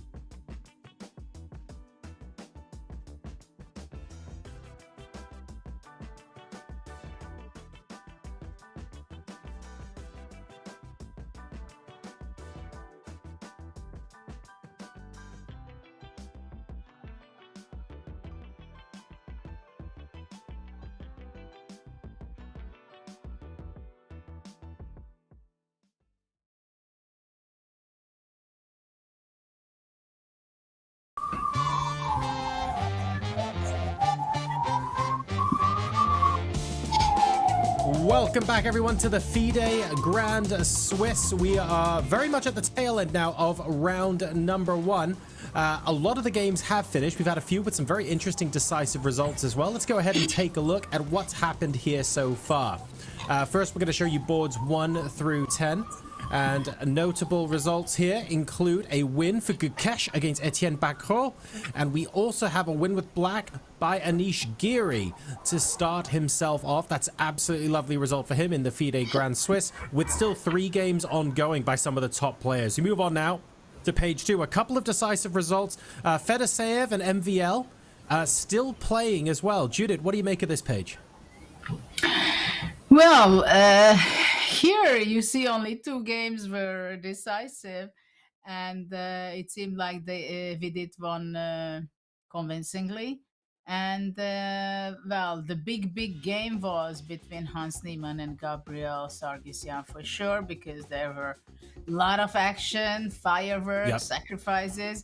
But at the end, it seemed like while Sargsyan went wrong in that position, even maybe Hans could be playing on. But that was the hottest game out of these ones. All right. And of course, we've covered earlier, we had one of the games further down, really exciting game. We saw Jaime nearly trying to get the full point out of that, but that ended up being a draw as well. This is boards 21 through to 30. We have 3 games here that are still ongoing, and David, everything that has finished here so far has ended in a draw. What are we looking at here, and who do you have your eye on? Yeah, all games drawn so far between 21 and 30. I'm going to stick my neck out and say there's going to be 1 decisive result. It looks like the game earlier that we visited, Naya against Elianov, probably a draw. Probably the same between Sam Sevian and Jon Ludwig Hammer, although Sevian is on the better side of that draw. And I'm going to say Parham Magzudlu. He is going to be the one to break the duck on this page. I mean, incredibly strong player. We saw his performance, I think, in the Olympiad as well. Really fun player to watch. Let's take a look at what the results look like in the women's section. Judith, I'm not going to lie. I'm looking at these numbers and I'm going, you know what? This is way more interesting, at least from a round 1 perspective. And of course, you're going to be very happy about board number 1. That was a loss on time, actually. Wow, I will have to look that game back, but we can see that there are a lot of decisive game in the women's section already from board 1. In the first 10 matches, and well, it's a really bad day for the Muzichuk sisters, but of course they are one of the best out there, so they should be coming back.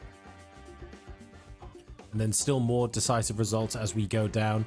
Still plenty of names, of course, that we're very familiar with, David, and I can see Irina Krush there, a player we love to watch play. Her game's still ongoing. Yeah, she was doing well last we checked in on this one. I'm going to say in the kind of women's section in general, just much more action, maybe influenced by the quicker time control that we discussed earlier. Maybe just the tail here, kind of the between top and bottom is slightly bigger. So although there were upsets on the top few boards, it just means the rating differential on average kind of provides more decisive results by nature. That Anna Muzichuk game, she was actually winning apparently, or doing very, very well in the final position when she lost on time. She was. A big drama. But yeah, that's the type of stuff that happens at top level chess, especially in the early rounds when people are still feeling their way into the tournament. I love how you're talking about the drama and we can hear the sirens. That's actually perfect. I don't know if the stream can hear it, but hopefully they can. I think that adds to the atmosphere here right now. Let's go ahead and take a look at the top games currently ongoing. There's still quite a lot to choose from. I still can't get my eyes off of the Fallujah game, but I don't want to auto go to that. I want to ask Judith, David, I want to ask both of you first if there's any other game we should sneak off to before resuming on Fallujah's game, because I know you guys have covered it a fair bit. Yeah, I'll give you the decision here, Judith. It looks like not much has changed, like at least in terms of evaluation. Maybe games edging towards a conclusion, but still Fallujah, that up and down battle, it keeps turning. Well, absolutely. For the moment, it seems like the other top games are clearly done with the evaluation, that we see that Abdusattorov should be winning and converting his queen advantage, while Anton against Fedoseev should also winning and collecting the full point already. There is not much of an escape opportunity for Black. While the other games of Arjun against Chigayev and Maxim's game versus Sugirov, it seems like should be a draw, and at this level there should not be such a mistake done to ruin these positions from Black side. But you never know. At the same time, with the Firuza game, each time we go away and come back, there is a shift back and forth, whether is it equal or a game white is on the side who might be winning. And now again we are coming back, and it's Firuza's turn. All right, well, we'll leave you guys with that one. You may consider, depending on where it goes, I'm going to put the Maksutlu game on your radar as well, David, as one to potentially look out for. The eval bar is swinging in one direction, but not hugely heavily. It looks like some accuracy is required to convert, but I think that one could be a good one to watch as well. I'll leave you in this position, though, because as we can see from the blue arrow, we've got some pretty cool moves being made in the Fallujah game. Yeah, let's delve back into this one. Very quick action replay before we break things down in the current position. We left it after knight to d7. We actually predicted this whole line in advance, so we did pretty well there. But maybe knight to c8 in hindsight would have been the safest move, because as we see, the knight goes back. And this position, very tense. It's very tough to know exactly what Black should be doing.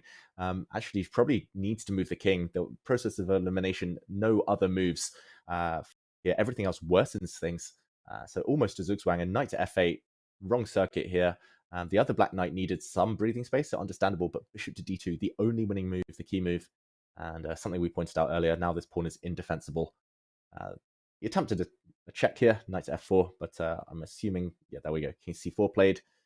This position looks very good for white now. Judith, maybe knight check, maybe pawn push, all roads leading to a piece advantage. Well, the thing is that basically with the different 9 maneuvers, the way Amin was playing, probably he might have blundered this maneuver of bishop d2. He was always keeping his mind on the bishop a7 move, attack the b8 knight, and maybe possibly b6, and then the d6 gets weak. But after knight f8, bishop d2, which you just showed before, after that, the c7 pawn is just impossible to defend, right? So there is only way forward for him to go knight g6 and look for counter chances. Ooh, what an emoji. Super. So if we go back knight g6, bishop a5, Black is looking for counter chance with knight f4 and grabbing the central pawn on e4. At the same time, bishop c7 comes with a tempo. So Black is just not having enough time to collect enough pawns. So after knight d7, knight c3 is the most obvious to me. That would come to mind first, right? To give it check, defend the d5 pawn, and to grab simply the pawn on d6, or to make b6. At the same time, I'm not sure that's the very best. Maybe white can just go b6 now. Mm-hmm. Yeah, we can jump in and put some moves on the board. No, that it's not possible, sorry. Because knight d5 and my bishop would be hanging. No. Yeah, suddenly a turnaround. And, no. So actually knight c3. Mm-hmm. Check. Check. King goes to f5, maybe? Or f5? Yeah, maybe get rid of those pawns. Yeah, that just in case, maybe I can grab that. Bishop d6. Or b6 now. Mm-hmm. Let's try b6, maybe. Okay, but after b6, I thought, well, knight c5 is not going to work. Okay. Yeah, knight c5, I guess this pawn drops. And then you simply go back to c7. Mm-hmm. Okay. And if e4, do you just grab b7? And after e3, you can just go king b5, king c6. Oof, yeah. Just give up the knight, and this knight is stuck. A queen will appear. Yeah, this Which looks emoji good. would you like to give that in that position? Oh, in that final position. Let me scroll. Let's do some scrolling. I'll just do. That's bad. Yeah. Yeah. Sorry.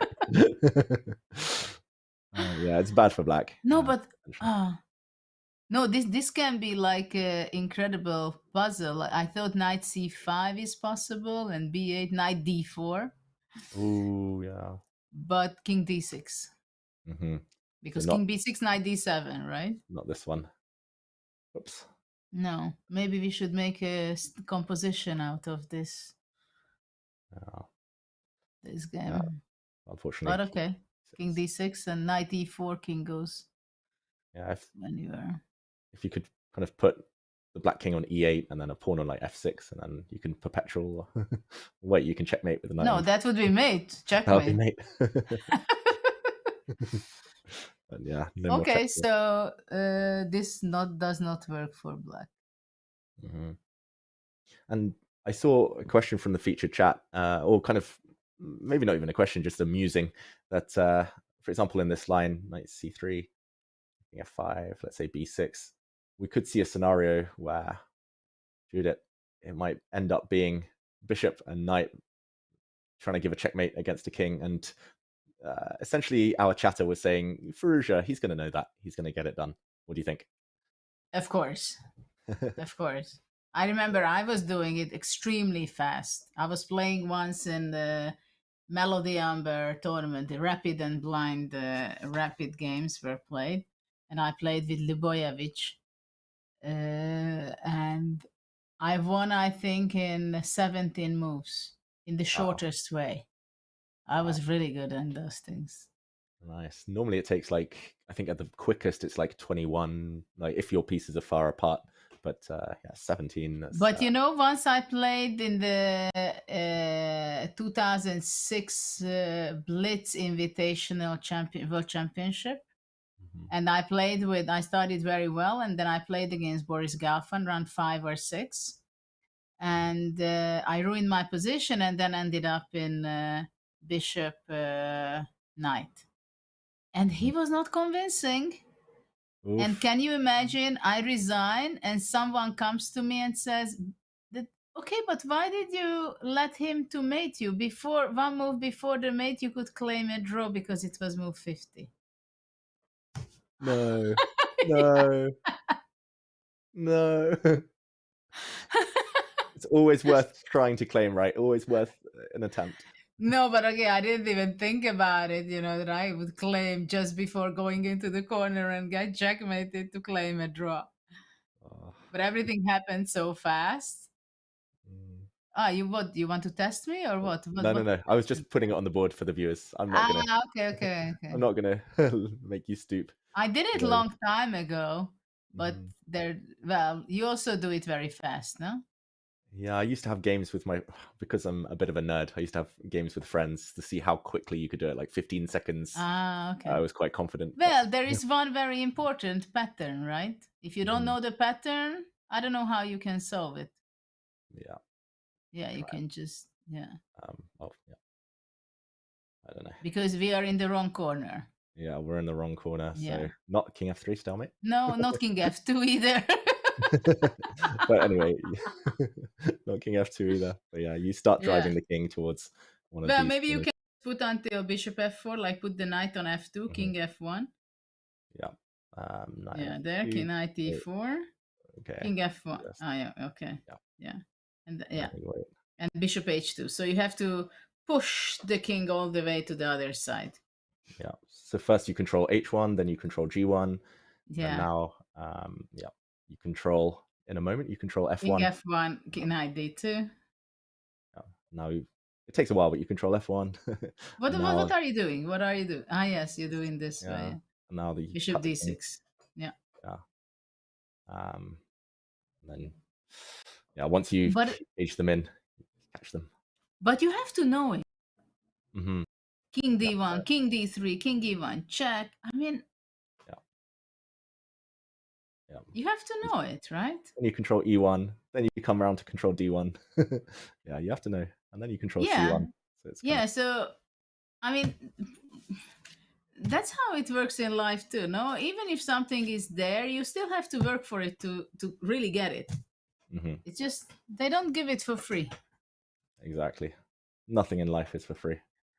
And just to Show. Good job, David. This is like 50 moves down the line. No argument that you know how to do it. Okay, takes a while. Yeah. But, okay, question for the viewer. That's I blame our viewer for the for the sidetrack, but it's possible. It's possible we get that endgame after knight c3. And Eventually, they will play it out sometimes. I mean, these days I get surprised by the fact that what kind of endgames people are playing out until very end. On the highest level, I must say. Same. So what kind of games we still have? Actually, this is the position is on the board, so I don't see any chance of Firuza not winning this game. He's taken on d6 though. He's given up this pawn. I guess he's going to go knight c5 and zugzwang. This is cool. What do you mean? Knight Oh, wait. c3? Oh, Knight wait. c3? Knight c3, grabbing that pawn. And king f5, king g6, h6. Let's Read it. draw. Oh no, you caught me. You shamed me. Check. Oh no. Okay, F5. you won the game once with the queen and knight, but now you have to win with your pawn, your passed pawn. And draw. Ah, so not king takes c5. Bishop takes c5, I guess. Although, why would he allow this for a draw? Yeah, it's this one. Bishop takes. Okay, correct my mistake. Take back. And Yeah, zugzwang, knight c7, b6, b7. But the thing is, of course, that it's important that we trap the knight and we don't queen the pawn. yeah. So, for example, Yeah, b6, b7, bishop d6. oh yeah, next move, bishop d6. And trap the knight. Yep, this is winning, just in time to stop the pawn as well. So okay, he's calculated everything, it seems. Bishop takes d6. Like you said, he's probably winning. So let's go to John's suggested game from earlier. Let's see if Magzudlu is business done. That's possibly the next decisive result we'll see in the tournament. Although, okay, still a lot of life left here as the blue arrow appears. Okay, level material Judith, but better pawn structure for black.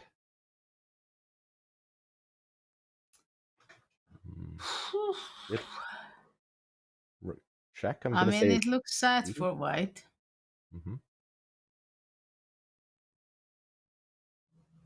Yeah, I'm wondering what black is thinking about and not making rook c8 kind of immediately, right? Yeah, maybe rook f4 as well, but after...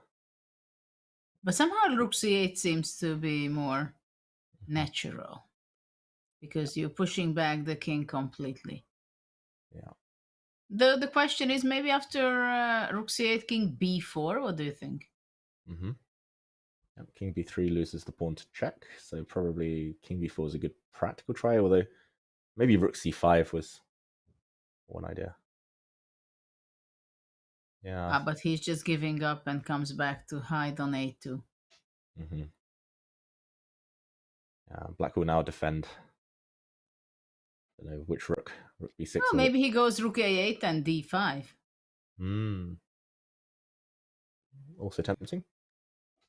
Though after rook a8, king b1. You cannot go king b1, rook a3. No. That's defended. Sorry, no rook a3. No, king b1 is possible. King b1. Oh, sorry, rook a8. On rook a8, king b1. Yep. Now black probably takes a timeout to defend. Yeah, it still takes a while, but eventually black might just play like rook g8, g4 type things and then create two pass pawns. You know what's also possible after, instead of rook b6? What do you think about g4, giving up a pawn and e4? Oof. I wonder whether this pawn is dropping. Bishop d6. Sorry. Yeah, because I like your idea here though. G4 and e4, and this is beautiful. Yeah, and d5. I just thought that the connected pawns are... No, but bishop d6. Yeah. So yeah, maybe rook b6 and with the idea of g4 in the near future. Maybe rook a4, g4. Yeah. You know, this is the typical position where you don't resign with white. At the same time, I don't think he believes that he has a % chance to save the game. So it's really frustrating that you don't resign yet, right? Because you never know. You don't resign it. But against a strong player, how are you going to create any chance? Yeah, it's tough. It's not just creating chances, right? It's like staying kind of vigilant enough to see if a chance comes, to be ready to pounce. It's like a mindset thing. It's tough. But what kind of chance can you get? I mean, they are not going to blunder the pawn, right? The way I did. Well, you never know. No, they are not going to blunder the pawn. So after king b1, also rook a6, maybe even better than rook b6. Just to control the fifth rank also. Yeah. I think, yeah, it's the type of position you just try and survive move on move. You just try to cling on a bit longer and a bit longer. And hopefully maybe your opponent gets a bit nervous. They spend a bit too much time on the clock, and then you get a sudden unexpected chance. But you can't. Yeah, but at the same time, look at the time. Yeah. I mean, do you think you would have any chance if you play against Magdalud? I mean, I think 10 years ago I would have been like, I'm going to hold this. I'm going to hold this. Just resign. Really? Yeah. I used to.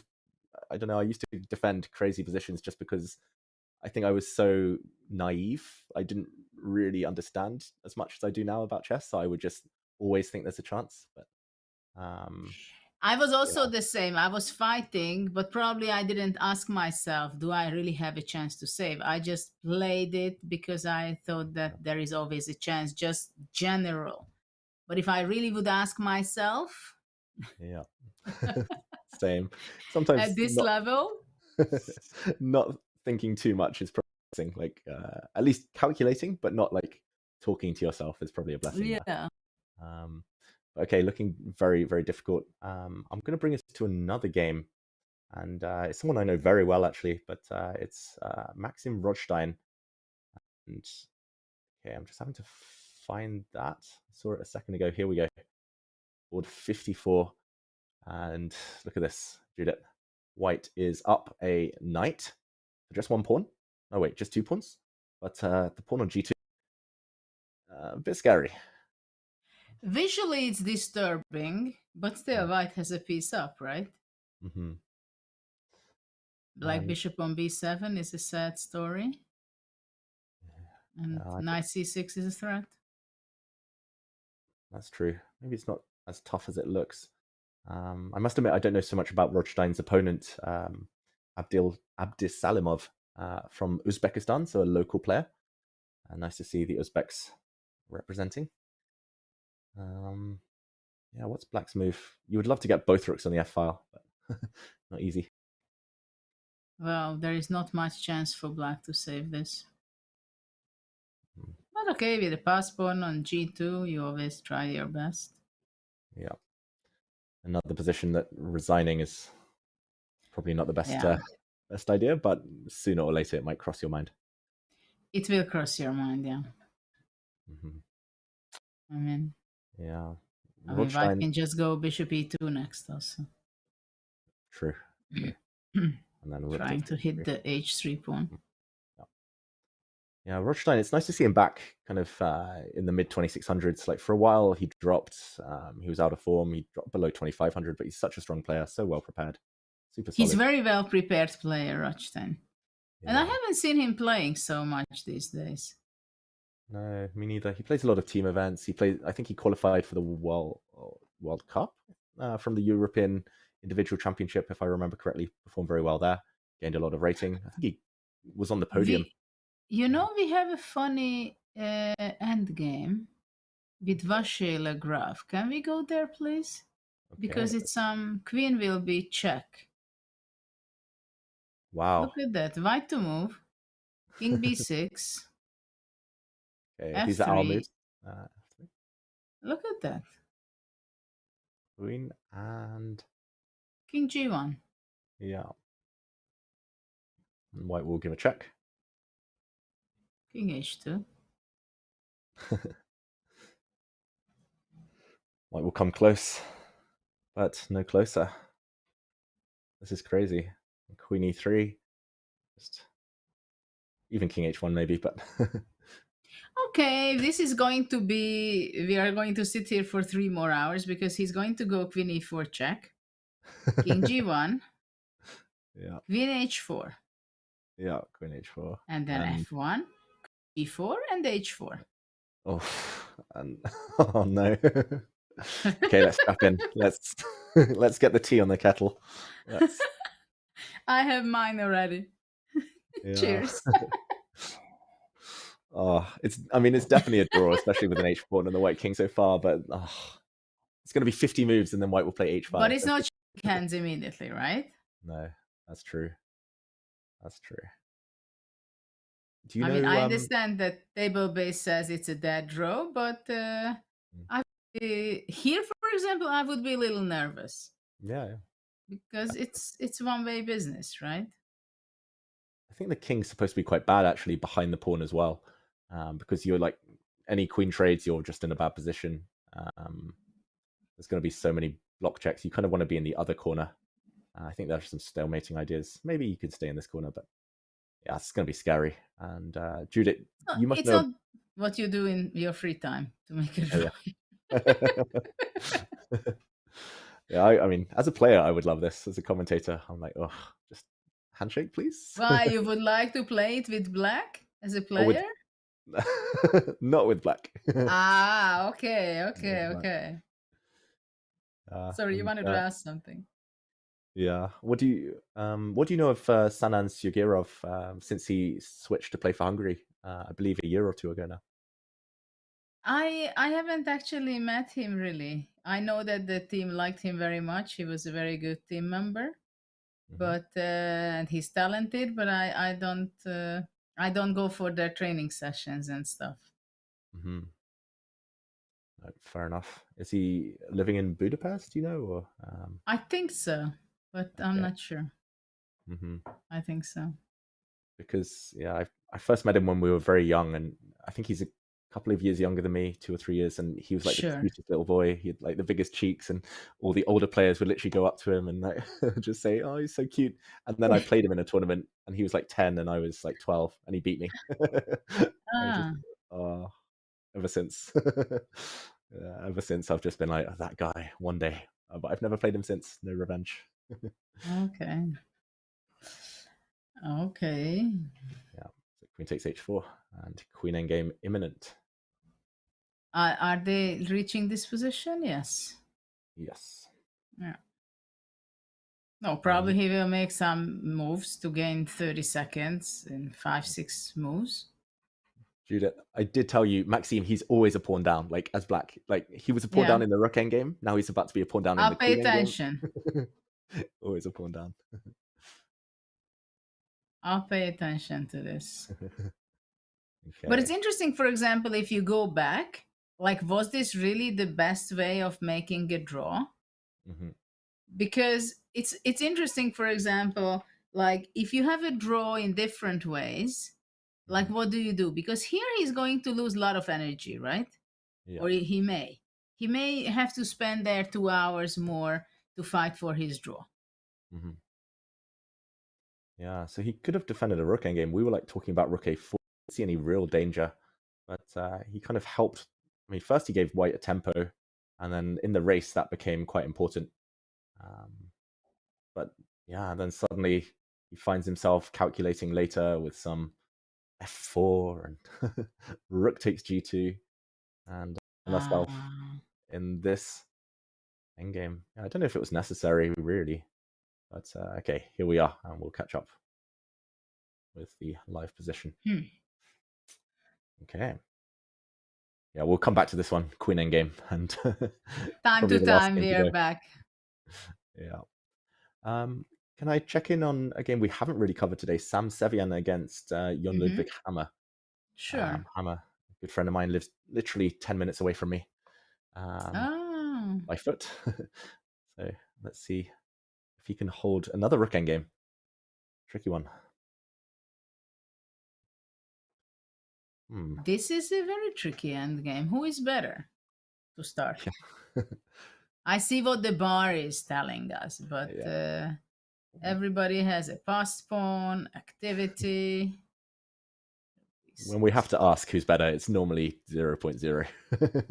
But yeah, whose position's easier to play? I think I would prefer white just because there's a chance of winning b4 and connecting 2 pass pawns, whereas for black, it's kind of easy to stop. So actually, what is black up to?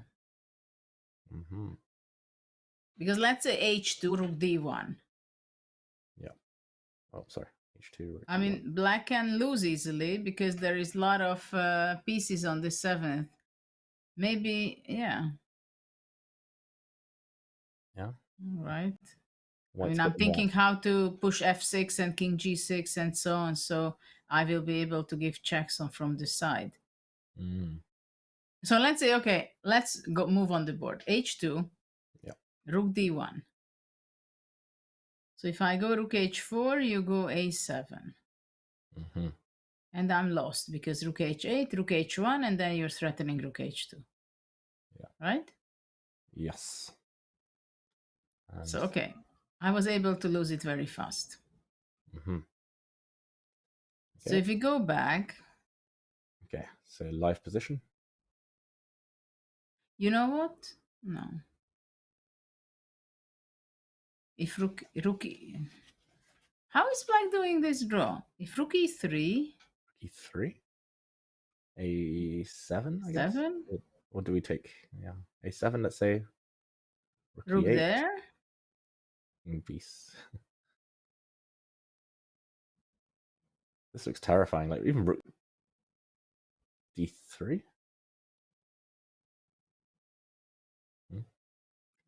On rook d3. So much to calculate. Rook d3. h2, rook h3.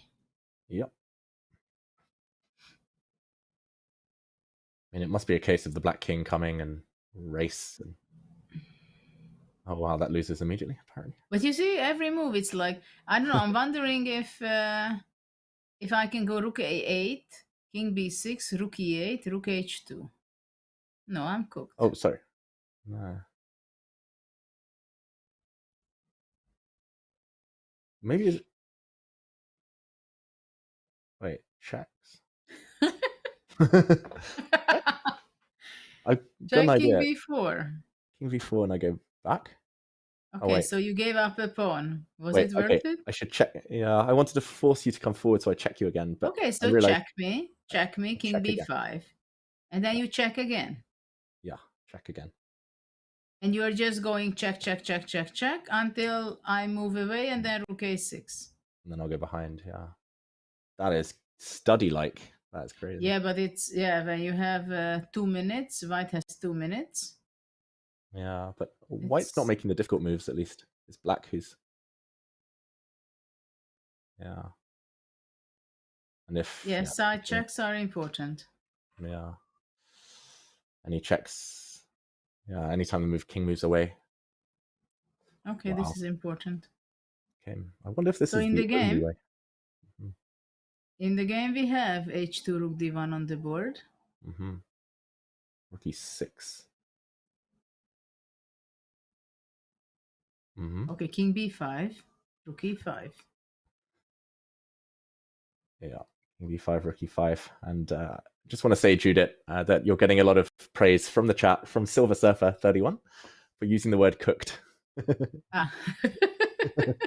I'm cooked. Yeah, maybe nobody's cooked in this game. Like the hob is warm, but nothing's getting really cooked.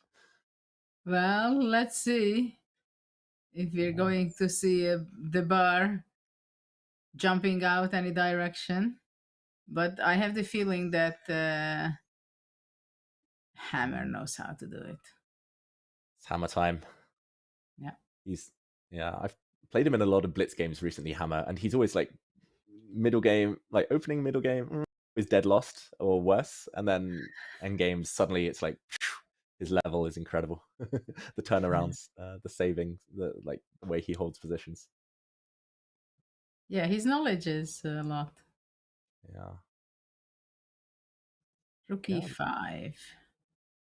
Yeah, the thing is that king b4, rook e6, right? Yes. Although, yes. you could also take on maybe get e3. some. No, you cannot go Yeah, to e3. No, king takes b4. I meant like some checks maybe as well.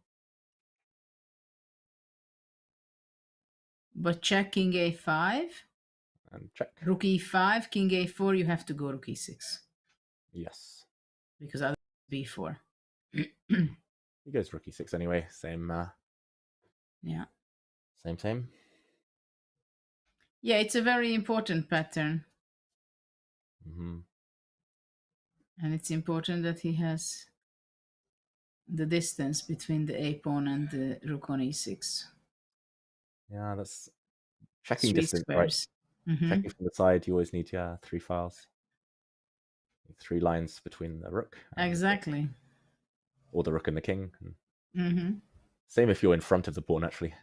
It's the same. When did you started to learn rook endgames in your life? Oh, too late, Judith. I lost way too many before I started studying. Well, I also lost, but I was still moving ahead, and I learned it. But it doesn't mean that I did not lose it. I started early, and it was very essential.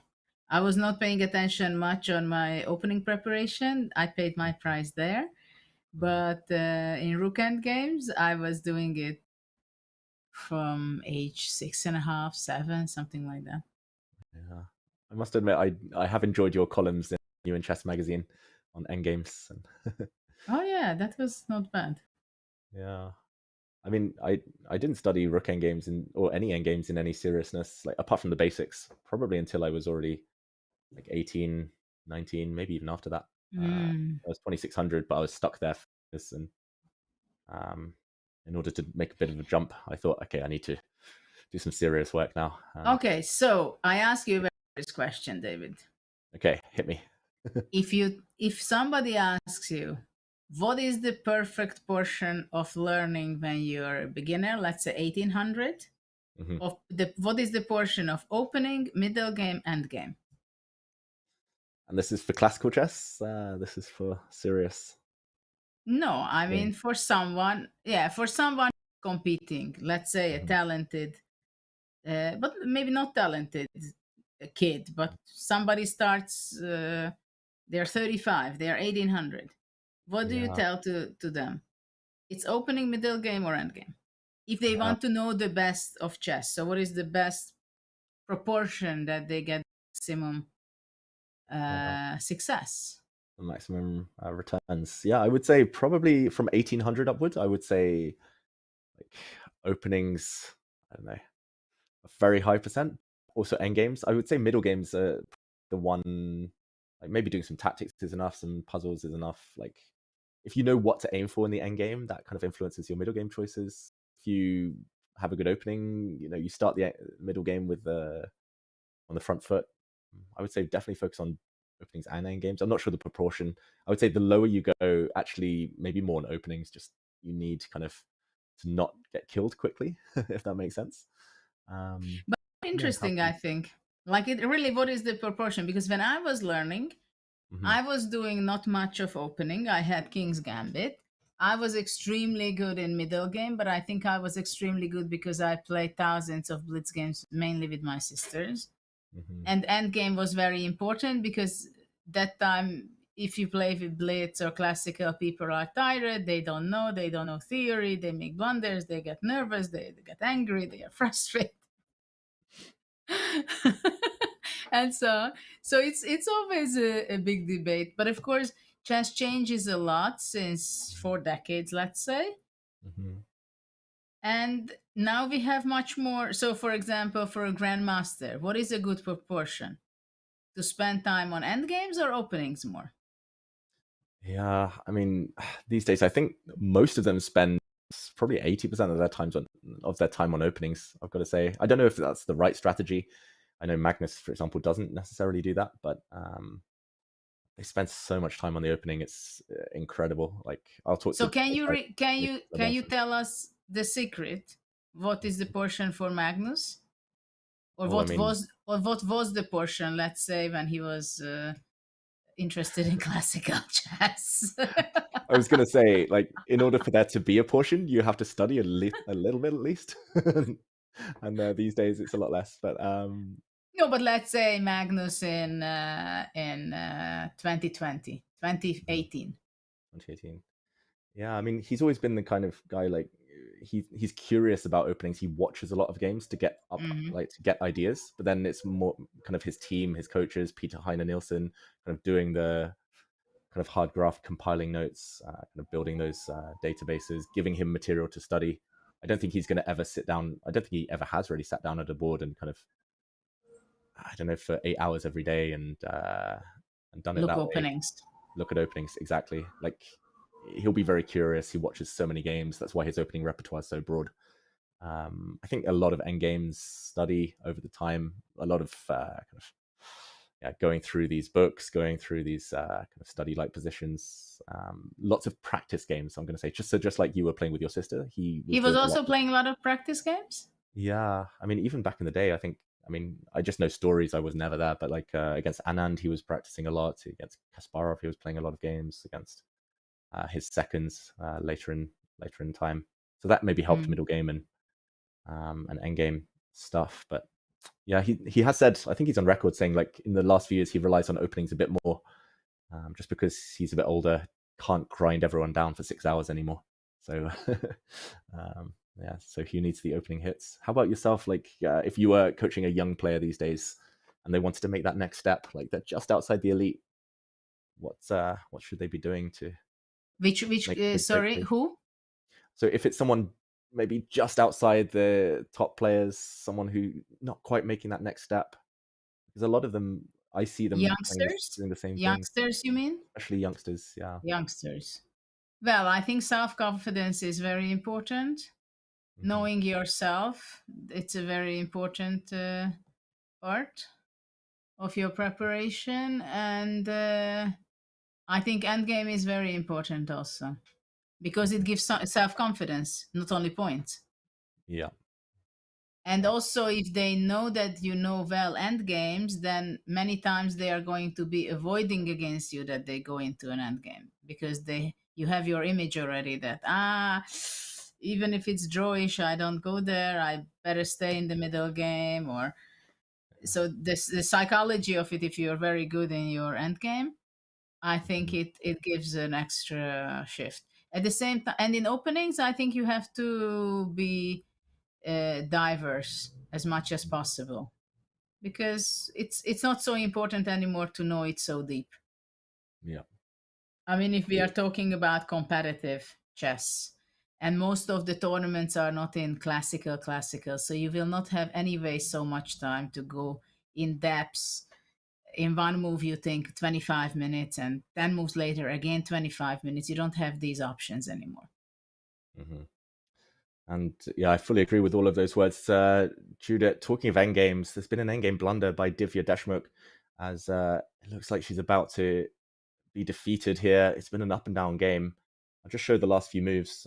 It looked very holdable. I mean, this position just 5 moves ago was dead level, and the mistake started creeping in. Rook takes a5, allowing bishop c5. Now some tricks coming in. King takes b2, allowing a capture. And now after a check, she either has to go forward, allowing rook c3 with a double attack, or she has to go back and meet rook e8, with one of the 2 rooks now getting to the first rank, and the white bishop's about to be lost. So rook d5. Heartbreaking for Divya here. Yeah, it was a very tough game. She had her opportunities. She might as well win the game, but it turns out to be the other way around. Yeah. You know how it is. We all know how it is. Yes. Been there many, countless times. Many times. But, yeah, rook takes d5 now, probably the simplest. And rook e1 check, winning the bishop. Oof. Yeah, it's a mindset thing as well. You mentioned the end games. It's all about the psychology. It's all about just staying focused. And like you yes, said, because in end games it can be very disturbing. First of all, the evaluation. Mm-hmm.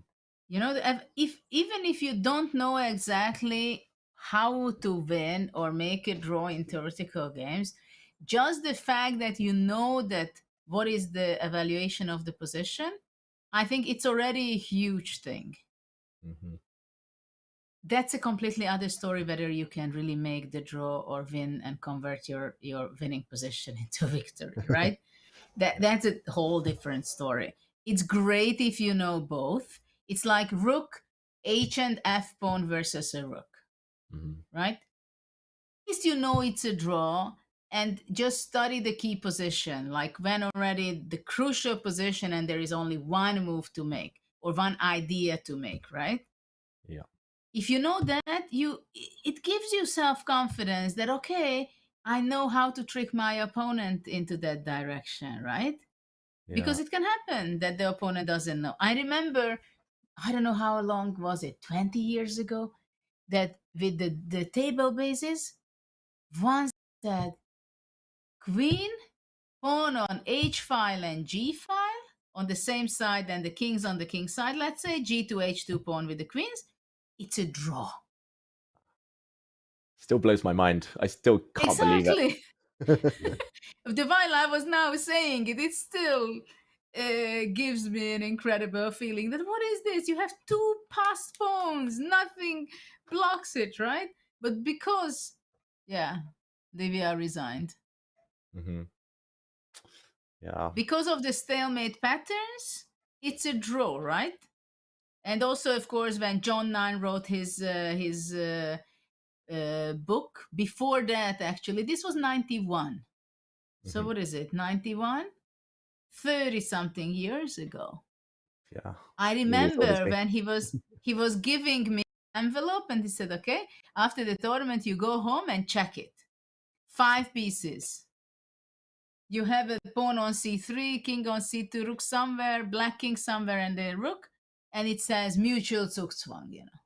Yeah. I mean, obviously, I would never know, and I would never be able to make the best things. But look what amazing, what has happened? Look at the beautiful move. Brilliant. Yeah. He's been doing his endgame studies. He doesn't lack confidence, Alireza But look Firouzja. at it, it's brilliant. Beautiful. Knight sacrifice. Can you go back one move and let's see the journey from a4 to c5 with the knight. Yeah. And the problem is the white king wants to come forward, but it's always going to get checked. You want to bring the king forward, you want to bring the knight forward, but it doesn't work that way by bringing the king first. So he switches the move order. Boom, knight c5. Beautiful. Knight takes c5. Ends with king c4 and double attack. That is... Was knight c5 the only win? I'll check that. I'll just turn on the computer.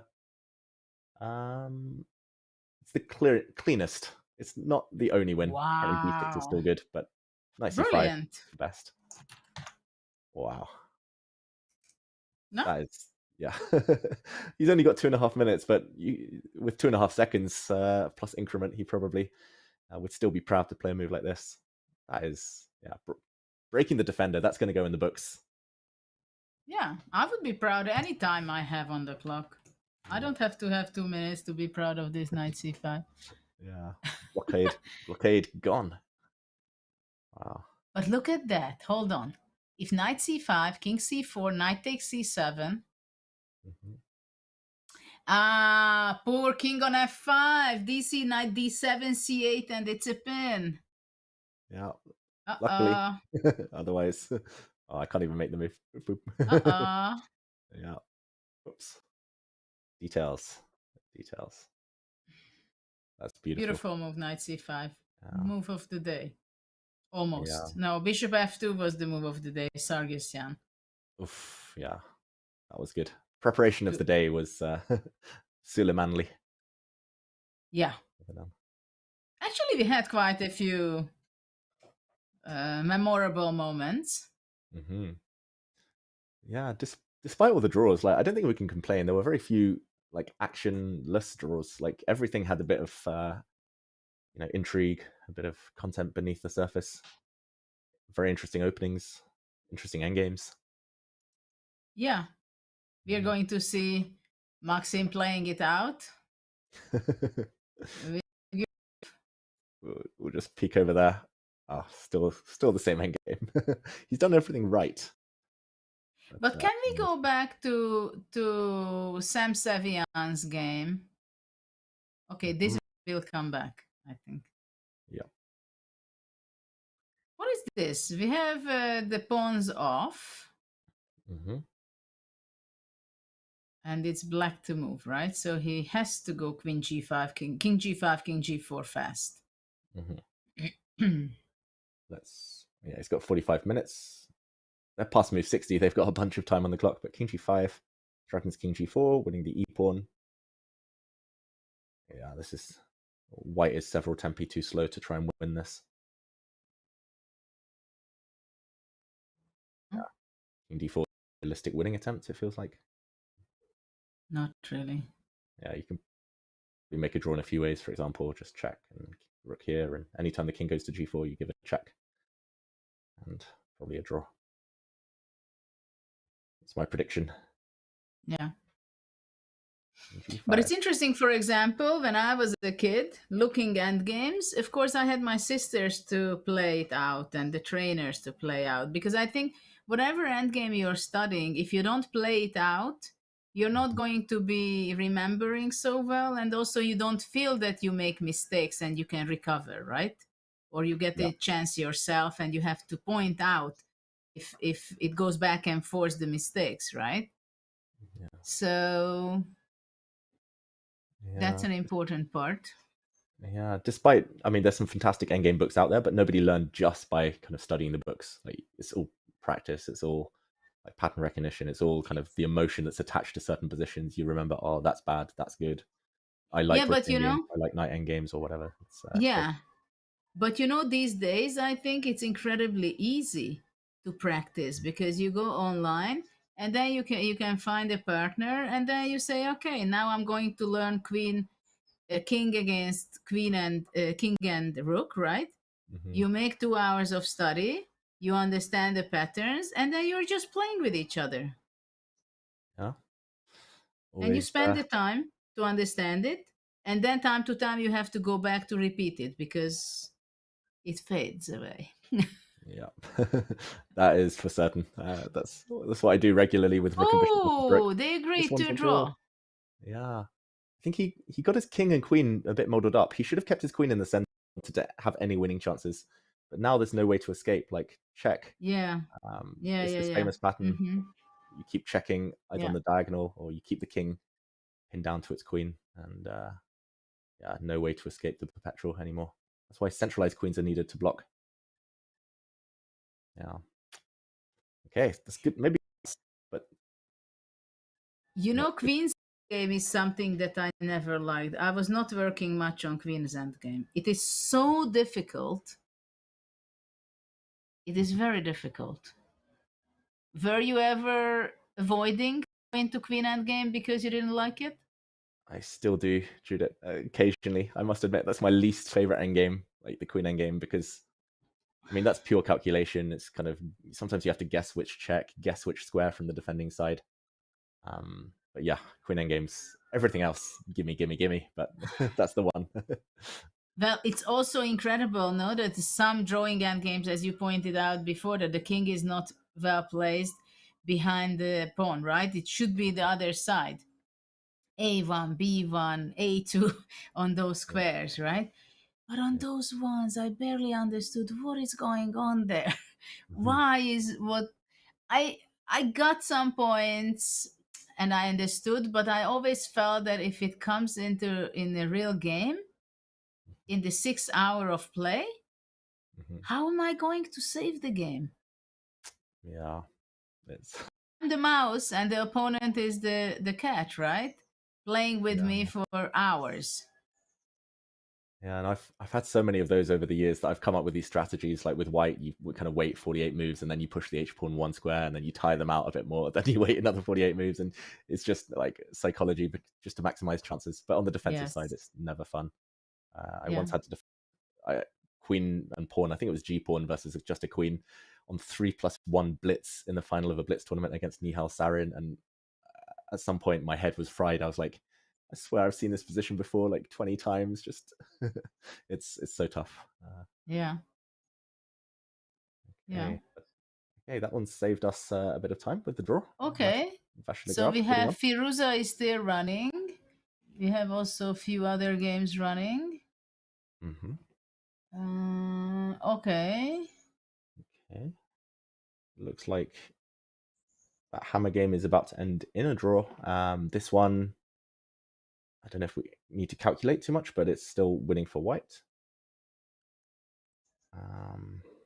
You know, we still have a brilliant move just played out by Zemlyansky playing against Jic. Beautiful wow. tactical move. Look at that. Wow, that was an empty square, so not even taking anything. No. Quick action replay. This was the position rook g5. Nice move. Beautiful. And yeah, the point for everyone at home is queen takes rook would allow a family fork, a royal fork, whatever you call it. And yeah, wherever black goes, something will drop with check. So rook g5, untouchable. Queen check, I guess white just moves the king. Although even queen g2 looks... Oh no, not queen g2. Or maybe queen g2, but king g1 looks safest. Oh, computer really thinks king g1 isn't the best. That bar is playing games on R. But Okay, what do you... G2. Probably queen g2, yeah, and the g6 is actually falling off. Yeah, I changed my mind, Judith, because I thought rook takes f4, but of course it's a long day. And Takes check and rook g2. Yeah, rook g2 and white blocks the perpetual. And yeah, and the other rook comes to g3. Yeah, game over. So queen e4 check, queen g2 is the key. And if we go to an endgame, it's double attack. And white will win, most likely. Yeah. And also the g6 cannot be protected because knight h5. Oof, rook yeah. f6. Knight h5 and check. But you know, white had 35 seconds when he played it. Oh, wait, he must have Quite had impressive. 5 seconds. 5 seconds. He has 5 seconds. Correct. Wow. Not Brilliant. bad. Very impressive. I must admit, I don't know so much about him. Zemlyansky. I've seen the name, but I don't know so much about his games, his style, his openings. It's nearly 2,600. He's playing against a former European champion, Alexander Indich. Okay, what do we have still? We have a funny end game between Sargsyan Okay. with Gumulars. Okay. Wow. Very young Speaking of endgame. Yeah, funny pawn end game, right? Yeah. Feels like white should be winning with a protected passed pawn, but I think this is one of the exceptions. But it's not. Yeah. Right? Yeah, it's a draw. I guess you keep the opposition. Maybe you can still even wait, and there we go, handshake. There we go. Yeah. Black didn't play king e5, although that was still a drawing move. Yeah, white can't break through. Draw. So, okay, good timing, Judith, just before the game ended. Yeah. Then we have the game of Chopra. Max Sedlow.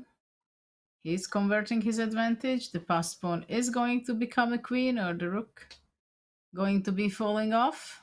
But still working on it. Still working on it. Does the king come, or does the bishop come and block? Protect the promotion square. It's dangerous when you have several ways of winning. Yeah. This is winning, that is winning, everything is winning, and then you make a mistake which is not winning. Yeah, and then you allow your opponent to play bishop takes pawn, and then you have to grind down rook and bishop versus rook. How many times did you have rook and bishop versus bishop from the attacker side? From the attacker side, many. I think like maybe 8 or 9 rated games. I think I won maybe 5 or 6 of them. Oh, wow. Yeah, against GMs as well. So it's, I don't know. I was lucky that some of the GMs didn't really know the technique. And what about the other side, defender side? Yeah, the defender side, twice I've defended it and I made a draw. It was actually funny. I never had it in my whole career as a defender until I think 2020 or 2019.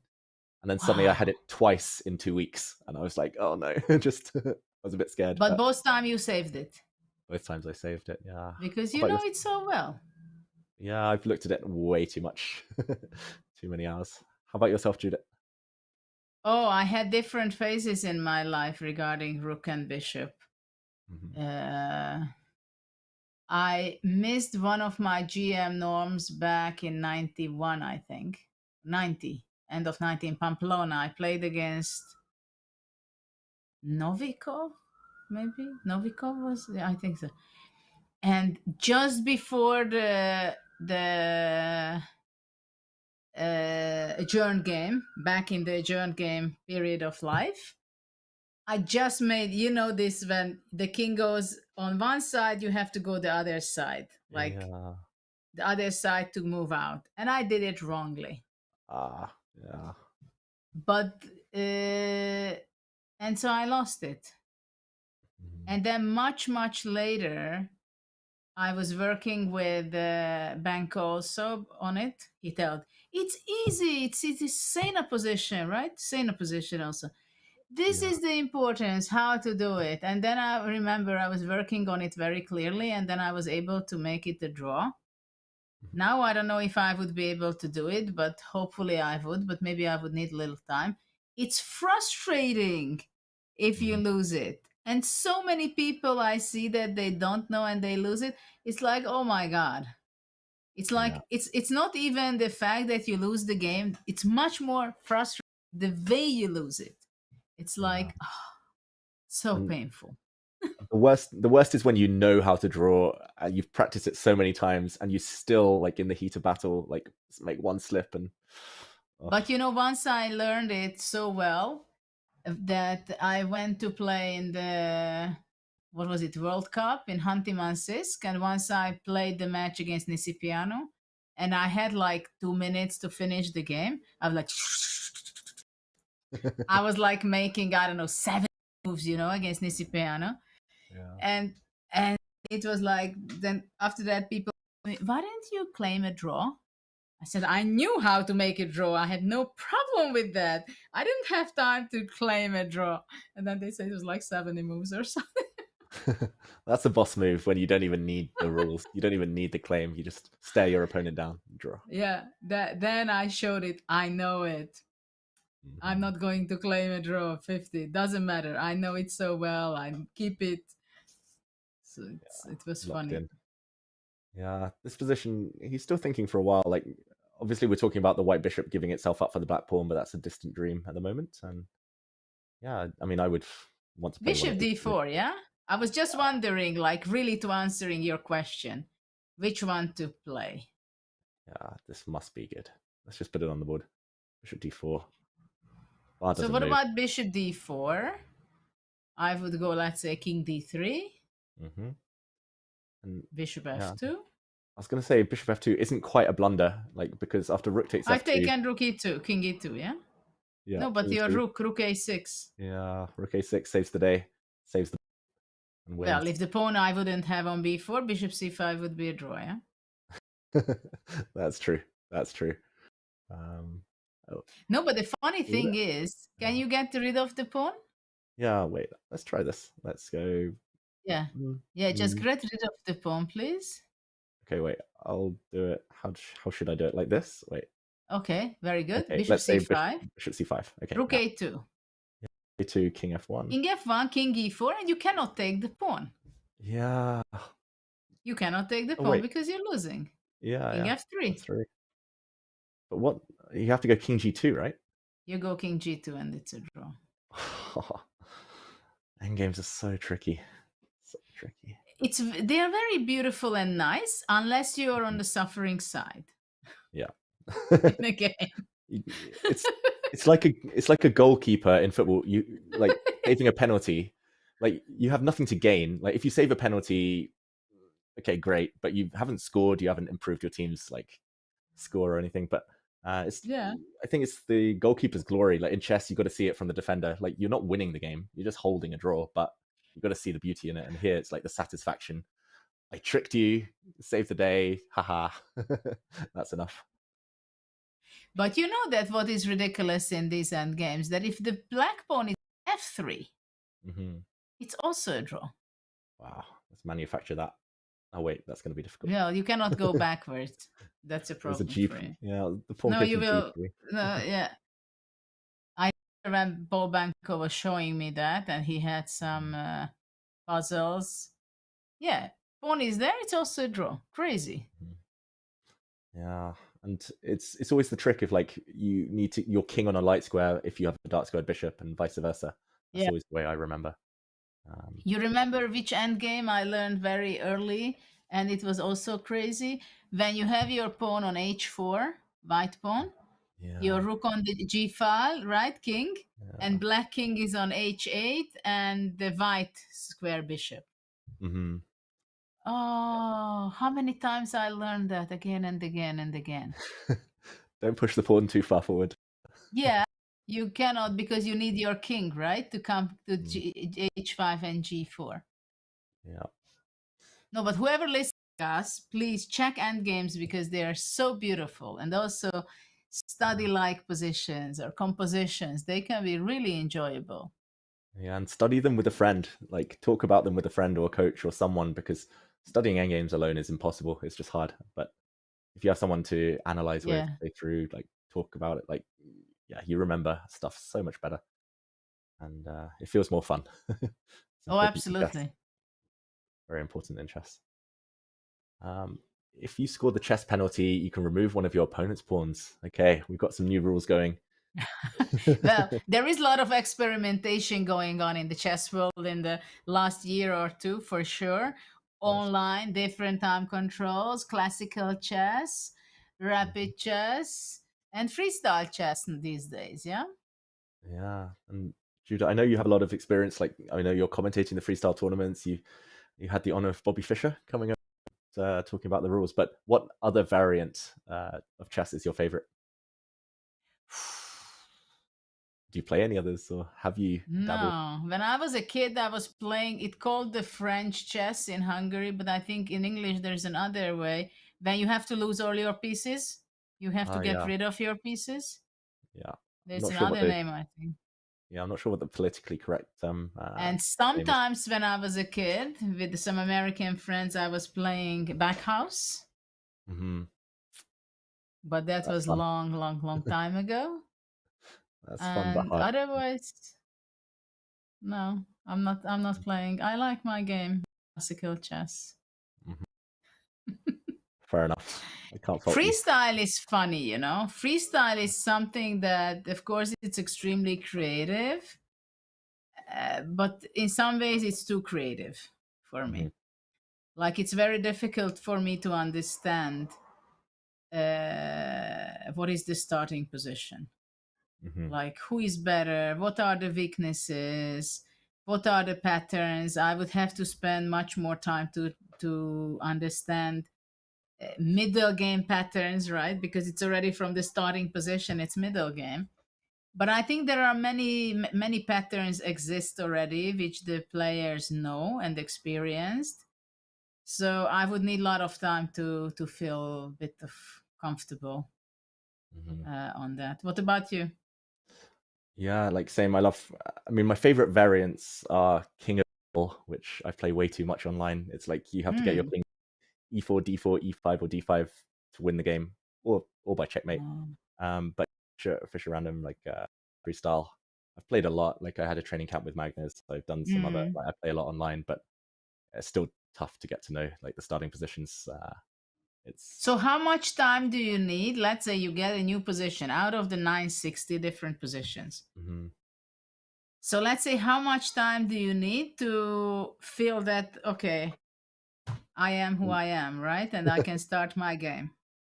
The more the better. Give me an hour. Like, give me. I know the top players, they have like between games, and somehow they figure out to a decent extent what they want to do. But I need a bit more time, I think. It's tricky, especially the more kind of crazy ones with, you know, the possibility to attack very quickly on each flank. If it's totally symmetrical, then it's a bit easier. But I just want to point out, by the way, this I think it's about to end. I think this position is Zugzwang. because black can't hold the fortress anymore. You can't keep the white king out of c6 and e6 at the same time. Yeah. So the white king is coming one or the other direction. So what happens? I go knight a6? Not knight a6. Sorry. Knight d7. Knight d7. I guess I go this way. Knight b8. Mm-hmm. And now I'll go here. King a7, king c7, king c8. Yeah. Okay, done. This one's done. Alireza about to take the win. That's going to make a few decisive results. That'll be 3 decisive results, at least on the top 10 boards. Let's scroll a long way down now. The Sevian against Hammer game was a draw, as we predicted. We just came from Magazulu's game, and it looks like... Okay, let's check in with Zemlyansky. Just because he played one of the star moves of the round, and he's about to win by running to the center with his king. King f4 or king f3? Yeah. All the same, yeah? Probably. But maybe not. King f4, rook f2, g2 f2. Ah, g2 f2. If you go g2 f2, maybe I will go here first. Yeah. Yeah, correct. Yeah. Luckily, your rook's not on d2. Exactly. Yeah, so check and... Yeah, but if the rook would be still on h2, it's still dead lost. Because if the other rook was giving the check, that would be the case, right? Yeah. I'll just show that line. So if the other rook checks, probably I can go either direction, but yeah, still here. Yeah. And this is still a killer threat. Checkmate in the endgame. Yeah, black cannot escape material loss or checkmate. Further material loss, I would say. Yeah. Yeah. Terminal stuff like king h5, that's knight g7 at the very minimum. Maybe more. Okay, so another game that's still ongoing, a bit further down, was this Maxim Rodstein encounter we talked about with the pawn on g2. Very strange position. Still fighting. Fighting hard. Abdisalimov is a fighter. He believes that I have a pawn on g2. You know what? I will fight until the very end. You never know what that pawn can bring to my safety. Exactly. Double Abdi, I'll call him. Abdimalik Abdisalimov. Okay, Though I don't know how black can do anything. Yeah, I don't see the winning plan for white yet, but feels like there must be something. Maybe coming around. Yeah, this g2 pawn is definitely something bothers white. In blitz, this would be highly unclear with a pawn on g2. True. But,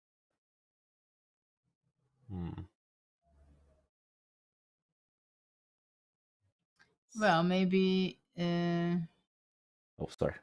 Rogue arrow, knight c6, or knight g6.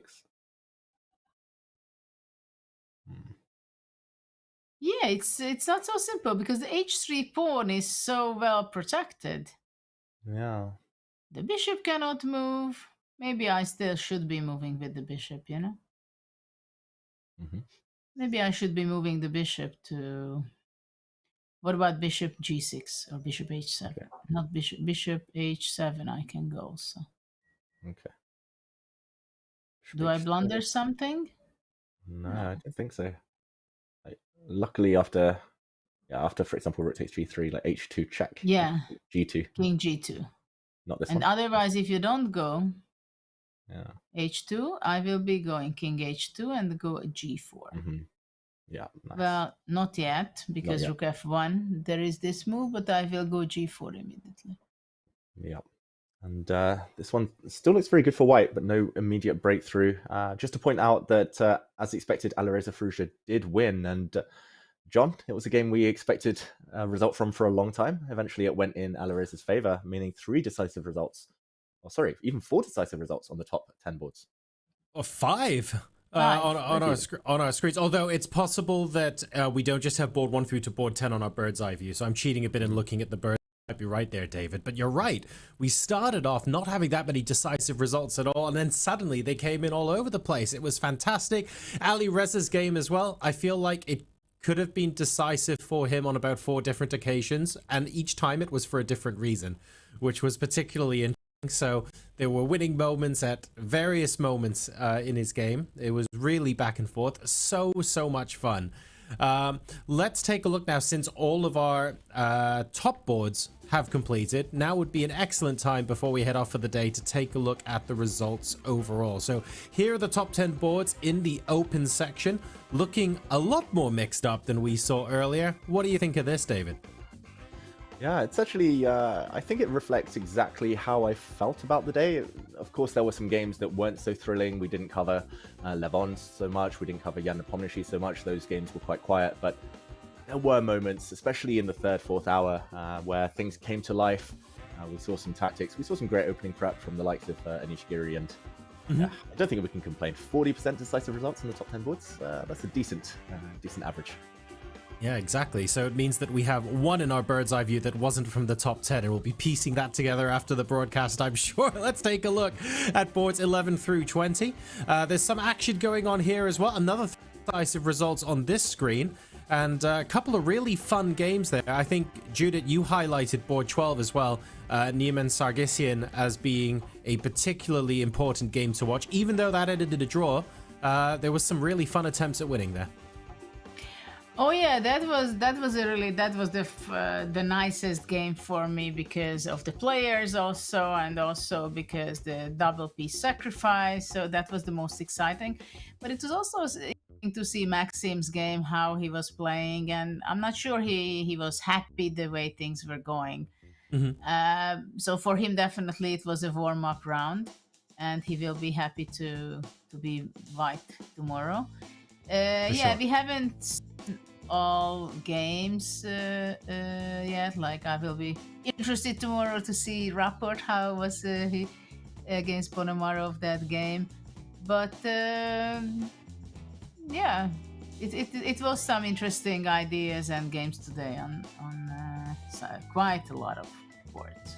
Exactly right. Like with 58 boards in the open section, it means that tomorrow we can even open with taking a look at some of the games from yesterday, and we can start dissecting them a little bit before getting into the live positions. All sorts of stuff we hear. And Judith, I want to stay with you for this, because the top boards in the women's section, this screen, there are a lot of stories here. Oh, absolutely. It's amazing. 70% finished with a decisive result. Well, it means that they are making more mistakes, and also some of the players, there are bigger difference in strength. But I think in women tournaments definitely we see more decisive games. Or yeah, I mean, Tan Zhongyi losing game number 1, admittedly to very strong opposition. Both Muzichuk sisters losing in round 1 as well. It feels like maybe we're setting ourselves up for some really fun, maybe not redemption, because losing 1 game does not mean you're having a bad tournament, but it feels like we've got some really cool comeback stories to look forward to tomorrow. I think absolutely we are going to see some dramas and comeback stories, of course. And well, I think it's also very important how you start a tournament. But I always say that it does matter in what form are you winning. And as far as I understood, Zhou Kagal, she won in a lucky way because she had a bad position or losing position, and she was winning on time. That's right. At the same time, even if you win this way, of course, you cannot be proud of yourself because you know that things were not on your way. But to collect a full point, it's still a good start. And of course, for Anna, it must be full frustration because when you start out the tournament this way, not good. It's a very bad feeling, but champions are champions because they show that in very difficult situations and moments, they can get over that in a short time and recover and bounce back and show their resilience. Let's go ahead and take a look at the next screen as well. And you can see at the top there, Carissa Yip losing on board 11. And a couple more decisive, not quite as many as the first page, but some very interesting games here, David, nonetheless. Yeah, still a lot of decisive action. And even the draws that did occur, they were not quiet draws by any means. And I've been there myself. The first ever Grand Swiss, I lost round 1. I ended up kind of having to go on a run. But yeah, we'll see these players bounce back. Still a long way to go. All right, so those are the top 20 boards in both the open and the women's sections today, which means we are going to be wrapping up the broadcast at this point. Judith, if we go to you first, some final thoughts and the kind of games, the sort of themes that you've been seeing today, how would you categorize the last hours that we spent on screen together? Well, it's not easy because we've seen so many different games, but I can say that I'm very happy with some of the games we looked at and the outcome of the games and the ideas of the. Well, definitely I can go back to the Sargsyan game, which I appreciated a lot, the action over there. And Ali Reza's game, I liked very much with the ups and downs. Started out with the King's India and White is having position after move 12 for 13. And then we had different ideas going back and forth. Each time we were going back, we could make sure that something happened in evaluation terms. Until the very end of the game and this knight c5, I think it was a brilliancy move, even though it was not the most difficult move Ali Reza made in his life, but still it was spectacular. So I think that game showed very much how chess is as a sport, as an art and creativity, that there is so much research. Even best players, they do make mistake, but somehow at the end, they recover and win if there is a difference in strengths. So that was that kind of game, and we had some others also, but these two maybe I can highlight the most, which I take away from today. We had a lot of different types of today. We had the draws, we had the really big seesaw games, we had some really strong one-sided games as well. All in all, a big variety of stories to latch onto, considering we are only round 1 and at the very start of the tournament. David, how would you sum up your day today? Yeah, it's been a lot of fun to follow all the different types of position. We got the chance to chat about openings. I especially loved the Karo Khan game that Gukesh played. Quite provocative stuff. He won actually in quite impressive fashion in the end. Very patient, but took his chance when it came. I also loved kind of the quieter maneuvering middle games that we got to talk about, and of course the endgame chat there towards the end. But yeah, all of the top seeds who did end up winning in the open section, they did it so impressively. Abdu Sattarov with some tactics, Gukesh kind of very smooth, and Firouzja up and down. But Giri, great opening prep. It's lots of different styles, but that's lots of different ways to do it. I have a feeling we'll be revisiting some of that opening prep tomorrow as well, because you're absolutely right. That was an impressive victory by Anish. Not every single game is over, folks. So even though the stream, you can follow the ongoing games on chess.com/events, and the always hardworking mods will share the link for you in the chat now. So make sure to check that out. We've still got a couple of games ongoing, and if something spectacular happens in one of those, maybe we'll cover it at the show open tomorrow, so you don't have to miss any of the action. But that's it from us. We'll be back with round number 2 of the FIDE Grand Swiss tomorrow, same time, same place. Hope you're having a wonderful day wherever you happen to be, and I look forward to seeing you then. See you later.